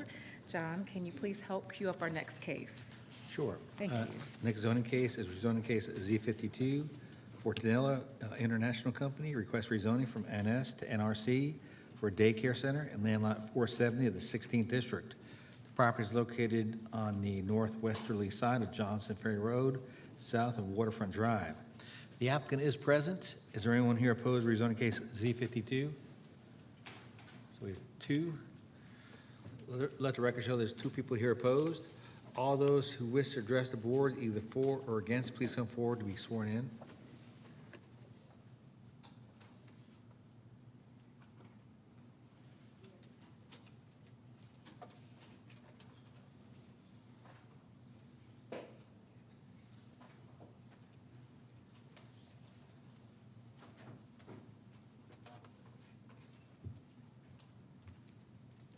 Good afternoon, everyone. I hope you have a great lunch break. Sorry to cut the lunch break back to hear my boring story. My husband and I, we purchased the property. Ma'am, if you would please state your name. Oh, my name is Li Tang. My husband is Jin Tan Ling. He filled out the application form in my absence. 22 years ago, we purchased the property, which was a specific design built as a daycare center. So the building was built in 1983. So today is 41 years. So we were the third owners of the daycare center. So all over the course, my husband and I, we own it for 22 years. So 22 years is a long time. Just for the first baby in our daycare center now is graduating from college and working. So over the 22 years, we served the community. We worked so hard. We went through the 2007 economic breakdown. And not to mention, recently, we survived during the pandemic shutdown. And that's why our license was not renewed, because our center was closed down due to pandemic, the governor requirements. And then we open, close, open, close, open, close during the pandemic years. Why? Whenever we found a staff that is infected with COVID, we closed down. And then after 2 weeks, we open up. That was I'm not going to repeat that. The same thing happened if a child caught the COVID because they're sibling in public school, and when we find out, we have to close down. And during the pandemic, we also have to deal with a short of staff, to the point I have to drag my daughter, which is a Georgia Tech student, while she's working, doing class online. I say, you know what? You can do your online, but you also have to come and help mommy because we're so short of hand. So a full-time college student will have to draw to come to help family business. Not just that, even relatives come to visit for a month, and I drag her to work in our center because more than half the staff worry about COVID. They do not come to work. But we have to provide service for essential workers so that they can work. So instead, now I give you the whole story why our license was lapsed. And how we found out our license did not get renewed, because every day we were focused on the school business operation. We overlooked the administrative work. Is when Cobb County, which very nicely trying to reward a grant to daycare center, $10K. Wow. And it's like, hurry up, go to apply for the grant. We just like, yes, let's go to get a grant. And that's when we found out our license was expired. First thing I did was pay all the tax, the license fees, backing, whatever we forgot to pay, we paid it all. However, one thing we got stuck. The zoning department told us that because we did not renew our license on time, so the zoning code that we used to have is neighborhood shopping center is no longer exist. So that zoning code pretty much ended 1996. So our school, under my ownership, is 2002. So we were still neighborhood shopping center. So for 22 years, no neighborhood complaint, no one raised hand, no red tape, nothing wrong. Until this point, the zoning department told us not to worry. You're the same school, you're the same owner, you have not changed your building, not even lift one piece of wallpaper. So you're fine. We just changed from neighborhood shopping center because it's discontinued use code. Go ahead, go to apply for the equivalent code. It's called neighborhood retail center. We were panicked because we are not in business to do rezoning. This is something new to me and my husband. And thank you for being so patient, listen to, our story, a very hard small business journey. But of course, we learn things, learn new things every day. So we think that since we didn't change anything, yes, we should accept the consequences of the license did not get renewed on time. So we are more accepting, just go ahead, change the original zoning code to your new code. And everybody supposed to be happy ending. Yes, we will pay the fee, we will go through everything. But no, the planning committee, I read through the recommendation, just stucking us to something brand new. Of course, low-rise office. Yes, that zoning code still works for daycare center. But why? We are part of the neighborhood shopping center. If our neighbors not being changed the zoning to the low-rise office, then why we are? So we are not the individual building. So I don't understand where this come from. No one explained it to me. So if I become a low-rise office, does that mean my neighborhood, my next door building will be?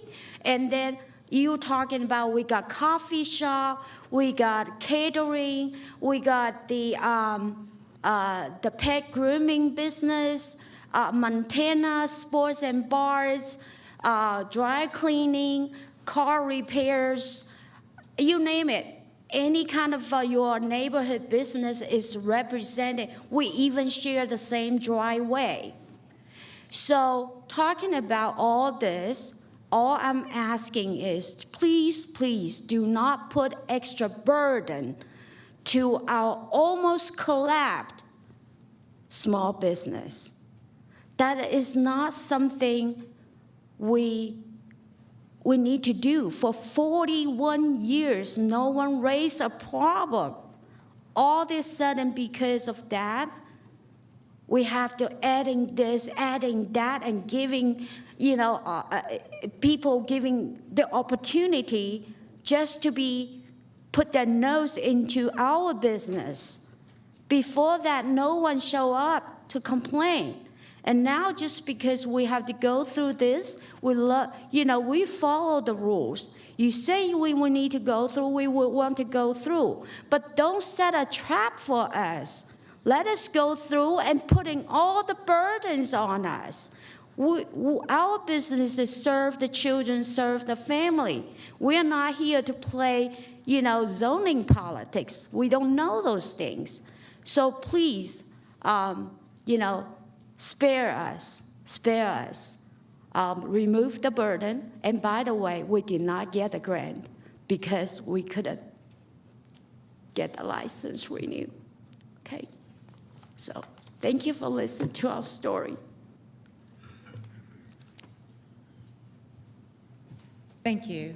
We'll now hear from anyone in opposition. She had 11 seconds left.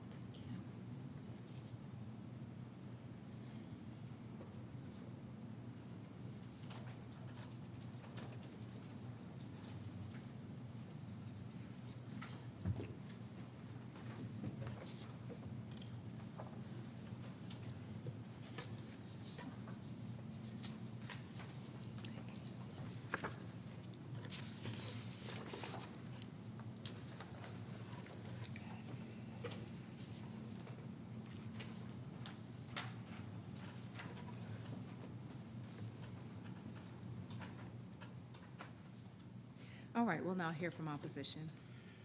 Madam Chairwoman, Commissioners, my name is Richard Grome. I am President of East Cobb Civic Association and ECCA case manager for Z52. The applicant requests that the current zoning be changed from NS to NRC to house a child daycare center. This rezoning request came about due to a citation by the Cobb County Code Enforcement. Staff has noted additional variances needed to operate the existing child daycare center as it is now submitted. These include a reduction of required parking spaces from 20 to 15 spaces, reduction of the required landscape buffer along the western and eastern property lines from 20 feet to 0 feet, allow the existing accessory 60 square foot structure on the side of the principal building to remain in place, and reduce the side setback for this 60 square foot accessory structure from the required 5 feet to 0 feet on the southern property line. ECCA has looked at the zonings surrounding this property. This is a small transitional property that has established R20 residents on the west side and future RA5 residents on the north and east side. We agree with the Planning Commission that staff that LRO would provide a better transition between the adjacent NS and GC zoned properties and the single-family residential homes.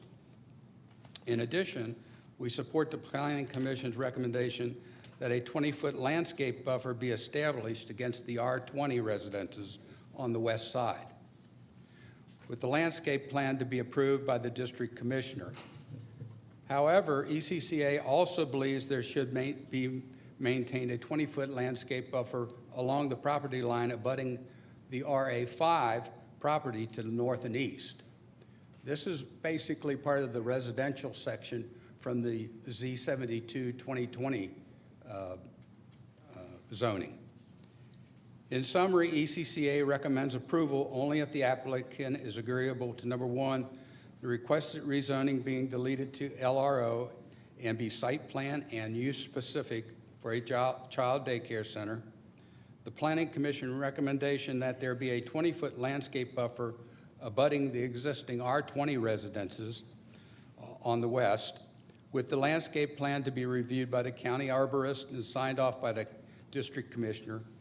that there be established a landscape buffer of 20 feet along the property line abutting the RA5 property to the north and east, with the landscape plan to be reviewed by the county arborist and signed off by the district commissioner. And number 4, we agree with the planning commission and staff and recommend that the variances to reduce the number of parking spaces from 20 to 15 spaces and allow the existing 60 square foot accessory structure be located on the side of the principal building with a reduction to the south side setback from 5 feet to 0 feet be approved. And number 5, all staff comments were not in conflict with the above recommendations. Thank you. Thank you. Is there anyone else here to speak in opposition? There's a balance of 6 minutes and 30 seconds on the clock. It's in opposition. I'm sorry. Anybody for the applicant, there was only 11 seconds left to speak. Okay, not seeing any. I'm going to turn things over. Sir, I believe, are you here in support of the application? He is the applicant. You are the applicant, but it's support. We're hearing from opposition. There was only 11 seconds left for support.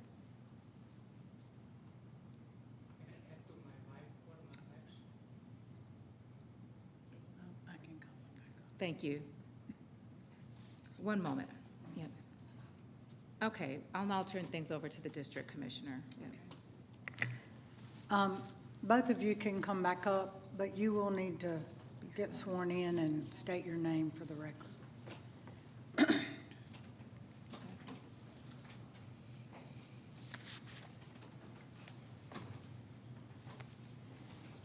get to sign stuff. Here it comes. I want to add to what my wife just said. I want to describe the property, okay, the nature of property. Sir, Yeah. can you state your name for the record? Jing Tian Ling. My name is on the application form. Okay. And when we call you back up after the public hearing part, the comments, I'll be asking you some questions, and then you can expand Okay. on that. Okay. Expound on that. So how long was your license expired? Was it 6 months?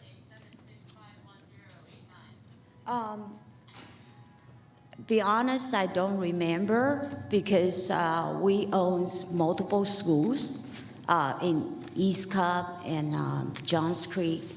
So each school have its own timing of, when we close, when we open up. So we were pretty much, when they say, okay, you've got for this many years, we just go ahead paid it.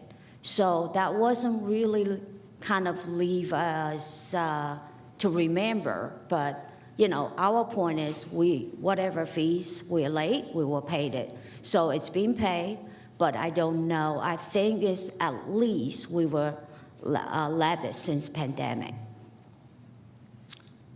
Okay, so, John, do we have a record of that in the file? Or when they went to apply, I'm sure as far as a record of when they paid their business license tax, we have that in our business license file. It's not in the zoning file, though.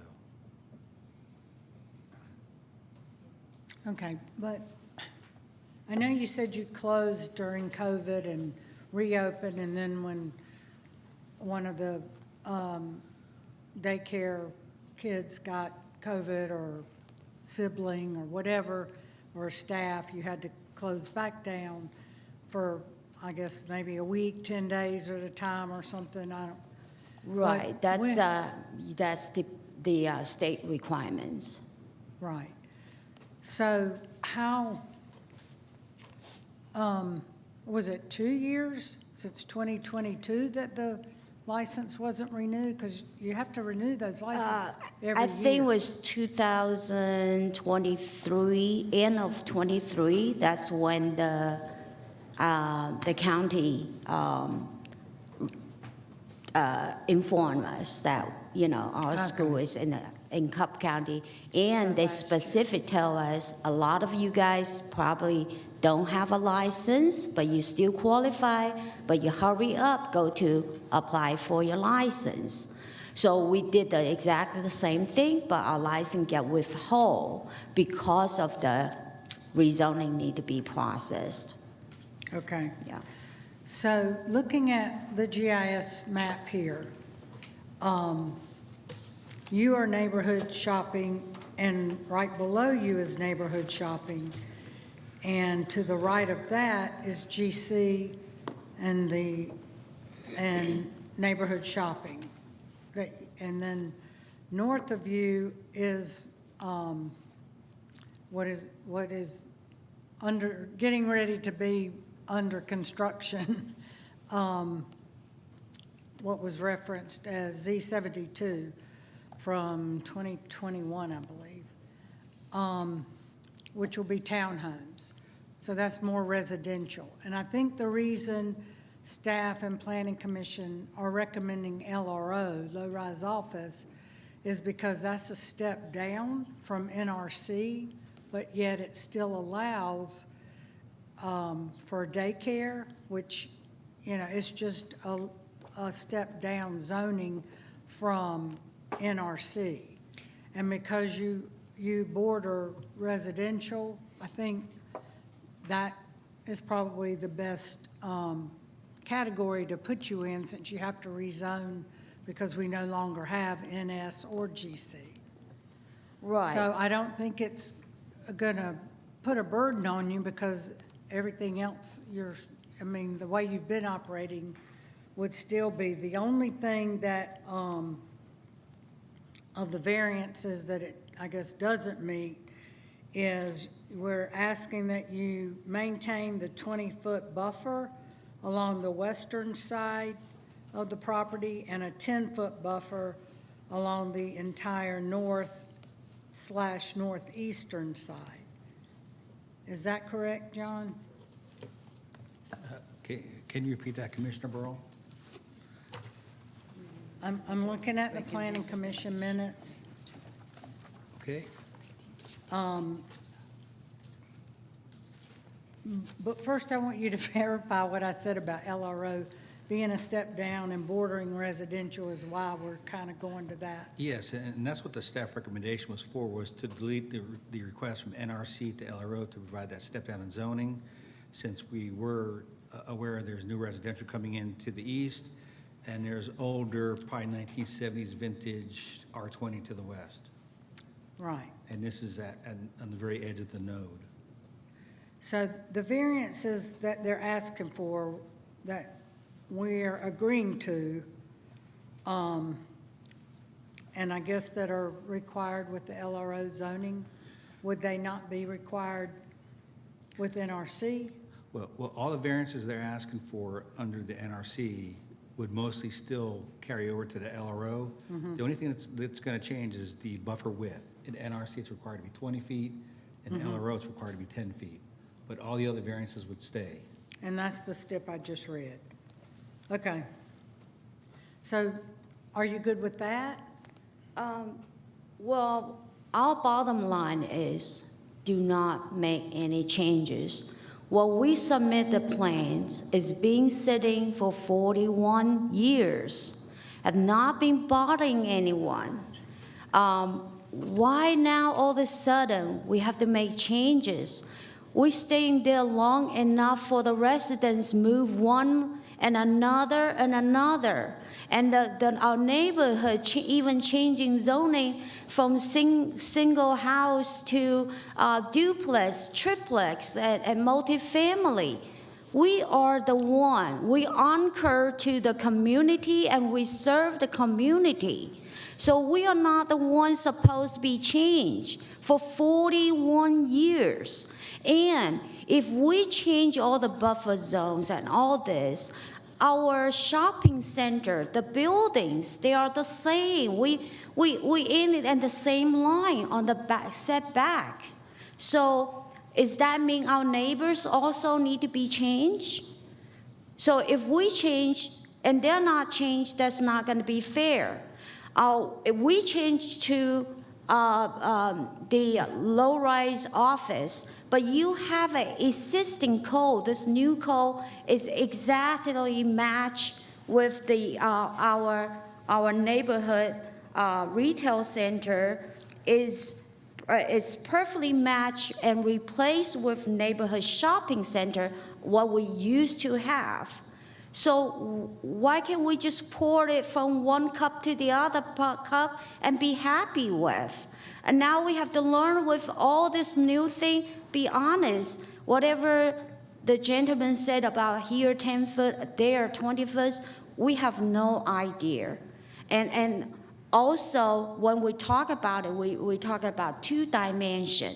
In reality, our school is sitting on 2 sides of in the ditch. So our one side of the west side is 15 feet tall a wall. So literally, it's a drop down. So literally, if someone want to feel like we bothering them, they have to go to the cliff to check on us from top of our roof, okay? And then about the northeast side, the one that R5, RA5, that is a 5 feet to 10 feet. to 10 feet height of the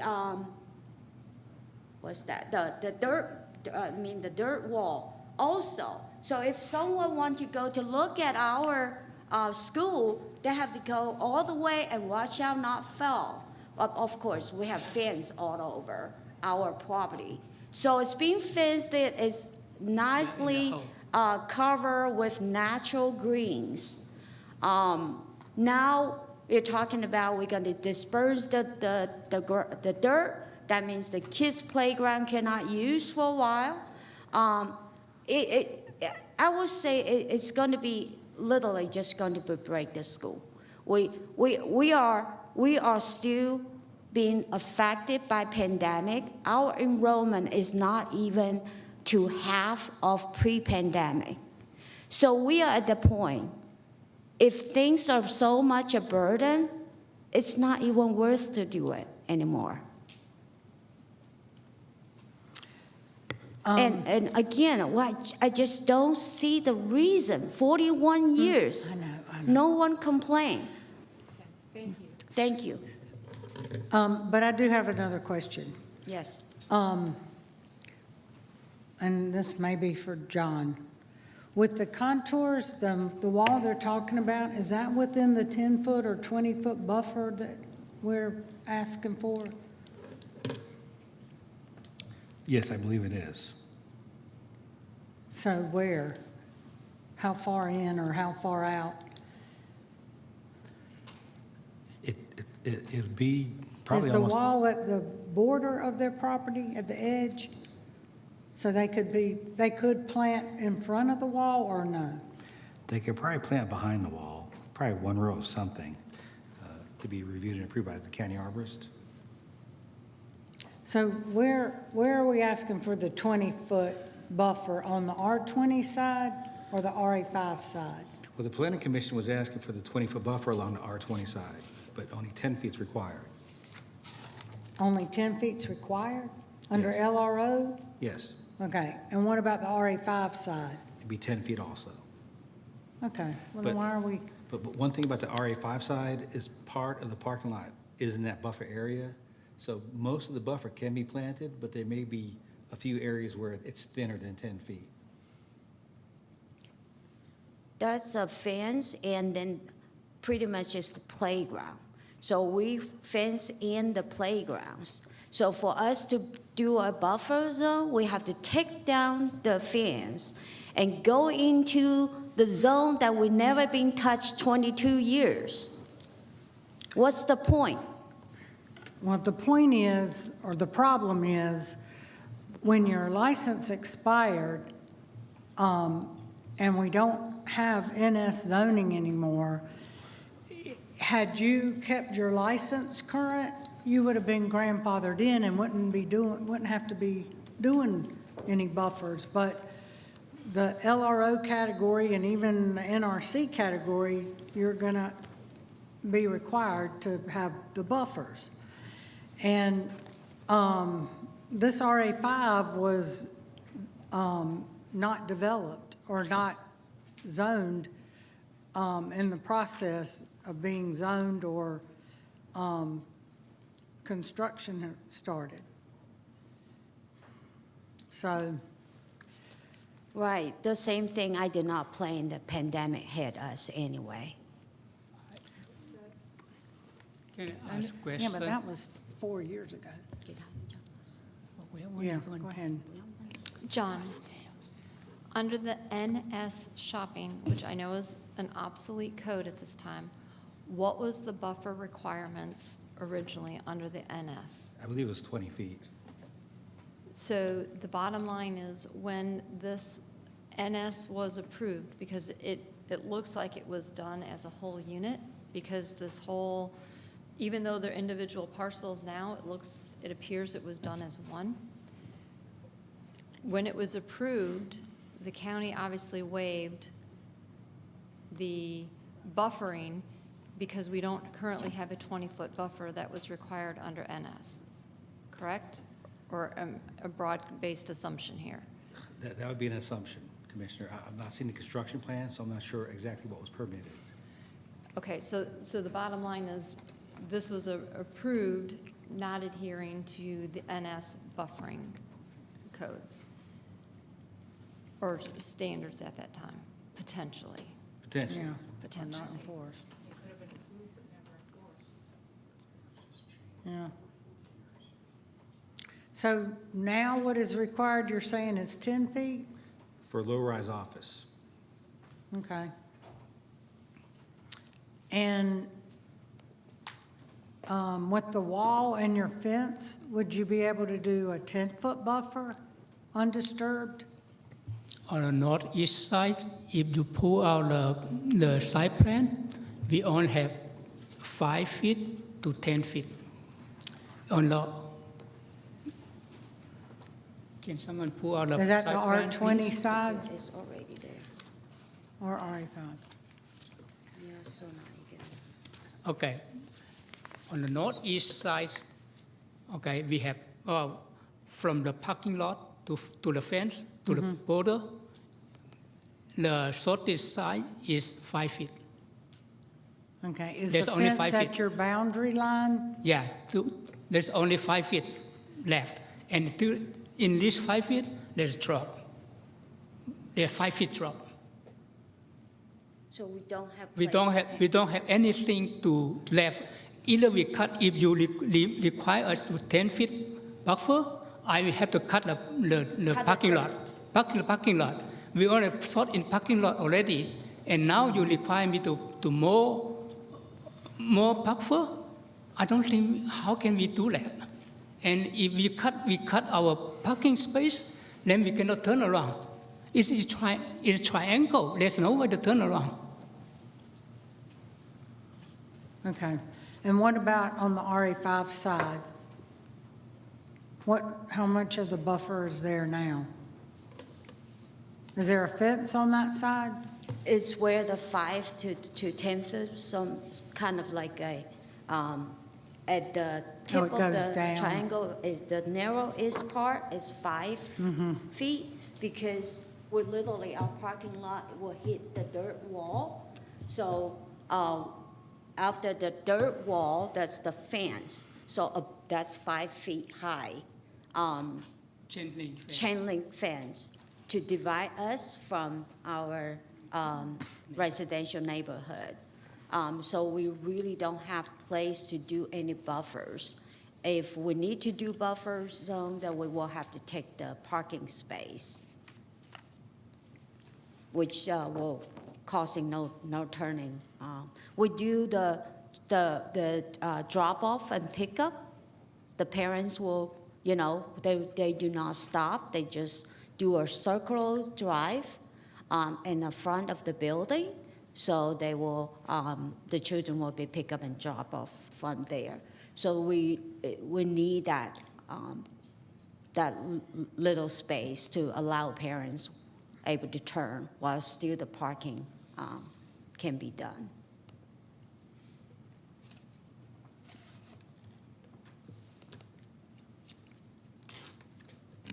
maybe this is getting back to Commissioner Gamble's point, but can this be waived in light of that circumstance? How can we meet in the middle and accomplish the goal of rezoning and recognizing the configuration of? I have a suggestion. Oh, okay. The board can waive it, but John Paul, can you take off the contours and zoom in a little bit so we can see the foliage that's out there? And maybe take off the zoning districts too? Because it looks like the western side is fully vegetated currently, so we wouldn't want that touched at all. It's better if it's undisturbed. But that's where the townhomes are going for the, Where they're going on the eastern side.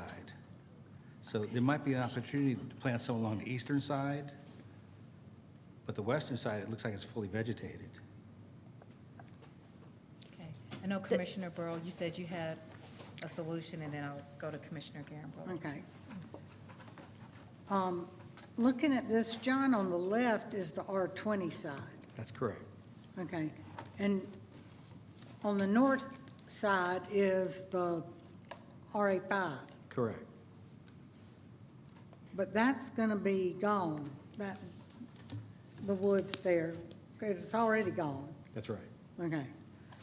So they're required to have a 20-foot buffer on the R20 side? For NRC, the 20-foot buffer is required on both sides. If the board deletes the low-rise office, it could be down to 10 feet on both sides. Okay. However, with the fence, or the wall, I mean, on the R20 side, they only have 5 feet. And that's existing. It's So- just, it looks more than that on the aerial photograph. It's more than 5 feet? It looks To like the it. wall? To the wall? No, but the foliage that's shown on the photo right now, it looks like it's more than 20 feet. Because those parking spaces you see on the site plan are 20 feet or 19 feet long. If you're talking about the west side, if it's on left side on the picture, we have from borderline to the building is 40 feet. And the borderline to my fence is 30 feet, but it's dropped down. Okay, I'm talking about left side right now.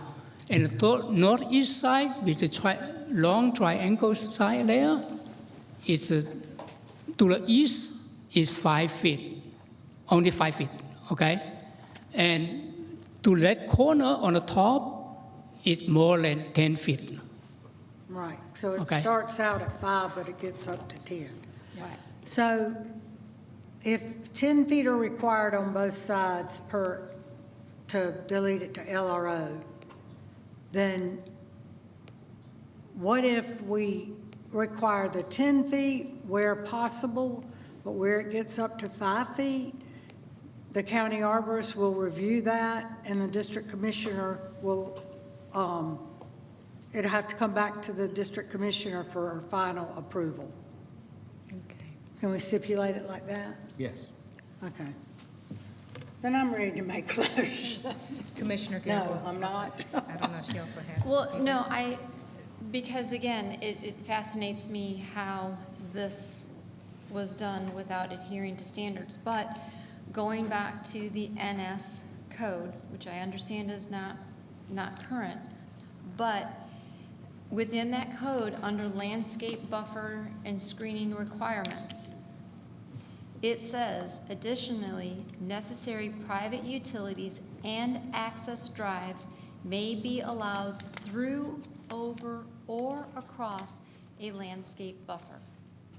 So while the code, and actually it was 35 feet according to code, but since this is probably considered an access drive, it was allowable under code to put this here. So where I'm struggling is that this was essentially built close to being compliant with code, to come back and now put on additional buffering requirements, that's where I'm struggling. I have no problem approving this as it currently is, without having to do the extra buffering requirements. Because again, as she stated, they've been been like here that for doing 40 years. business. Yes, they made an error, They lost their grandfathering status. But the bottom line is this was built to code. The exception for the driveway is allowable in code. Okay. So to sit there and turn around and make them do these additional things, I do think that's an unfair burden we're putting on them.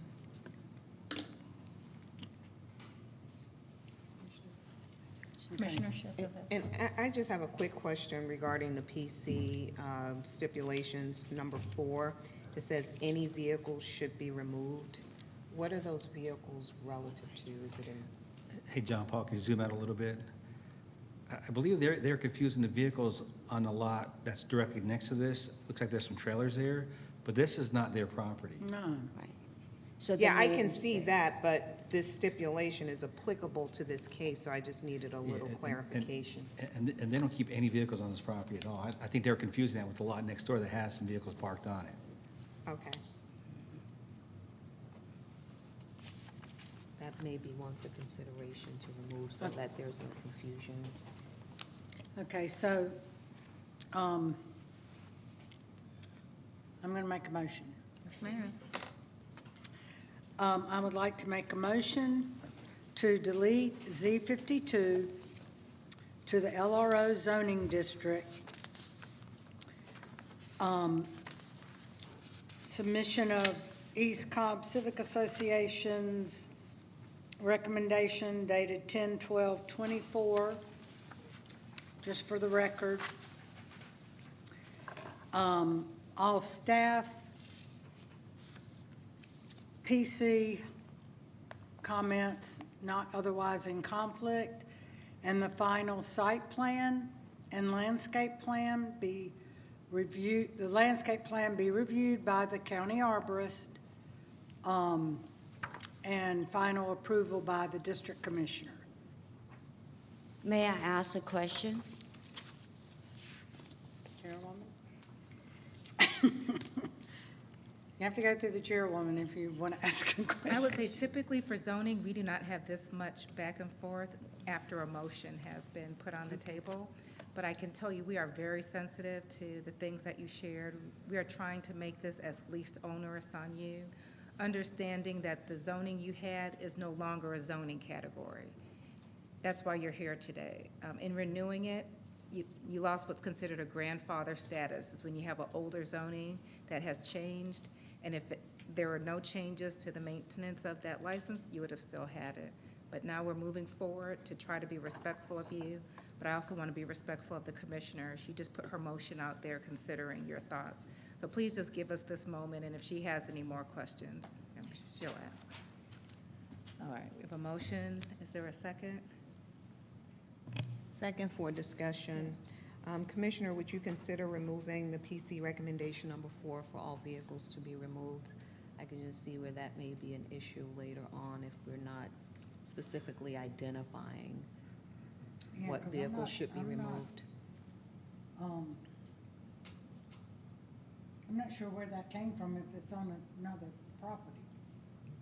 So, yeah, but not otherwise in conflict, so Not otherwise in conflict. it's in conflict.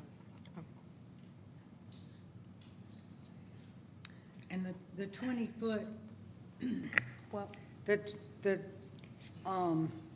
number 2, their maintained 20-foot buffer, that's in conflict too, because if LRO only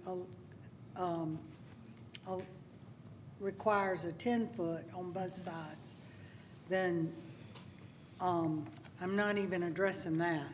But the site plan and any landscape plan will have to come back for final approval. But we do that in every case. but just going back to the vehicles, that wouldn't be otherwise in conflict if you put forth a stipulation that spoke to that, which we didn't. So if it's all staff recommendations, then that one would be included, correct, John? Correct. But that's just my observation. Well, we can remove that because it doesn't apply. Okay. Because you're saying it's this other parcel that's not part of their property. Right. And that's correct. So staff would not be opposed to the board deleting stipulation number 4 from the planning commission recommendation. Okay. So number 4 in the PC minutes needs to be removed. Commissioner Richardson also has a comment. Excuse me. Yeah, I'm trying to make sure I'm clear, because in your motion, you included the PC recommendations. So I'm almost tempted to say, because we're not even going forward with the PC recommendations, we're going forward with the LRO deletion, which was staff comments and recommendations. We just proposed the deletion and then the approval of the landscape plan for whatever that means, 5 feet, 10 feet, that part, but not referencing PC comments at all, because PC comments introduced a 20-foot.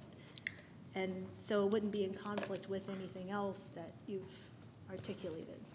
They did, but there's also, number one is reduce the south side buffer from 5 feet to 0 feet. We're agreeable to that, and that's a variance too. Fair. So I don't want to take out the things that we are agreeing to without, so maybe we just remove PC comment number 2 and number 4 of the PC comments and keep, the 0 to 5 feet and the 20 parking spaces to 15 and the other. Okay, now my brain is consistent with that. Thank you, though. Okay. So Don't you want to keep 2, because it's 2 is to maintain the 20-foot buffer along the western side, which is against the R20, and then the 10-foot, which is along the RA5 side. But they don't have 20 feet, and it's only 10 feet is required on the LRO. So I'm not So what if requiring we- a what 10 if- or a 20. I'm what if we just do it saying site that we plans? have to approve the final, that Arborist has to review, and and the district commissioner has to approve the final site plan.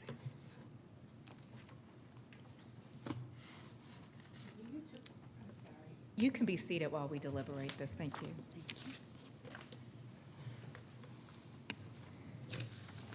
And any other staff or PC comments not otherwise in conflict?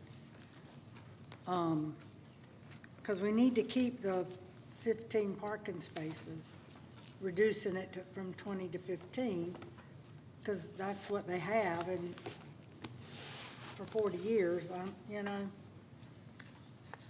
So, John, do you want to restate my motion for the clerk? I think she has.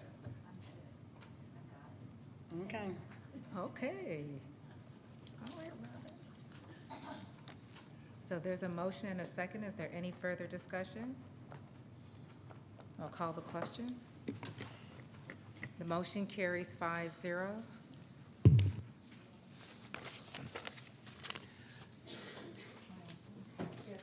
Take a recess for a few minutes so the commissioner can speak briefly with the prior applicant.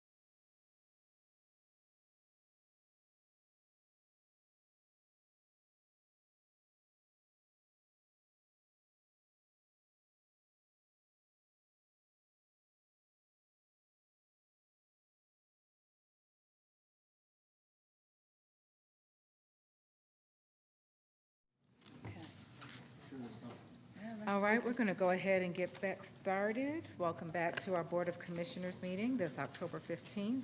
John, please help us with our next matter. Okay, and Madam Chair and Board, I think I have some good news. One of the cases that was on consent that was pulled off, I think we could put it back on consent. So I'm going to read that into the record. And that would be OB 61 of 2024 is to consider a reduction of required minimum public road frontage from 75 feet to 0 feet and a reduction of minimum house size from 1,350 square feet to 928 square feet for Shannon and Reuben Murray. The property is located on the south side of Moon Road, east of Moon Cabin Drive, in land lot 603 of the 19th District. Staff recommends approval, subject to number 1, water and sewer comments, number 2, fire comments, number 3, Cobb DOT comments, and number 4, variances for lot size and house size are approved. Is the applicant present? Okay, they left. Is there anyone here opposed to other business item number 61? No one opposed. All right, we'll go to the District Commissioner for a motion. Before I submit the motion, John, I need to also add stormwater comments, which came in after the due date. Okay. So I'd like to also add stormwater comments to include the proposed building and driveway must remain outside the floodplain and stream buffers, and no fill should be placed within the floodplain. Okay. And I make a motion to add OB 61 to the consent agenda. Second. Thank you. Now, if there's any additional conditions, we usually ask the applicant if they're amenable. If they were amenable to that condition that you just read for stormwater? Yeah, they're aware? yeah. Okay. Mhm. She's aware and she's amenable, yes. Okay.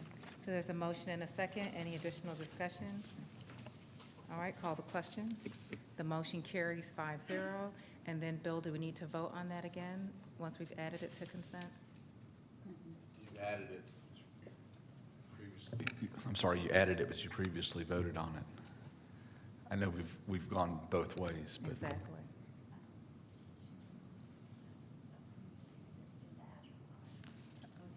Yeah. Yeah. I think it'd be preferable if you go ahead and make a motion to as revised consent agenda. Okay, and then Commissioner Richardson just asked if there's anything else that needs to be added before we do that. Commissioners, are there any other matters to throw on consent? Maybe? Can we? Can. Yeah. Want me to throw something on there? Yeah, you have something? No? You do too? Okay. Well, they can't go on consent. Okay. Well, with that, Commissioners, I move that we approve the consent agenda as it has been revised. Second. All right, any additional comments? Call the question. The motion carries 5-0. Thank you. Okay, next case is rezoning case Z58 of 2024. DeAndre Gay requests a rezoning from R20 to RA6 for townhome condominiums in land lot 189 of the 18th District. The property is located on the south side of Community Road, east of Mapleton Parkway. The applicant is present, and earlier there's 2 people here opposed to the rezoning case. All those who wish to address the board for or against, please come forward to be sworn in.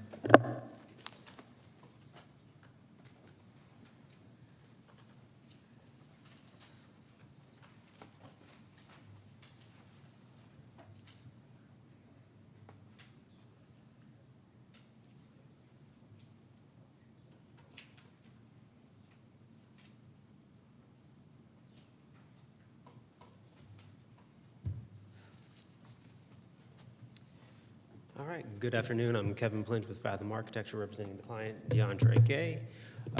We're not going to spend too much time actually going over this. The Planning Commission has reviewed it.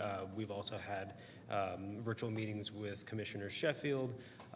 We've gotten staff comments that we are in support of, except for the, I'd say, very minor variances. Sir, that- I'd just be mindful, you're presenting to a full board that has not heard this matter, so I would not presume that because you spoke to the Planning Commission that we have been made abreast of everything that has transpired with this case. Very fair. Yeah. Has the board reviewed the submission, though? More than likely, it has been high level based off commissioners focusing on their matter, so I would ask for you to present this to us as if we are hearing it for the first time. Very fair. Thank you. Okay. So Subject property is 351 Community Road, and is currently zoned R20. The requested rezoning is for RA6, which aligns with the medium-density future land use. There are other RA5 and other similarly density developments that have happened around this, both the south and some to the north. Being this a smaller property, not such a large new home build, the RA6 we feel is supported for the fact that it'll be 10 units. We have also gone forth and there's a letter of stipulations from the developer that there will only be one rental unit out of the 10, so keeping it to a 10 maximum. We are also on the site plan proposing that it is only private roads being designed as access for an easement to the RA5 property, which is kind of on its own island at this moment. That easement will maintain access. Then also there is, and if you wouldn't be able to pull the site plan that we might have. You're talking about what's up there? Yes. I don't have the site plan. You need that zoomed in. He Oh. can do that for you. Oh.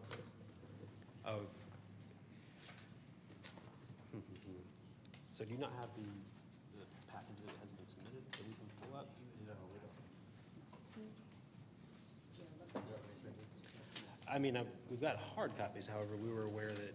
That's in our book. Okay, so if the board might have the site plan available with them, not that, but the actual site plan itself that was submitted as part of the rezoning package.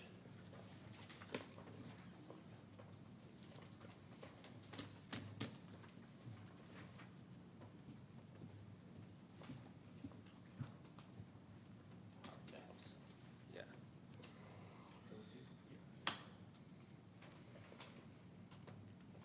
Okay, so there's some drives that bring access, and just to clarify, this is, we have a revised site plan that has been submitted that has drives that actually access the individual townhomes that are going to be built and constructed more or less as duplexes.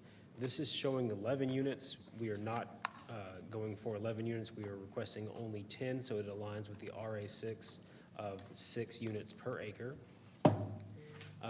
We have also revised and updated that the county staff's DOT requirement of upgrading Community Road to have 11-foot wide asphalt drives with a county compliant curb and gutter, which will also be part of this submission based on the county staff's recommended approvals. So to clarify, once you turn into the development, that's all becomes a private road. The DOT has made recommendations for county compliance with those standards. Yes, here we go.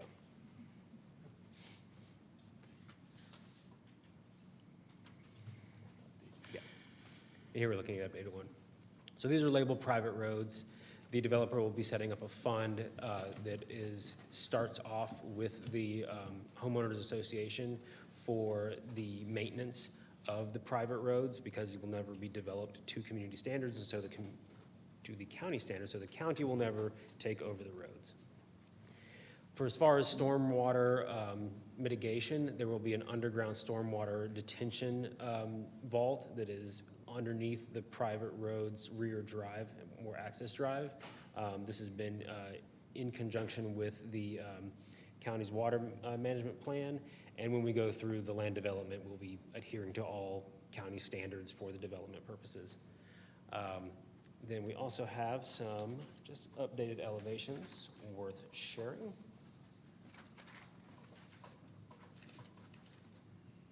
These are very, very, very similar to the original elevations that were submitted in the package. There was some back and forth with the county staff regarding the pergolas that we had originally designed. We have revised it so that the stair access roof, which is a conditioned space, and you can kind of see it's the sloped piece in that middle image. That's a stair access roof. Because it is sloping at such an angle, you take the mid-height of that sloping roof, and it still complies with the county's height requirement. Based off of conversations and approvals of support with the Mableton Improvement Committee, we actually added back the pergolas. And so that would be a variance request that is also in, is that the pergolas not be considered restricted based off of the county's roof structure restrictions.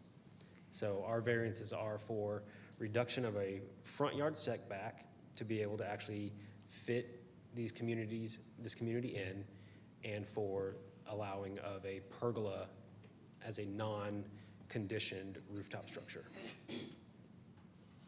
So yes, that is our time. We'll answer any questions as needed.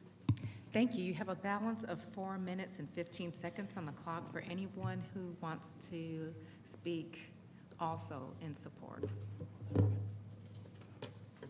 Thank you.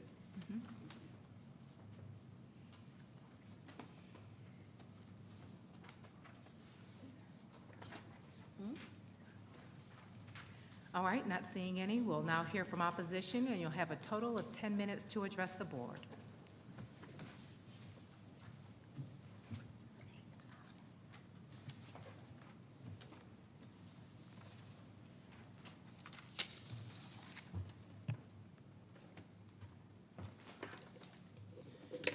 Okay, good evening. I'm Inell McCrary, and this is Ron McCrary. We're pastors of New Life Missionary Baptist Church that is directly right across the street from the proposed 351 Community Road construction. And we just have some concerns because it is so close to the church and the church property. Our first concern is in terms of the connection to the public sewer. We can't iterate that enough because the church itself is on a septic. We don't want to share it. It's enough problems with it being on a septic, okay? So the connection to the sewer or the public sewer is of utmost importance. Also, if the construction is approved, then we're concerned about storage of construction vehicles, space for construction trucks to turn around. It's only a 2-lane highway right now, and the highway cannot be blocked because it is also the same entrance we use to come into the church parking lot. Okay, so we don't want that when construction starts, that the road will impede any of the church's activities, okay? And then also we have some questions. I don't know, you had questions about digging regulations. At this point, the church is not agreeable to allow its property to be destroyed for construction. Neither are we agreeable to allow the property to be used for any storage at this point. So we are here, we want to ensure the protection of the church property in case of any unforeseen problems, issues, you know, that this new building might create, because it is so close. I'm very concerned about access, okay, and what this will do. Also, I'm learning that there's an underground detention that is supposed to be constructed. I want to know how that would potentially affect us. And does it go underneath the road? All of that. Thank you. Okay, that's it. Thank you. I also, Yes, sir. Sir, can you just state your name for the record? I'm Ronald McQuarrie. Yes, Pastor. Okay.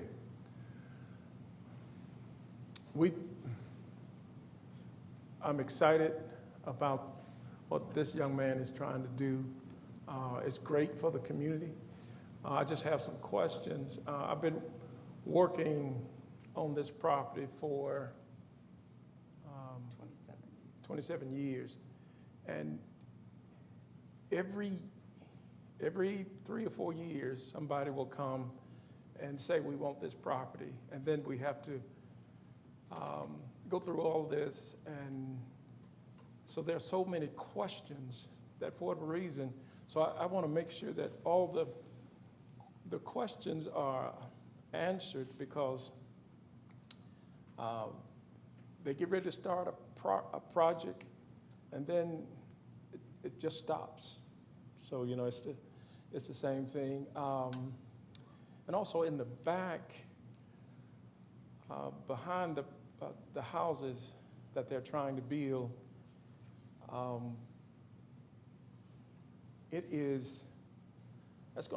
that's kind of interesting that how much of the land is available there to use.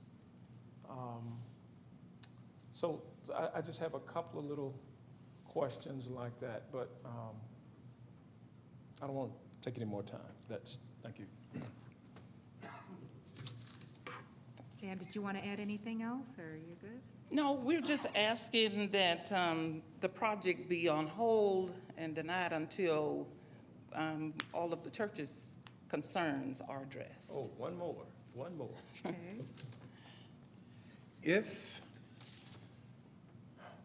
for whatever reason,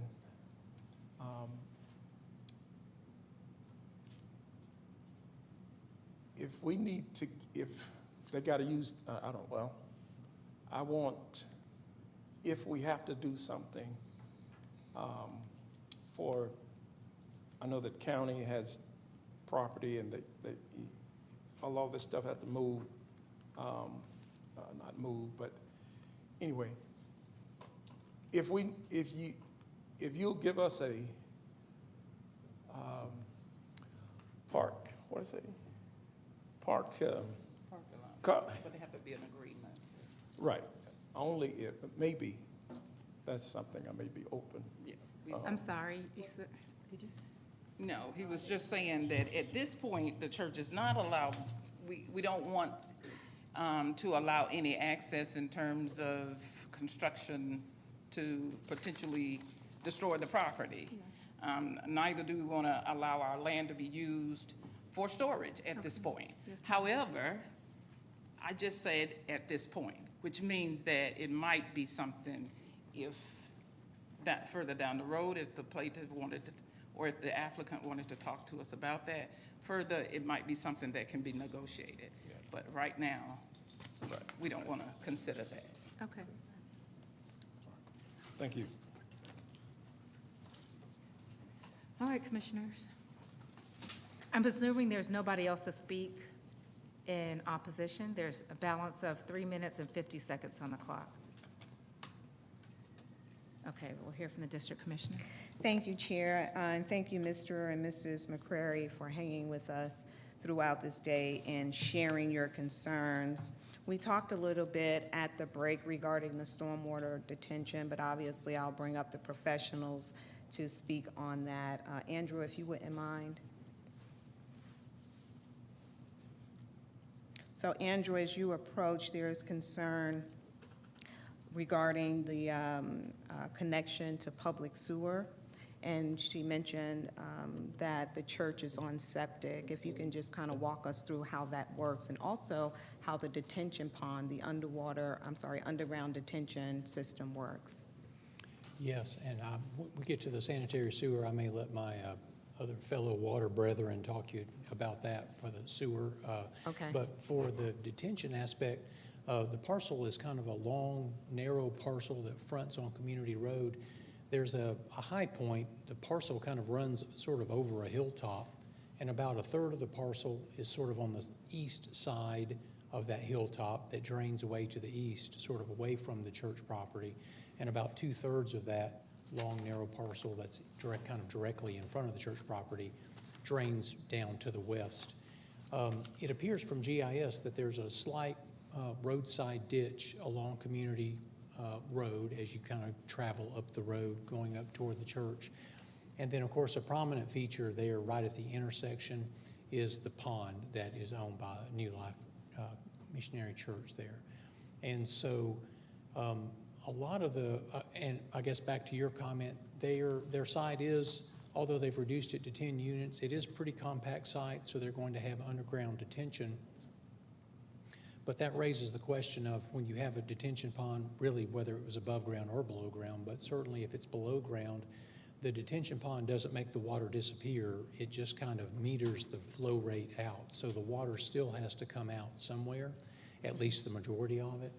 And so where's the water going to come out? If it comes out of the detention pond, for instance, through a pipe, right now there isn't a single point discharge that goes down onto the church property. The water just sort of trickles down through the woods. It looks like there isn't a single concentrated source, except for the roadside ditch that's along Community Road.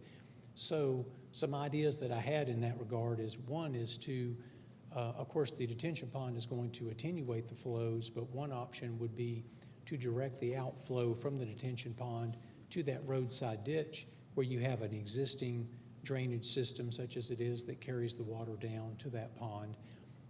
Another option, and I recommended this in my comments, is that the applicant just go ahead and reach out to the church and just say, hey, you know, our property is higher than yours, our water is going to come down to you one way or the other, you know, how would you like to do that? And there could be a better way. The church might say, well, I'd rather it not come down the roadside ditch. I'd rather maybe we make a pipe or something like that, get an easement.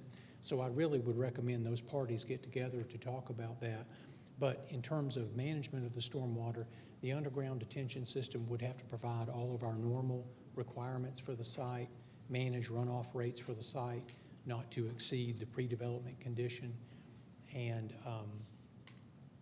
that means that on that far eastern side of the site, there's not really a lot that they can do over there, easily at least, because it's on the side of the site that tends to want to slope away from detention. So I think on the revised plan, I think about the only thing they have on that side is, I think it's like a little dog park, little playground area. So Yes. it's not really much additional impervious area. So that's, I think, the main point of it. But I really recommended they get together, talk with the church, and just see, what the most favored option is for dealing with, stormwater discharge on the site. So. Okay, thank you. Did anyone else have questions for Andrew?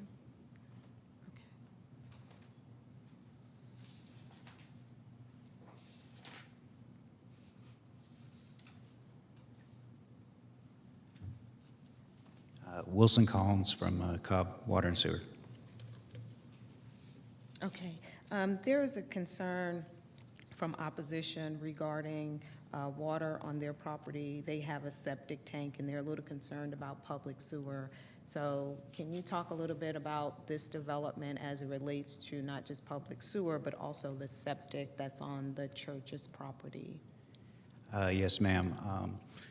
The church would be able to stay on a septic sewer, but the new development would have to extend sewer and connect down. And so there would be no change for the church.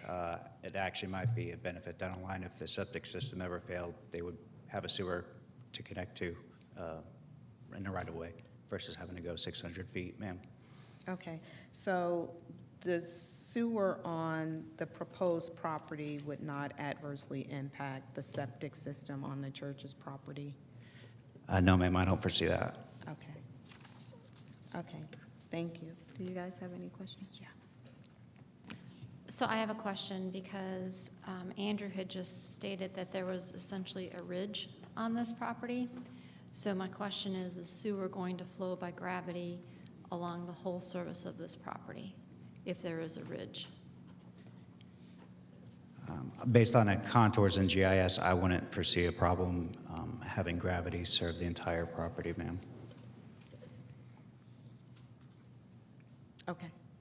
You guys have any other questions? Okay, thank you. May I have the applicant to approach?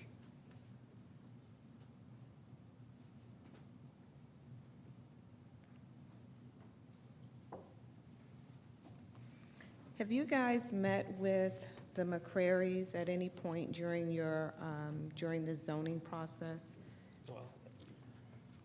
My name is, or attempted to reach?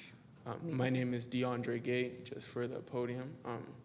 I did have several conversations with the pastor, Pastor Ron. I actually have his phone number, and we, communicate via phone call, text messages, and we have conversations in person as well. Regarding his concerns, the problem is I was trying to have those open-end conversations regarding trying to address everything that was, bothering him.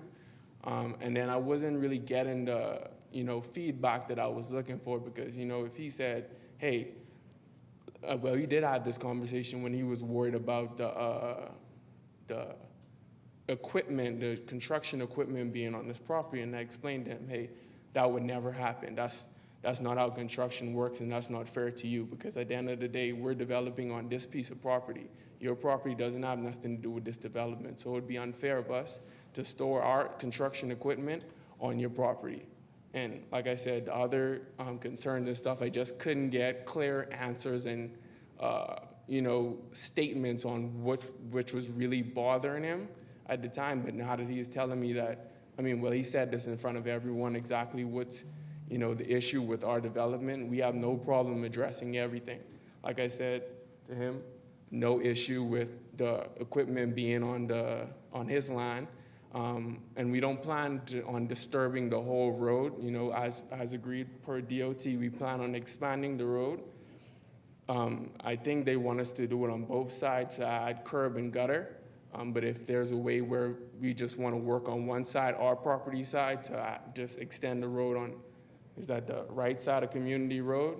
That way, at least one side of the road isn't disturbed at all, just to accommodate, his church coming and going. Because like I said to him, our development, we don't want to disturb anybody. He's been at that church for a while. We have no intentions of bothering him or, making his day-to-day church routine difficult at all. That's not the goal of our development. And we are open to any additional conversation or comments regarding our development. We're not running from it, and we're not lying or going about it the wrong way.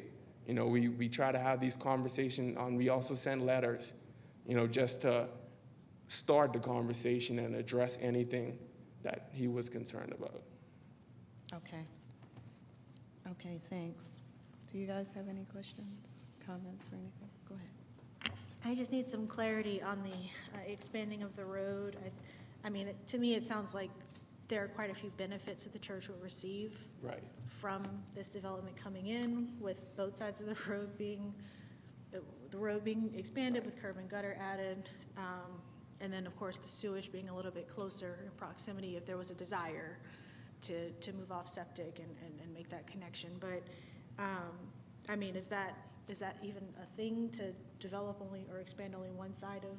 Because this looks like a pretty small road to only have it be improved on one side. And perhaps I'm not as familiar with this road or the makeup of that road, but I don't know if DOT or if you can shed some additional clarity on that. I'll have Legia to come up and explain. Yeah, you can be seated. Thank you. No problem.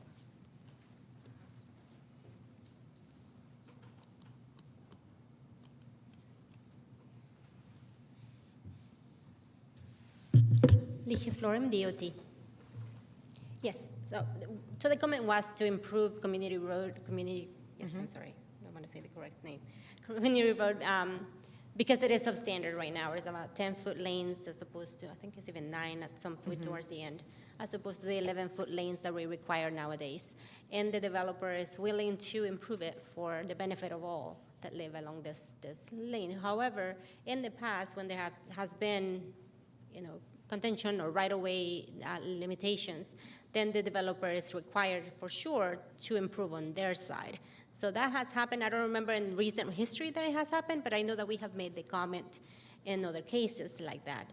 But in this case, it's up to the board if you want to omit that one side of the road, but I don't see the benefit. I think, as it was stated earlier, I think everybody will benefit from improving the road on both sides, and given that the developer is willing to do it. Right, thank you. One more question. Just thank you very much. Not related to DOT, but it was the question came up around past developers that have come into this parcel, and things have been stalled. I just wanted to know if that was something. I'm not familiar, and John, perhaps any desire to develop this was before I took office, but there was an application that we approved either earlier this year or towards the end of last year. If you see on the screen, the LRC, that was approved for an insurance office that has not started development yet, so I don't know if that was the reference, but as far as the subject parcel, I am not aware, but John, I would allow you to add context if you have any. And I'm not aware of anything either, Commissioner. Okay, because I would certainly want to consider if there is something, some factor that hasn't been brought up that we haven't, that we should address. Okay, thank you. Thank you. Any other questions? Okay. It seems like the only outstanding issue we have at this point is maybe additional conversation between the applicant and the McCrarys regarding the stormwater runoff. But when we have these developments, and this was the same concern that the McCrary shared when we rezoned the parcel for the office building earlier this year, towards the end of last year, regarding equipment left on the property. And I can certainly understand your concern there because you're not there all week to monitor what's being done, but that it would be stipulated, much like we had with the other application, that equipment is not to be stored on your property unless, of course, and I think you alluded to some type of negotiation with them. If that were to happen, then obviously they would reach out to you and you all would come to some type of agreement which would be outside of what we would require or stipulate. Andrew, regarding your comment or recommendation concerning the two parties discussed stormwater, thank you for approaching, discussing stormwater, is that something that we can have discussions and then whatever they agree to, have that reviewed in site plan review? Yeah, absolutely. We can definitely do that. Okay.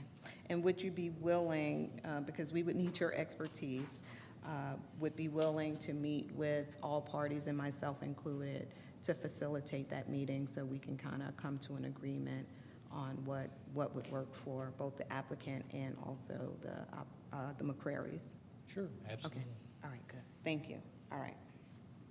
Okay. Thank you. Anything else, guys? Yeah. So my one concern is that they are proposing 11-foot private drives. Yet if you look at our fire department comments, they require 26 feet. So my question is if we approve 11, how do we potentially impact the fire department from serving this parcel? And that also goes down to Community Drive. Is that going to be a public road or is that currently a private road? Community is public still, and I can let fire speak to your concern regarding the length of the driveway. Okay, because if I recall correctly, the applicant was only willing to do the improvements to 11 feet, which still doesn't meet the minimum requirements for the fire department. Okay.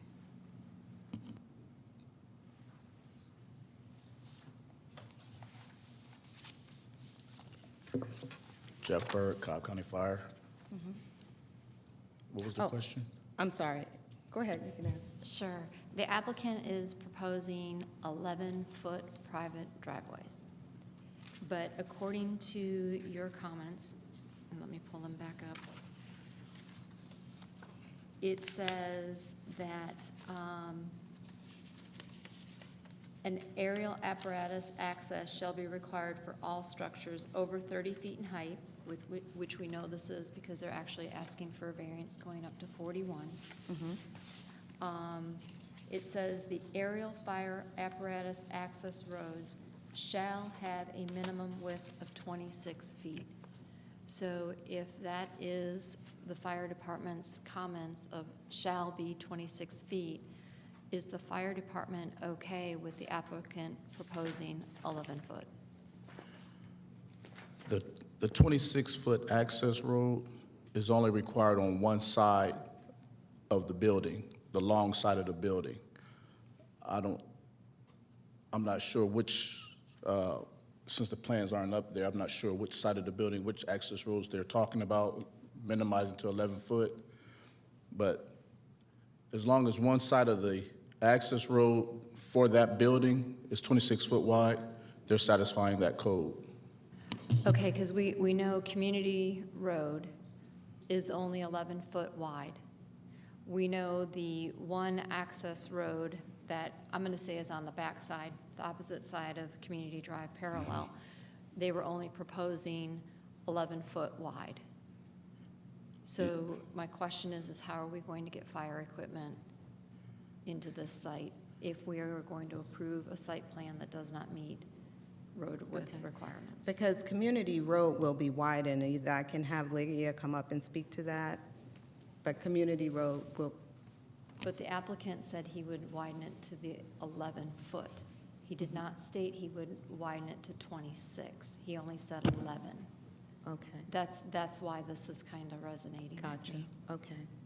Right, so the comment was, our standard is 11-foot lanes, which would be two 11-foot lanes on each side, that's 22, plus 2-foot girder on each side. That makes it 26-foot wide width of the pavement, and then the curve from there. Does that work? So you have 26. Face of curve. Face of curve to face of curve. Yes. 26. So that's what it will be at the end. Okay, 26. And just for clarification to your point, if the applicant would approach?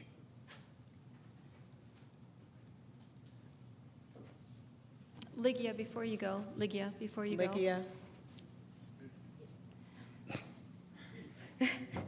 It's okay. Yes, But my understanding, this isn't currently a 2-lane road. it is a two-lane It is. road. Oh, I Yes. thought I heard it was only a lane and a half. No. it's It two is lane. currently only about 18 feet wide, so it is about 9-foot lanes at the narrowest. So it is substandard, but it is two-way Still. traffic. So he's Two-way. going to be essentially widening it another 8 feet then, essentially? Because if we're at Essentially, yes, with 18, the we need curving to get gutter. to 26. Yes, ma'am. Okay. Does that answer, I guess we don't need to have the Oh, applicant. it does, but then on the applicant's site plan, my other question is he was showing that the private road was 11 feet. So is it 11 or is it 22? I can't If read it. we can get It's the so site small. plan on the screen, that would be Yeah. helpful. It's showing it as 26 feet wide for the private road behind the buildings. You see, the 26 feet, That's behind the buildings. that's behind. Because I thought in one of the site plans they put up, it showed 11 feet. I think they're adding either 10 or 11 feet to the right-of-way on Community Road, but this private access road is 26 feet wide. Which would allow for the fire vehicle. Yeah, exactly.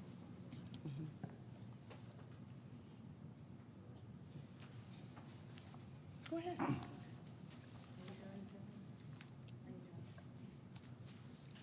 Thank you. So originally, the proposal was for 11 townhomes, and now they've reduced it to 10. So the variances with reducing the front setback from 40 to 25 feet and increasing the height from 35 to 41, does that change, the setback change? Or is that still a variance with RA5? Yes, both those variances shown in the staff report are still there. Okay, and then based on, I know they requested RA6, but staff's recommending RA5. Right. So with 1.74 acres and a maximum of 5 units, they would be allowed 8? Correct. 8.7? Right, the calculation would be 4.59 units per acre at 8 units. So staff recommendation of RA5 at 4.5 units per acre would yield 8 units. Okay, but they're Right. showing 10. Yeah, they're showing 10 because that's what I was agreeable to, still in the RA5 category, but it will be 5.74 units per acre. So it's a little over 5 units per acre, versus staff's recommendation to be under 5 units per acre. So it's essentially adding two additional units. Yeah, but if it's, well, if it's over 5 units per acre, it's RA6. Well, no, it's not RA6, it's a little above RA5. I mean, it goes closer to RA6, but I can argue that 4.59 is not 5 units. Okay, well, I So on one understand, side, I'm just saying. one side, it's not quite meeting the RA5, but in my recommendation, it goes just a little bit over 5. And part of the reason I'm supportive of the 2 additional units is because of a few factors. This is on a dead-end street. There's no through traffic here, so there would not be any, I guess, adverse impact to traffic. And also in an effort to build more, to help with our housing inventory. It's just an additional 2 more units. I think it would be a good fit on this road. The land is there to the south of this property is also RA5. So this is still in the RA5 category, but it's just a little above 5 units per acre.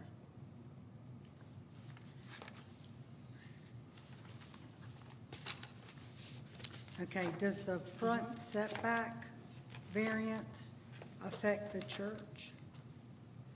It does not. It doesn't affect the church, and in my conversations with Lygia, they would otherwise have met, or John met the setbacks had it not been for the donation to the DOT, for the DOT right-of-way donation.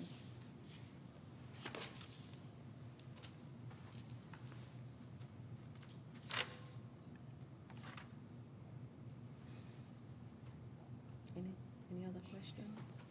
No comments? Yeah. Just have a question. It's more for clarity on the 41 feet, the height variance that's there. And this is just me asking, because I don't know if what's best on this, but is it better to basically exclude the pergola from the calculation or to count the pergola into the 41 feet? Because if 41 feet is granted, could something besides a pergola fill in that extra height space? And I don't know which one's preferable, but. To have it or not have it is what you're To saying? have it where it's a variance where you're allowed 41 feet height, or to just say the pergola is not included in the calculation for the height? Well, it has to be included in the calculation. And part of the reason for granting that request is to allow for future homeowners to have shelter on the rooftop.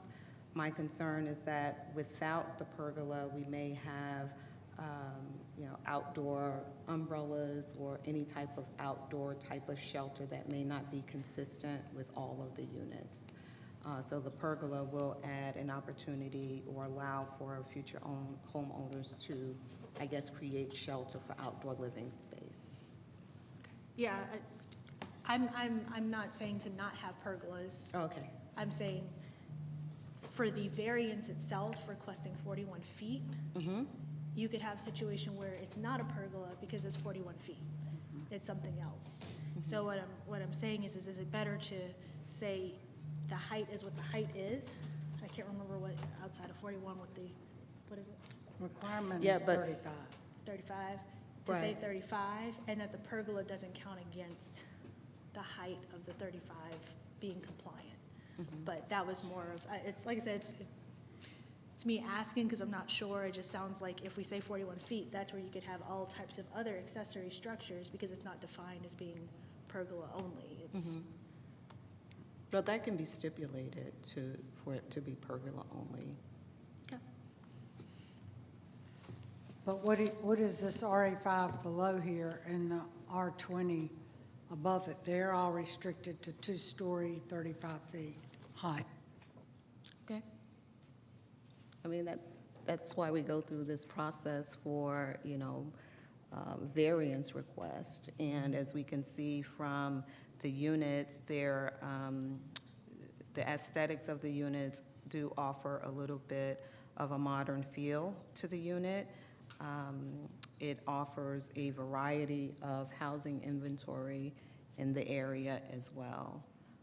So the RA5 at Walden Crossing and the one in the R20 behind it, you know, those were probably built in the late 90s, early 2000s possibly. So we're talking at least a couple of decades.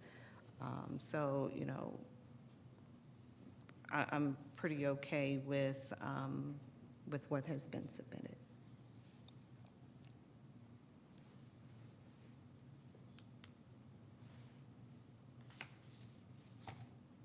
Any questions or additional comments from anyone? No? Okay. All right, well then I guess I'll go ahead and make a motion. Just want to get the comments here.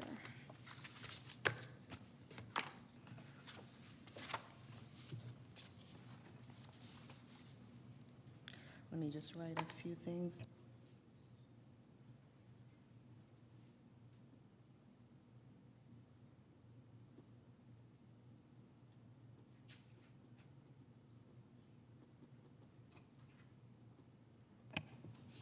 If I may just ask the McCrary's, if you can approach, I just want to make sure that we answered all of your questions and addressed your concerns before I make my motion.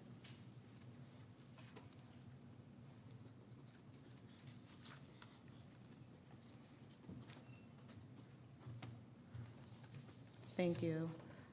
And again, thank you for being here with us to share your concerns, but I just wanted to make sure that we touched on your concerns regarding not utilizing the church's property. I'll add that and include that on the stipulation as a condition, not to store any equipment on your property or to store any construction debris.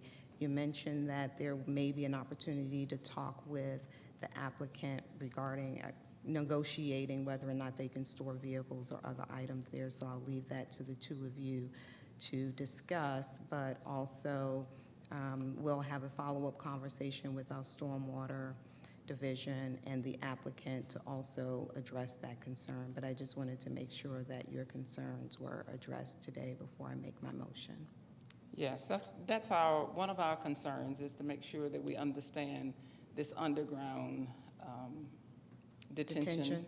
Okay. So I am very interested in hearing what Cobb County has to say and how that can possibly affect us. So I'll be Okay. looking forward to that meeting. Okay. And then just wanting to ensure that the church's property is protected. Sure. Even if in case of some unforeseen circumstance or problem, that we make sure that the church's property is protected. Because the church has property both on the side that you see the church building on, but we also, you know, own the part where the pond is. Right, okay. Gotcha. Okay, well, thank you so much. All right. And also that the question about the property, is it, I can't recall the number y'all said, that is it shorter or longer? There's going to be some questions there. I think. Size of the property? Hmm? The size of the property? These honorable person here, and you raised a question like, is the sound, I mean, is the Size. yeah, is the size, because once again, when I mentioned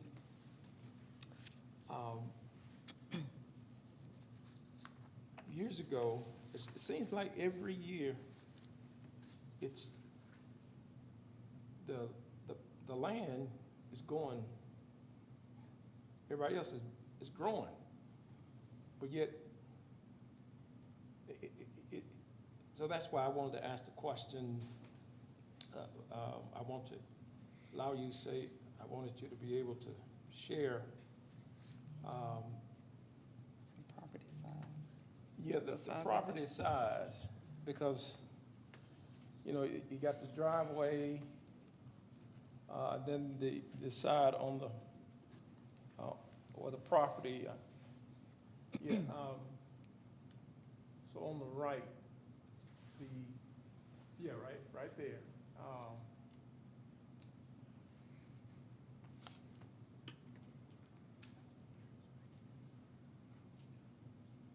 Okay.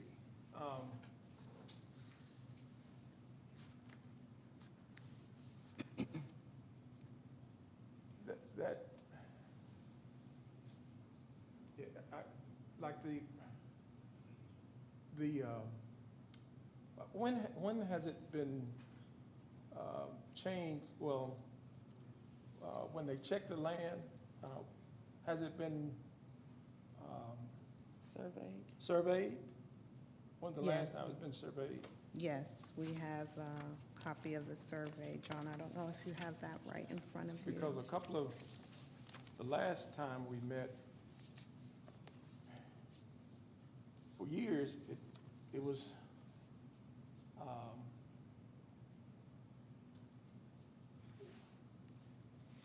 we had to build, we built, not built, developed up there by that LRC.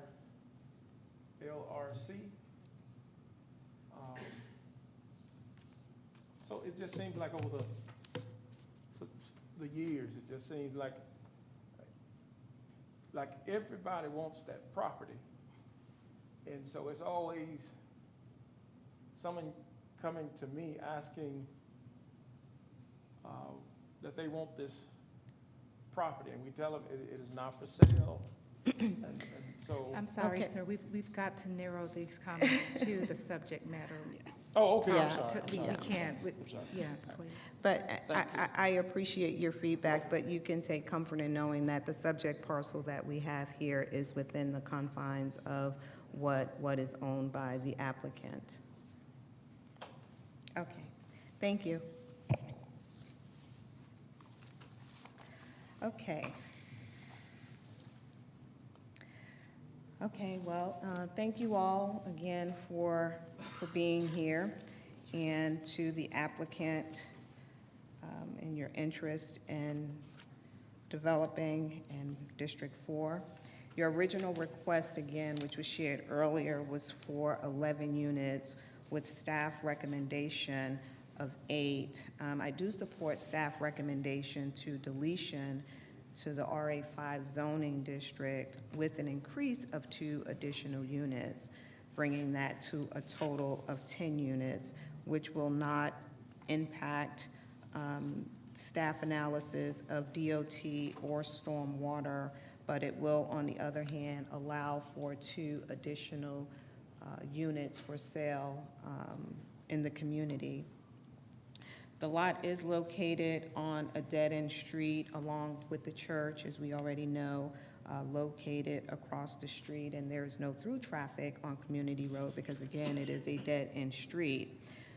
The future land use for this development is MDR, medium-density residential, which would allow up to 5 units, but again, with my recommendation of adding just 2 additional units, that brings it slightly over the 5 units per acre, which again, my contemplation and again, my reason for going above that is to allow 2 additional units for residential purposes to try and help satisfy our housing shortage, and also in a way to try and reduce density in other parts of the area by allowing 1 to 2 additional in a development. We can potentially avoid just packing in density and with other applications.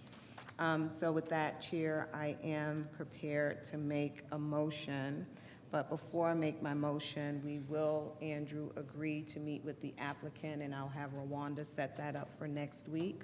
and we'll meet with the applicant and also with the McCrarys regarding the stormwater. And whatever we agree to, we'll review and site plan review. But I am prepared to make a motion to support staff recommendation to delete to the RA5 zoning district with no more than 10 units for the proposed development. John, I believe there was a condition to add the pergolas. Hold on.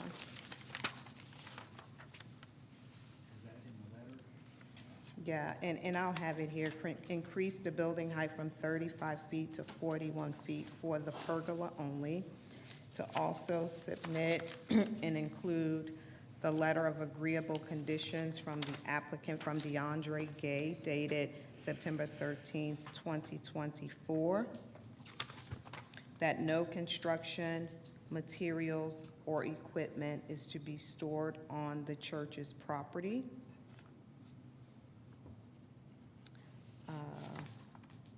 And all staff comments and recommendations not otherwise in conflict. And that concludes my motion. Okay, is there a second? Second. Any further discussion? Call the question. Motion carries 3-2 with Commissioners Burrow and Gamble in opposition. Excuse me, John, can you just tell me what cases we have left for the remainder of the We have hearing? LUP 29, LUP 30, and OB 60. Okay, thank you. Commissioners, I know each case should be dealt with delicately, but if we take the same amount of time for these cases that we've taken for the prior cases, we'll be here until 7 p.m. We'll be here till 7 p.m. Just want to be mindful of those who've been here. All right. We have LUP 29. LUP 29, LUP 30, and OB 60. Yep. All right. Okay, thank you, John. Let's cue up the next one. Okay. Next case is LUP 29, Grishel Treveria, requests a temporary land use permit renewal to allow a landscape business and related vehicle parking in land lot 626 of the 19th District. The property is located on the south side of Milford Church Road across from Farmington Drive. Is the applicant present? Let the record show the applicant is here. Is there anyone here opposed to LUP 29? Let the record show there's no one opposed. Would the applicant please come forward to be sworn in?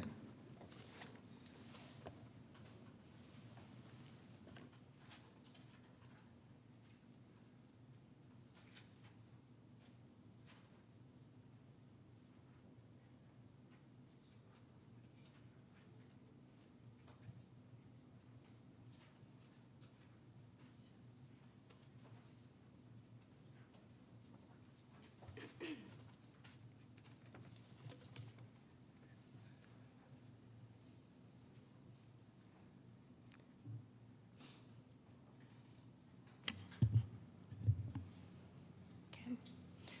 We can proceed. Hello, my name is Grishel Treveria. I go by Zoe. We are here just to renew the permit that we've put in before, except for this time we want to do it for 24 months instead of 12. I'm not sure what other information you might need from me, but that's really all it is. Perceive as though we have never heard any. We don't know about your case. Okay, so I guess I'll go off of the paper that I have in front of me that we're just requesting temporary land use for a permit. Basically, the left side, well, on here we have the owner named Koyman. He owns 3 acres, and part of those 3 acres on the left side, so I would say maybe 1 acre, he uses that to park a truck. And we got a notice from code enforcement that we were violating. I'm not sure why, but I guess we're just, like I said, here just to renew the permit, and that's all it really is. And yeah, I don't know. if there's any other information you guys would need from me. Okay, thank you. And then I did not catch if there was opposition. No opposition, okay. Then I will turn things over to the district commissioner. Thank Commissioner you. Sheffield. Grishel, is it? Yes, ma'am. Grishel? You are the applicant. Do you currently reside at the property? No, I do not. Okay, so you're here representing, Koyman. He's here. oh, he is? Yes. Where is he? Oh, Yes, but okay. I want to translate for him. Oh, Yeah, would he mind just yeah. coming up since he is the applicant, please? Just in case you have some questions. Yeah. Commissioner, they have their little girl back there. Yeah, that's with my them. daughter. Oh. Can we just That's have why he her was sitting back come up there. there too? Oh, I see, okay. Yes. Yeah, let's don't leave her back there by Yeah, herself. sorry about that. We've been here all day, so I had to go pick her up from school. Can we just- Well, can he bring her bring her- up to the front in case I have some questions? Yeah. You would need me to go get her? I mean,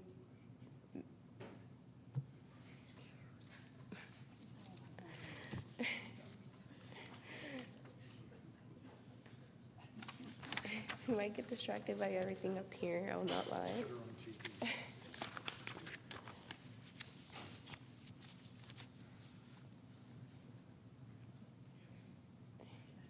She put, right.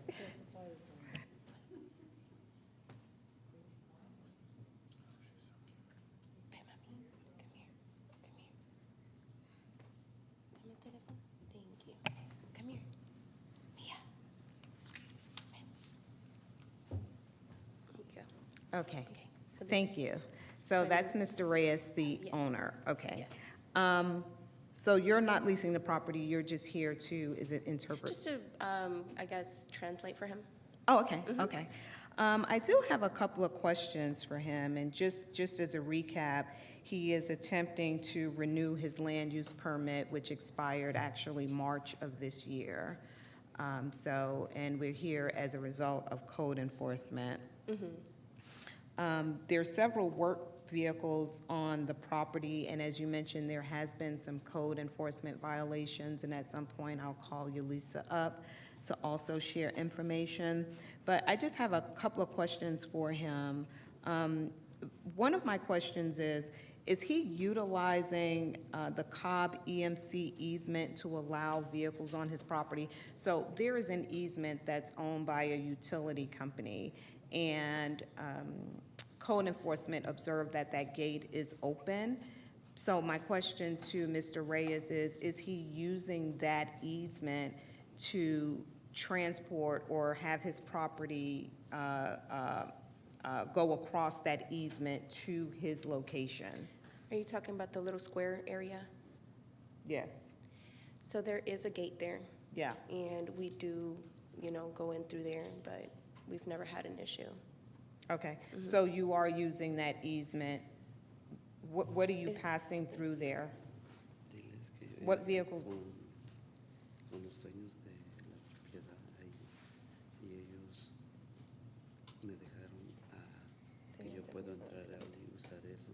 So he is saying that he has spoken to, I guess, the owners of that area, and they have allowed him to go ahead and use that area. I'm sorry, he spoke with whom? Whoever owns that little square area, Okay. yeah, and they've allowed him to go ahead and use that area to go ahead and come in through that Okay. access. Can he share who he spoke with?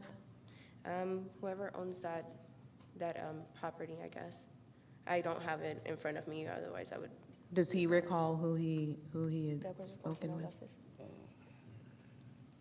me acuerdo, pero el señor, yo hablé con los de Georgia Power, el manager, él dijo que yo podía usar eso porque ellos también entran a mi propiedad. Entonces dijeron que no había ningún problema, simplemente tengo que dejar el portón que se pueda abrir para que ellos entren a trabajar cuando necesiten. So I'm assuming that Georgia Power is the one that owns that area, and he did speak with, I guess, the manager, and they just wanted to have access as well. So the gates they will be open if they need access to come in, but I'm not sure of the exact person that he spoke with. Okay. Also, there is a wood chipper on the property, And when the application was approved last year, it was not approved for a wood chipper. So I'm just curious to know how long the wood chipper has been at the location.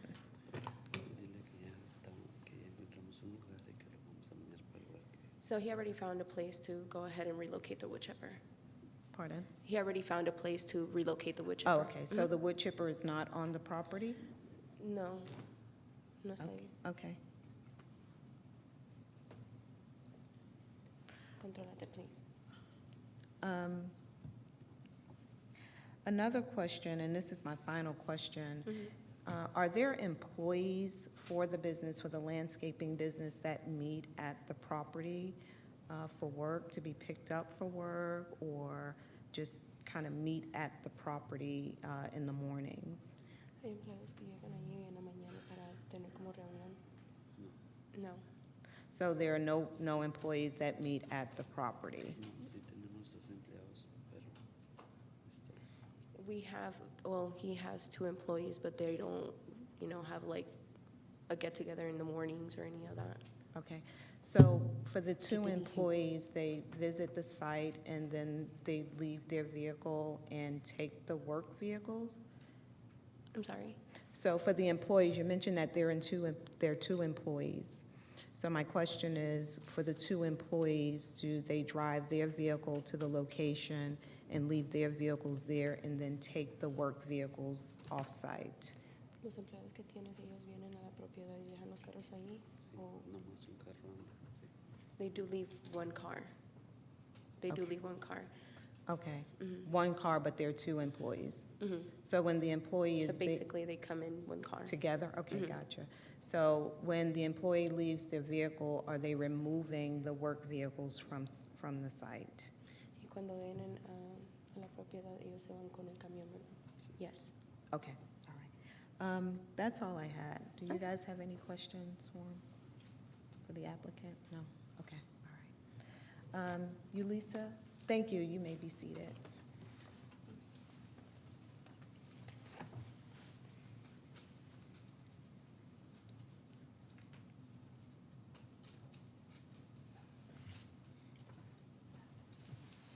Lisa Foston, Cobb County Code Enforcement. Hi, Lisa. Are there any pending cases for this property or any outstanding violations that you can share for our consideration? We currently have an active case because the LUP expired.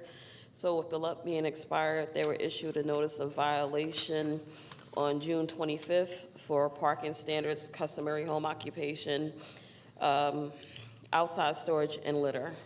The property was just inspected on October 9th by the field supervisor, and he observed the blue sign for the zoning hearing was laying on the ground. There were 5 vehicles parked on a gravel.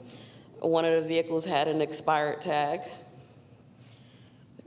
There were 5-gallon buckets on the left side of the vehicle. There was a dump truck, a wood chipper parked on the gravel. And it appears that the back fence was removed, which is supposed to be enclosed. And the fence for the Cobb EMC property was open, and it appeared as it was being used for entering and exiting the property. Okay, thank you. The applicant testified that the trailer or the wood chipper has been removed. Can you just refresh me of the date where code enforcement actually observed it at the property? Okay. The wood chipper was observed on June 25th at the property when the notice of violation was issued. Okay. Okay, thank you. Thank you. Are there any other questions for you, Lisa? I would like the applicant to approach. I just want to know more about the expired vehicle on the property.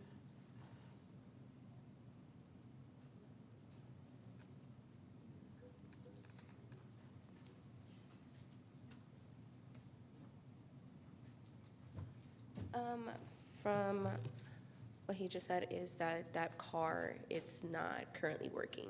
It's not currently functioning. So that's probably why it's sitting there with the license plates expired. Okay, is there a plan to repair or make it operable again, or is it just being stored there for some other reason? I wouldn't know which vehicle it is. If I could see a picture or which one, I'm not sure.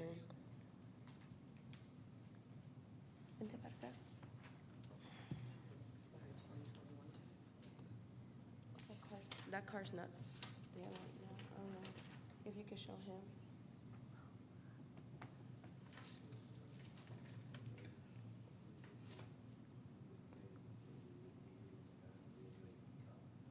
Oh, yeah, that car's not there.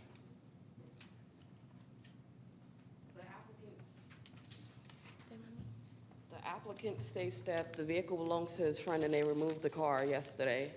We would have to do another inspection to check and see if the non-compliance vehicle was removed from the property. Okay, thank you. Yes, ma'am. Yolissa, was that the only violation when they had the license before it expired? So being that they don't have a LUP right now, the property is zone R20 for residential. They're in violation of operating the business from the property, parking standards because they're parking on the gravel, and also outside storage for the buckets and stuff that are outside by the vehicle. Okay. But were they approved for this? Their LUP expired. They originally was approved for operating the business there.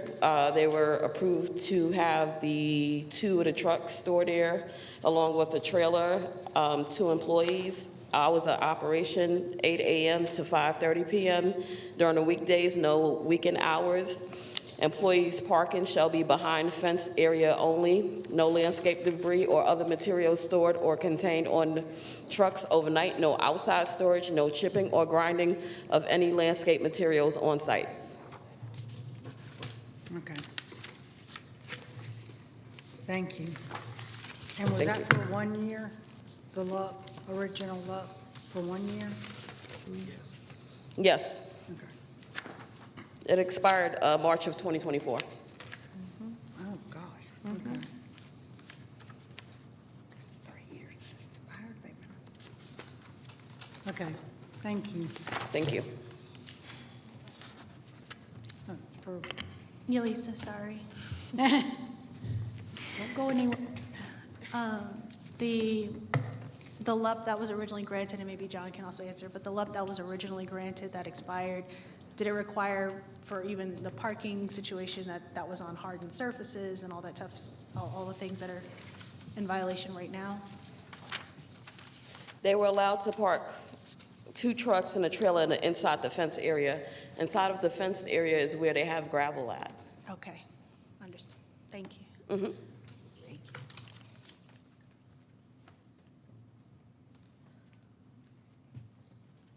I don't know if you need my me or if I can go back. I don't have any more questions for the applicant. Thank you. You can be seated.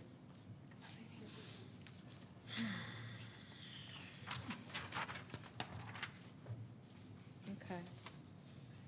Is there anything else you guys like to add?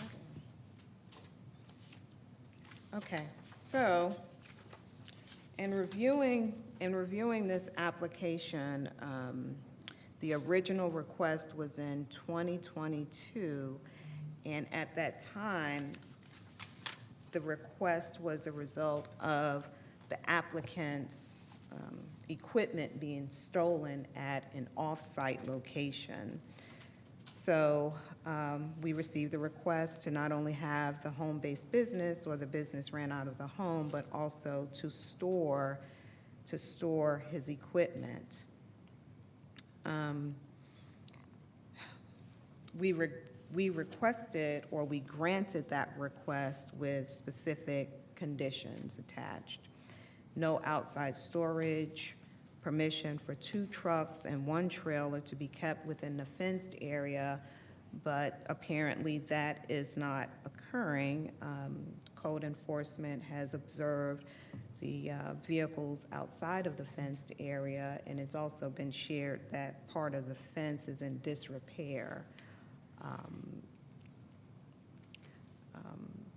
But it does not appear that the conditions are being consistently maintained. Yeah, I've received, much like the previous application today, received several complaints from the neighbors regarding the vehicles on the property, more than 2 employees being at the property, although you testified that there has not been. So I'm more inclined to go with your testimony since opposition is not here to speak on that. The property has also been repeatedly cited for trash and debris, and even outside of our approval, I am concerned or troubled by the fact that there is trash and debris at the property, which apparently that has been several citations of code enforcement as well as outside storage. The initial approval was intended to help secure the business equipment. That was the original or the initial goal in us approving the application. But unfortunately, the conditions that we ask you to uphold have not been met. So, I am not inclined to be supportive of renewing this LUP application for those reasons. Access to EMC, I don't know if there's a written agreement. I'm assuming that there's not. There was testimony shared that the applicant pretty much had a handshake agreement with the owner, which is Cobb EMC. I don't have anything in writing, so I don't know that to be true, and it might be, so I'll give you the benefit of the doubt there. But because of the complaints, it sounds like the business, or it seems like the business have grown a little bit over the year, and it's grown to the point where I feel that it is too intense for an R20 category. In reviewing the original application back in March of 23, and the LUP was required to be renewed in March of this year, there were several conditions that both the PC Planning Commission and the Board of Commissioners stipulated, and a few that I would like to draw from 2023, which are in current violation, is the no outside storage. Also, for the vehicles that were approved, there were 2 trucks and 1 trailer that was approved on the property, but subsequent to this approval, code enforcement observed a wood chipper. I understand that it has since been removed, but according to the original approval, it should not have been on the property at all, because it was only approved the request was only approved for 2 trucks and the trailer. So it seems to me that more vehicles are being added. There is a disabled vehicle on the property now. Based on the photos that I've seen, it's more than what we originally agreed to. It sounds like the business is growing, which I think is fantastic, but I am of the opinion that what you're wanting to use the property for is too intense now for an R20 category. So it is my recommendation, and I'll just go ahead and make the motion, and then we can have discussion if there's any to come of this. But I do make a motion, Chair, to deny LUP 29-2024 and require that all work equipment be removed from the property within 45 days. I understand that there may be a challenge to find a new location considering the size and the type of vehicles. So originally I had 30, but I'll allow for 45 days. And that concludes my motion. Second. All right, are there any other questions?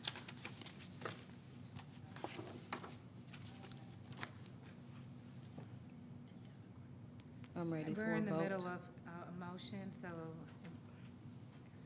it's really not appropriate to go back and forth, but Commissioner, do you want to respond? It's up to you. Well, I mean, after we vote, I'm willing to talk with the applicant offline, but I'm moving forward with my recommendation. All right, so there's a motion and a second. Any further discussion from commissioners? Call the question. The motion carries 5-0. Commissioners, you want a couple of minutes to talk to them before we move forward, or you'll just talk to them after they're here? I can circle back after. Okay, Thank you for asking.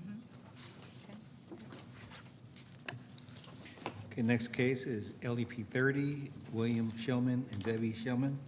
Request a temporary land use permit to allow parking of trucks and trailers in land lot 779 of the 16th district. The property is located at the northwest intersection of East Lake Drive and Boyd Road, west of New Kent Road.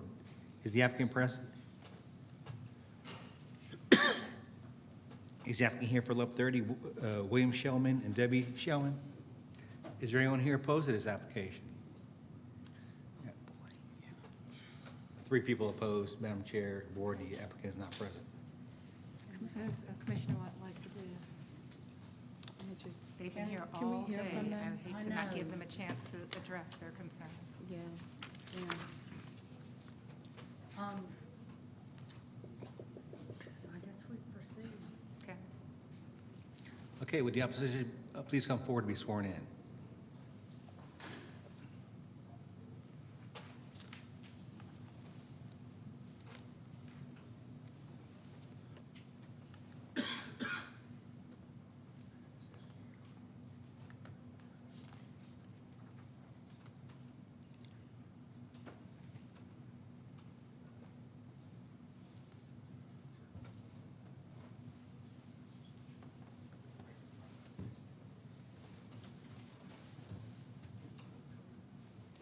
Whenever you're ready, sir.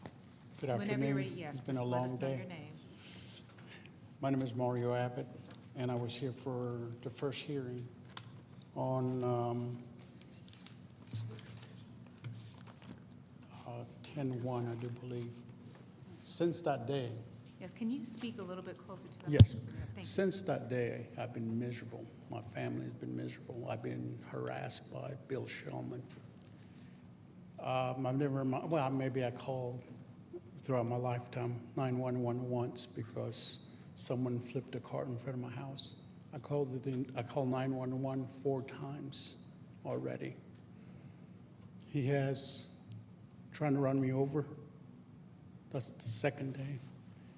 He has a landscape company, so one of his workers was stopping my driveway while my wife and I were in the driveway, and he said, "You got it coming to you." Ever since then, he's been parking his cars in front of my driveway. You know, I'm a corner lot, so I got 2 driveways, one in the front and one in the back. He literally blocked my driveway twice. I had to call 911. I asked Mr. Shellman to move his car. I said, "I'm going to give you 5 times. If you don't move it, I'll call 911. I called 911, and he didn't move the car until I put 911 on speaker. And the lady was going, "You got to move the car."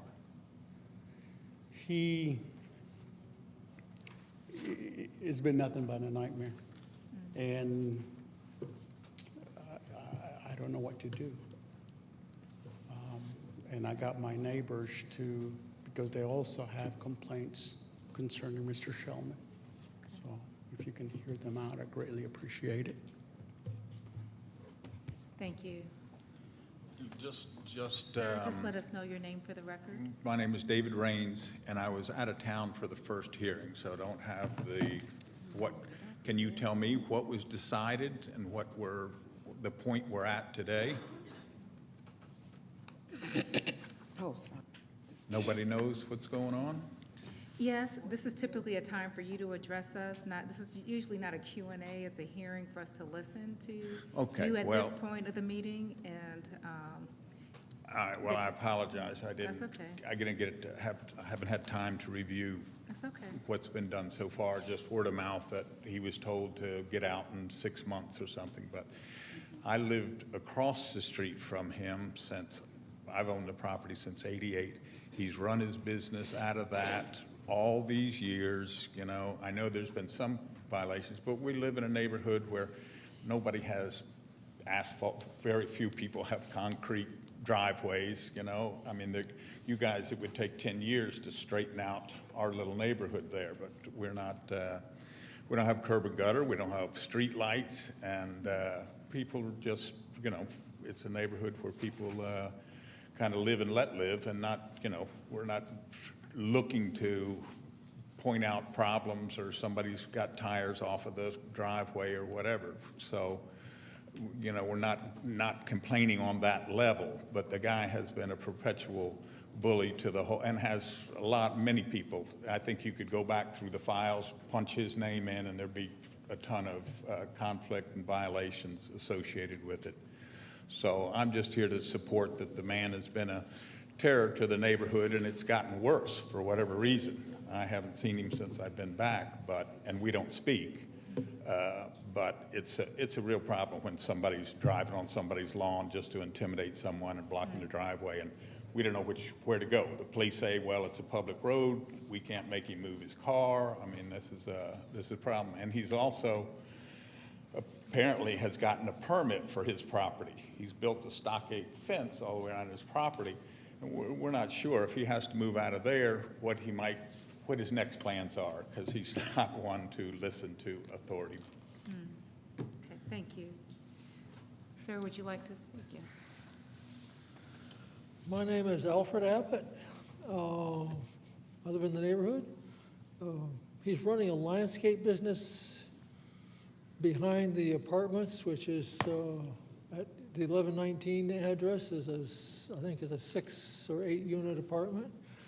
I don't know what it's zoned, what RM12 means, but he's, like David said, he's moved from across the street from where David lives to the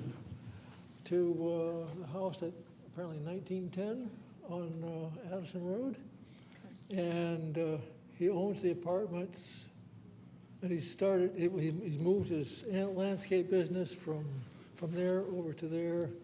I don't think he's ever got, I've never seen a zoning variance permit, anything until this one came up. And he's running landscape. It's not just for parking trucks and trailers like it says on the sign. He's running a landscape business. And like David said, it's mostly a live and let live neighborhood. But he's just pushing things too far. Okay. Thank you. I want to add that it's not just trucks and trailers. He's got 3 container trailers down there now. He's also got one in his backyard. I don't know what the code is. Where'd she go? Oh, well. Okay. Thank you. There's a balance of 3 minutes and 40 seconds. If there's no other comments, We can keep turn things over. complaining if it would help, but I don't see the point. Yeah. Why don't we do, Thank we'll you. wait till after their 10 minutes. Just one more thing. A couple of days ago, I got a code enforcement on my house. And the day before, 2 of his workers were in my property taking pictures of my property. And according to 911, that's okay. Because I'm not aggressive yet, but it's going to come to a point that I got to defend myself and my family. But now I got served, and I think that's unfair. Thank you. I'll turn things over to the district commissioner. Thank you. Since the applicant isn't here, Was this a result of code enforcement complaint? Yes, it was. But how long has he been operating without a permit or anything? That I'm not sure about, Commissioner Brew. The apartment building was built in 1970, so it's grandfathered in. Right. And does the owner live in the apartment, or he owns the apartment building? He owns the apartments, but he lives on the next street over. Okay. Yeah. There's a lot of equipment and trucks and behind the fence, behind the apartments, that is not conducive to a residential area. And it is zoned RM12 for the apartments, but all the surrounding, all the way around is all R20. And I'm assuming in LDR. Correct. So, yeah, I would, the Planning Commission, which heard this 2 weeks ago, recommended denial with 6 months to come into compliance. My recommendation or motion would be to deny with 60 days to come into compliance. And that would be my motion. Second. Is there any further discussion? Call the question. The motion passes 5-0. Thanks, Commissioners. Okay, last item on today's agenda is other business item number 60 of 2024, which is to consider amending the site plan and stipulations for Power Infusion LLC regarding rezoning application Z157 of 1998 and Z23 of 1999. The property is located on the north side of Miller Drive, north of Piedmont Road, in land lots 558, 559, 594, and 595 of the 16th District. Is the applicant present? The director of the applicant is here. Is there anyone here opposed to other business item number 60? Let the record show there's no one opposed. Would the applicant please come forward to be sworn in?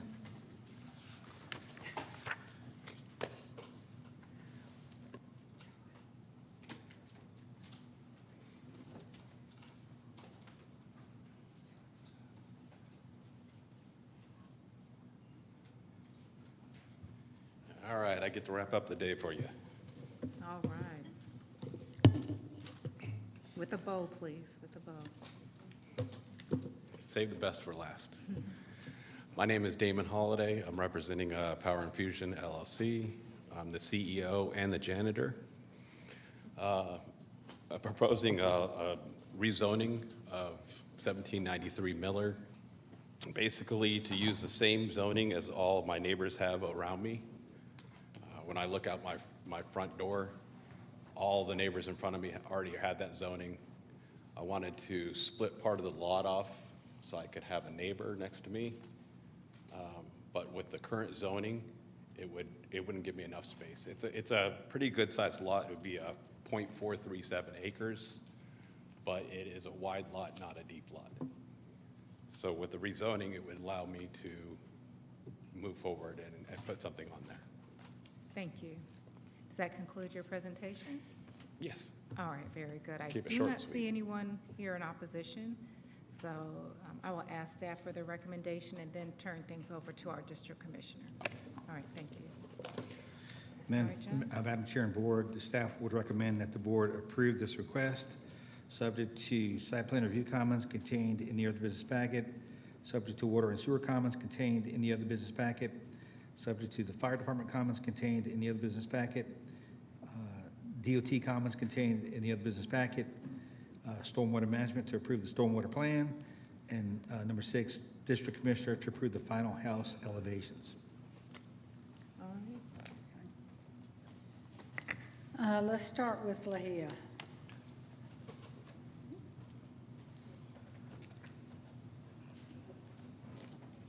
And I'll ask the applicant to come up after stormwater and DOT to make sure you're understanding what you have to do. Lahia Florem, DOT. Miller Drive. Yes. The applicant's going to need to bring that up to standards. It's a very narrow road and a lot of overgrowth on both sides. And it's right across from Sprayberry High School, so,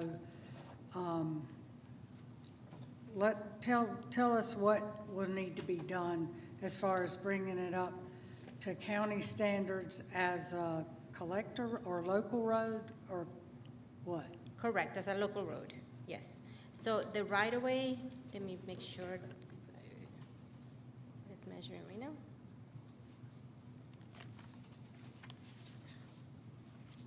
Doesn't want to measure it. So the right-of-way right now along this stretch of road, along the whole property frontage, is measuring 40 feet, and it should be 50 feet. So that we will be requiring a donation of 10 feet along their frontage on the north side of Miller Drive. Then to bring it up to standards, each of the, like we discussed in the previous case, the minimum width of the lanes should be 11-foot lanes, and installing curb and gutter and sidewalk along their property frontage to bring it up to standards. Okay, and do we have a site plan that shows that, or? No, ma'am. That will be done in plan review? It could be done in plan review, but the applicant has to acknowledge these comments. We don't want them to get to plan review and then be surprised that they're going to be required to do those things. But their it's in site your- plan does not show it right now. No, but it's in your recommendation. Yes, ma'am. Okay.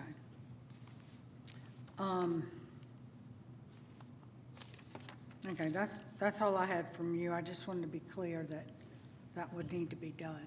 Yes. Okay, thank you. Does anybody else have anything for Lahia? Okay, Andrew, it's your turn. And actually, this will be brief because I'm going to submit it for the record. We did have one person send us an email in the subdivision behind there that was not seeing the stormwater management comments for this case. Previously, the applicant had come in with 3 lots. And so I sent you an email asking about if the impact or anything had changed by reducing it from 3 to 2. And I'll submit his comments for the record, but if you want to kind of explain what you told us. Yeah, absolutely. Of course, only adding one additional lot is, of course, less intensive than the 2 that were proposed before. The one additional that was proposed before was all the way on the far east. That far eastern sort of triangle area was where the other one was proposed. That to be clear, under the current proposed site plan, that's the one that's been eliminated. So that wouldn't be developed. That one was a little bit more problematic because all of these lots slope away from Miller Lane or Drive toward the subdivision that's behind it. That small lot or small area there on the eastern side, it slopes kind of directly into the rear lots of those other homes. And so I had some comments there trying to manage the stormwater from that lot so as not to impact those homeowners that are there or would have been immediately north of where that lot would have been. The applicant, of course, on the revised site plan has eliminated that, so that lot on the eastern side is gone now. There won't be anything built there. So the home that's proposed to be built, or the new lot, I should say, would be more on the far western or left side of the image as you see there now. Along that side, there's a pretty pronounced swale that leaves that subdivision and carries a lot of the runoff from that subdivision to the north away. And so really no runoff from this lot can get back really to disturb anyone in that subdivision because that very pronounced swale is going to intercept that. So my comments were truncated quite a bit because those that were related to that lot to the east, of course, that's gone completely now. And so they would only just have to provide just mitigation for that one lot. So a lot easier to do. Okay. And then we also got confirmation from Frank Gibson, erosion control manager, that there will be a 25-foot stream buffer. Okay. So that needs to be included. So that's all in your email, and I will submit these for the record for the clerk. Okay. Thank you. Thank you. Okay, now can the applicant come back up, please? Commissioner Richardson had a question for Oh, I'm him. sorry. And maybe I'm interpreting it incorrectly because of the time, but it looks like the water would be flowing to the north with the numbers because they're Yes. going down towards the north. Yes. Okay. Yes. And the Miller Lane, I believe it is, comes in along kind of the south side of that parcel, of that long parcel. So as you were driving in Miller Lane, all of that long parcel is off to your right.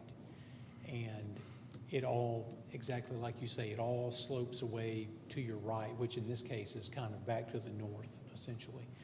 And so the one lot that was eliminated is that first one that's right there on the far right. But then when you drive all the way back to the very end, there's kind of a funny little, it's not exactly a cul-de-sac, it sort of looks like a little teardrop shaped drive around. And that's where this new lot is going to be. So, but you're right, it all does drain back to the north, you're right. Okay, I wasn't sure, I thought I had heard you said that the subdivision to the south would be more heavily impacted, but My coffee's long since worn said off, it I may have said south. we're good. Thank you. And I was like, okay. Thank you. Thank you, Andrew.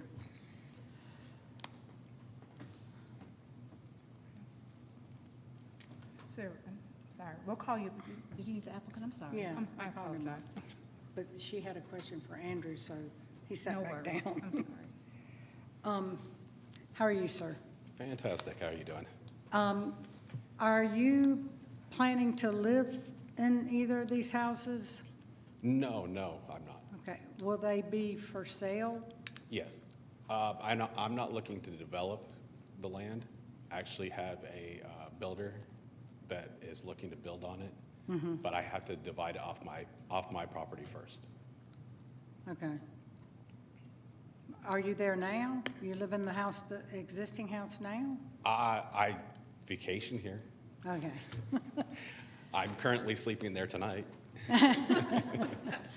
Well, I understand it's recently been renovated, and then the new house will be at the top end. Yes. So, and I don't believe there are any variances. And I appreciate you reducing it to the 2 instead of 3, which helped a lot with the neighbors especially. Yeah, that seemed like it cut a lot out of it, so. Yeah, but I'm just wanting to make sure they're going to be homes for sale and not rentals. No, for sale. Okay. Yes. So, and you're agreeable to what the builder will have to do for the road to bring it up to Well, I was county kind of standard? curious what they were planning for that we had to widen the road? Is that what they're?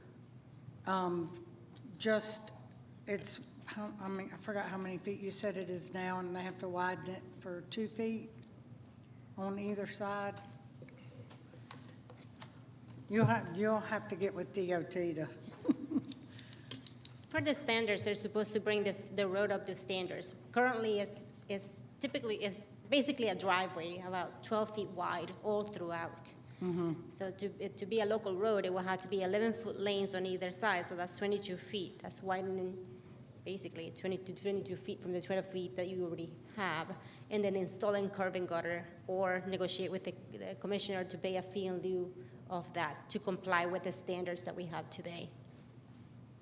so he'll have to do sidewalks too, Correct, along their property frontage. on his side. That's what the standard, Right. yes, requires.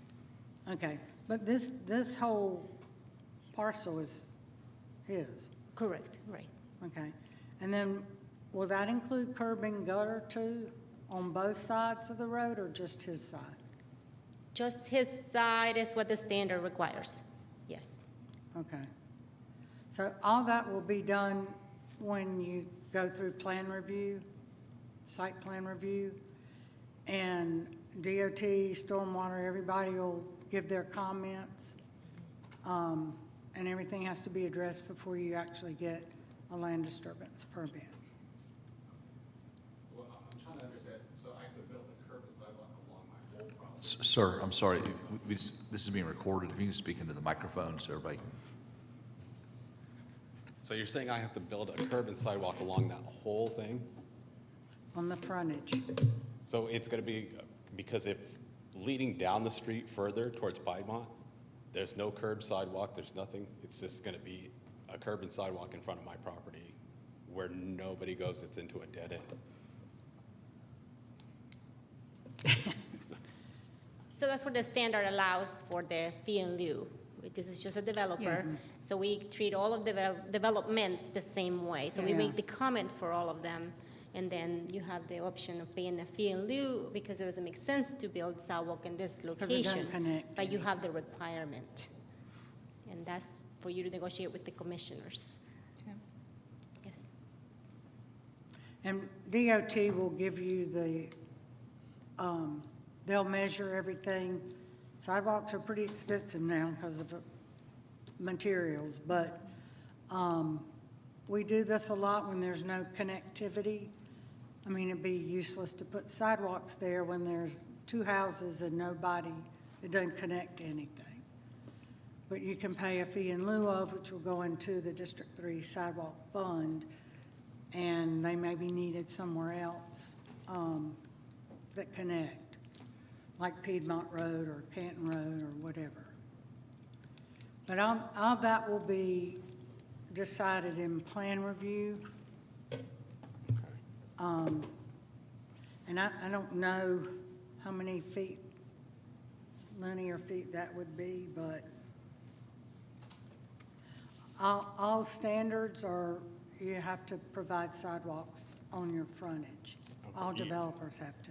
Yeah, I just was thought I was under the understanding that taking the other lot off, we were avoiding a lot of the developmental stages, the water runoffs, curb sidewalks and stuff like that. Because something like that puts, then to build all that, you would put the price of the lot way out of range. Because that's a lot of curb and sidewalk there. Mahia, would it just be on the frontage where the two houses are? Or would it extend all the way to the corner?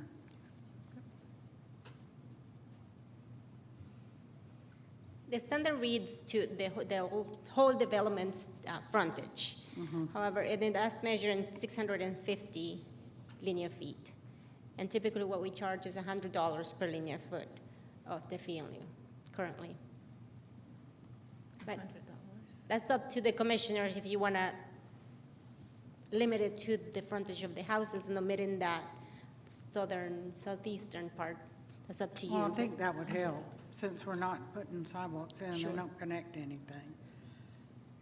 Yeah, see what that would cost. Do you want me to measure that? I'll measure that in a minute. Yeah. Okay, so, well,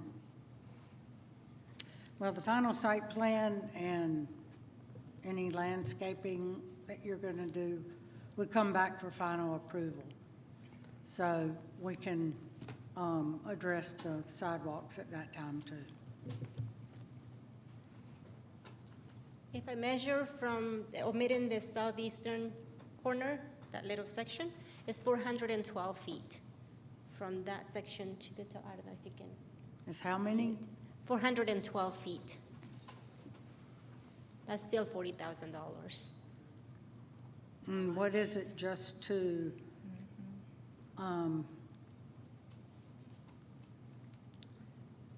yeah, right there. Correct, that's 412 from there to the northern, yes. Okay, and then how much is this piece to the corner? From the 412 to the corner? I'll have to measure that. I just didn't measure that little section. I can do that. Well, that's what I would look at waiving if, Oh, I thought you were looking to waive the little corner. Yeah, if you go from there to the south. Yeah, that section. that. Right, you're meeting that, correct? Yeah, because nothing, no Correct, house- so that, if nothing's you gonna measure be the there. whole section, it's 650 from the bottom to the top. Okay, Now, if you go from there, from where you have the cursor right now, to the top, then that is 412, or approximately 400. Correct, that's 400. Yeah, the problem is this is a substandard road. And when you come in for development and adding another house, you gotta come up to county standards. So, I have one other question, and this is just curiosity. I know there's a lot of construction and rebuilding going on at Sprayberry High School. And I live right down Piedmont from there on Shaw Road, if you're familiar with that. So I go that way almost every day. But I don't know, there's cars on both sides of Miller Road right now. I don't know if they're from Sprayberry parking or they So are. Sprayberry, their students park all along there. They basically make it into less than a one-lane street. Like when I come out of my house, I have to drive into the trees, and my truck hits the trees coming by them. And that whole section right there, I maintain that. I'm the one that comes out and weed whacks and cuts all those weeds down. I've been maintaining the last 3 years that whole road. Yeah. And spending, I don't know how much money to maintain it. But it is a public road, Yes, so you can't really make them move or. but nobody maintains it. Nobody does anything we've called parking enforcement, that they won't come out and do anything about those cars there that are blocking the road. They park all the way out, almost onto Piedmont Street there. Yeah, and they've just started that this school year with all the rebuild and construction. Yeah. Because I've never noticed it all before till all the construction, but hopefully it'll be finished soon. And with the curb and sidewalk, wouldn't it just be in front of the new proposal, not the existing? Yeah, it would be the whole frontage where both houses are. Because even if it went to there, she said it was $41,000 added to a lot that's only worth $100,000. For each lot is 40,000 for both. You said 40,000 to take it from the end to the two, covering the two lots. You're building 2 homes, right? No, one's there's just one's already existing. One's already existing. It's been there since I see, 1953. I see. Okay, So I see. just the end lot there, Okay. I could see, if there was a curb and sidewalk for new construction, but everything else is already existing. Okay. Well, the requirements are the road has to be brought up to county standards, because it's not now. Even with the existing home, it is not up to standards. So when you come in for redevelopment or new development next to it, which is, the other side, but all one parcel, you have to bring it up to standards on the whole length of we're looking at waiving this part that's where there's nothing but green space. Well, sorry, my question would be, so if I sold it, the person that's going to develop it, wouldn't that be a cost to them because they are actually the developer? All I'm trying to do is split it off of my lot? That would be between you and them as far as your agreement for selling it. We don't get into, the cost of the property but if it's gonna be developed, it has to be brought up to county standards with the new house. So maybe DOT can get with you or the developer, whoever's gonna build it, and give you, specific concrete numbers and what you would need to do. Can you do that, Lahia? Meet with them? Okay. All right, thank you, sir. Thank you. All right, Commissioner. Okay, have I made a motion? Did I? No. Okay. All right. I make a motion to approve OB 60,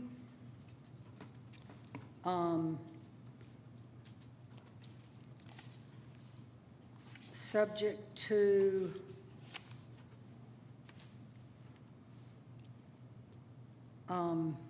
DOT comments, recommendations, stormwater management comments and recommendations,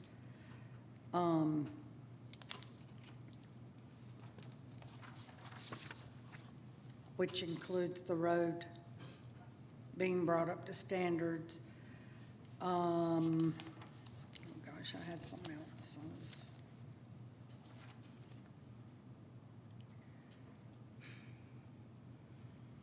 Adding one lot and the applicant is agreeable to for sale only, no rental. I don't know if I can stipulate that or not, but he did agree to it. And then,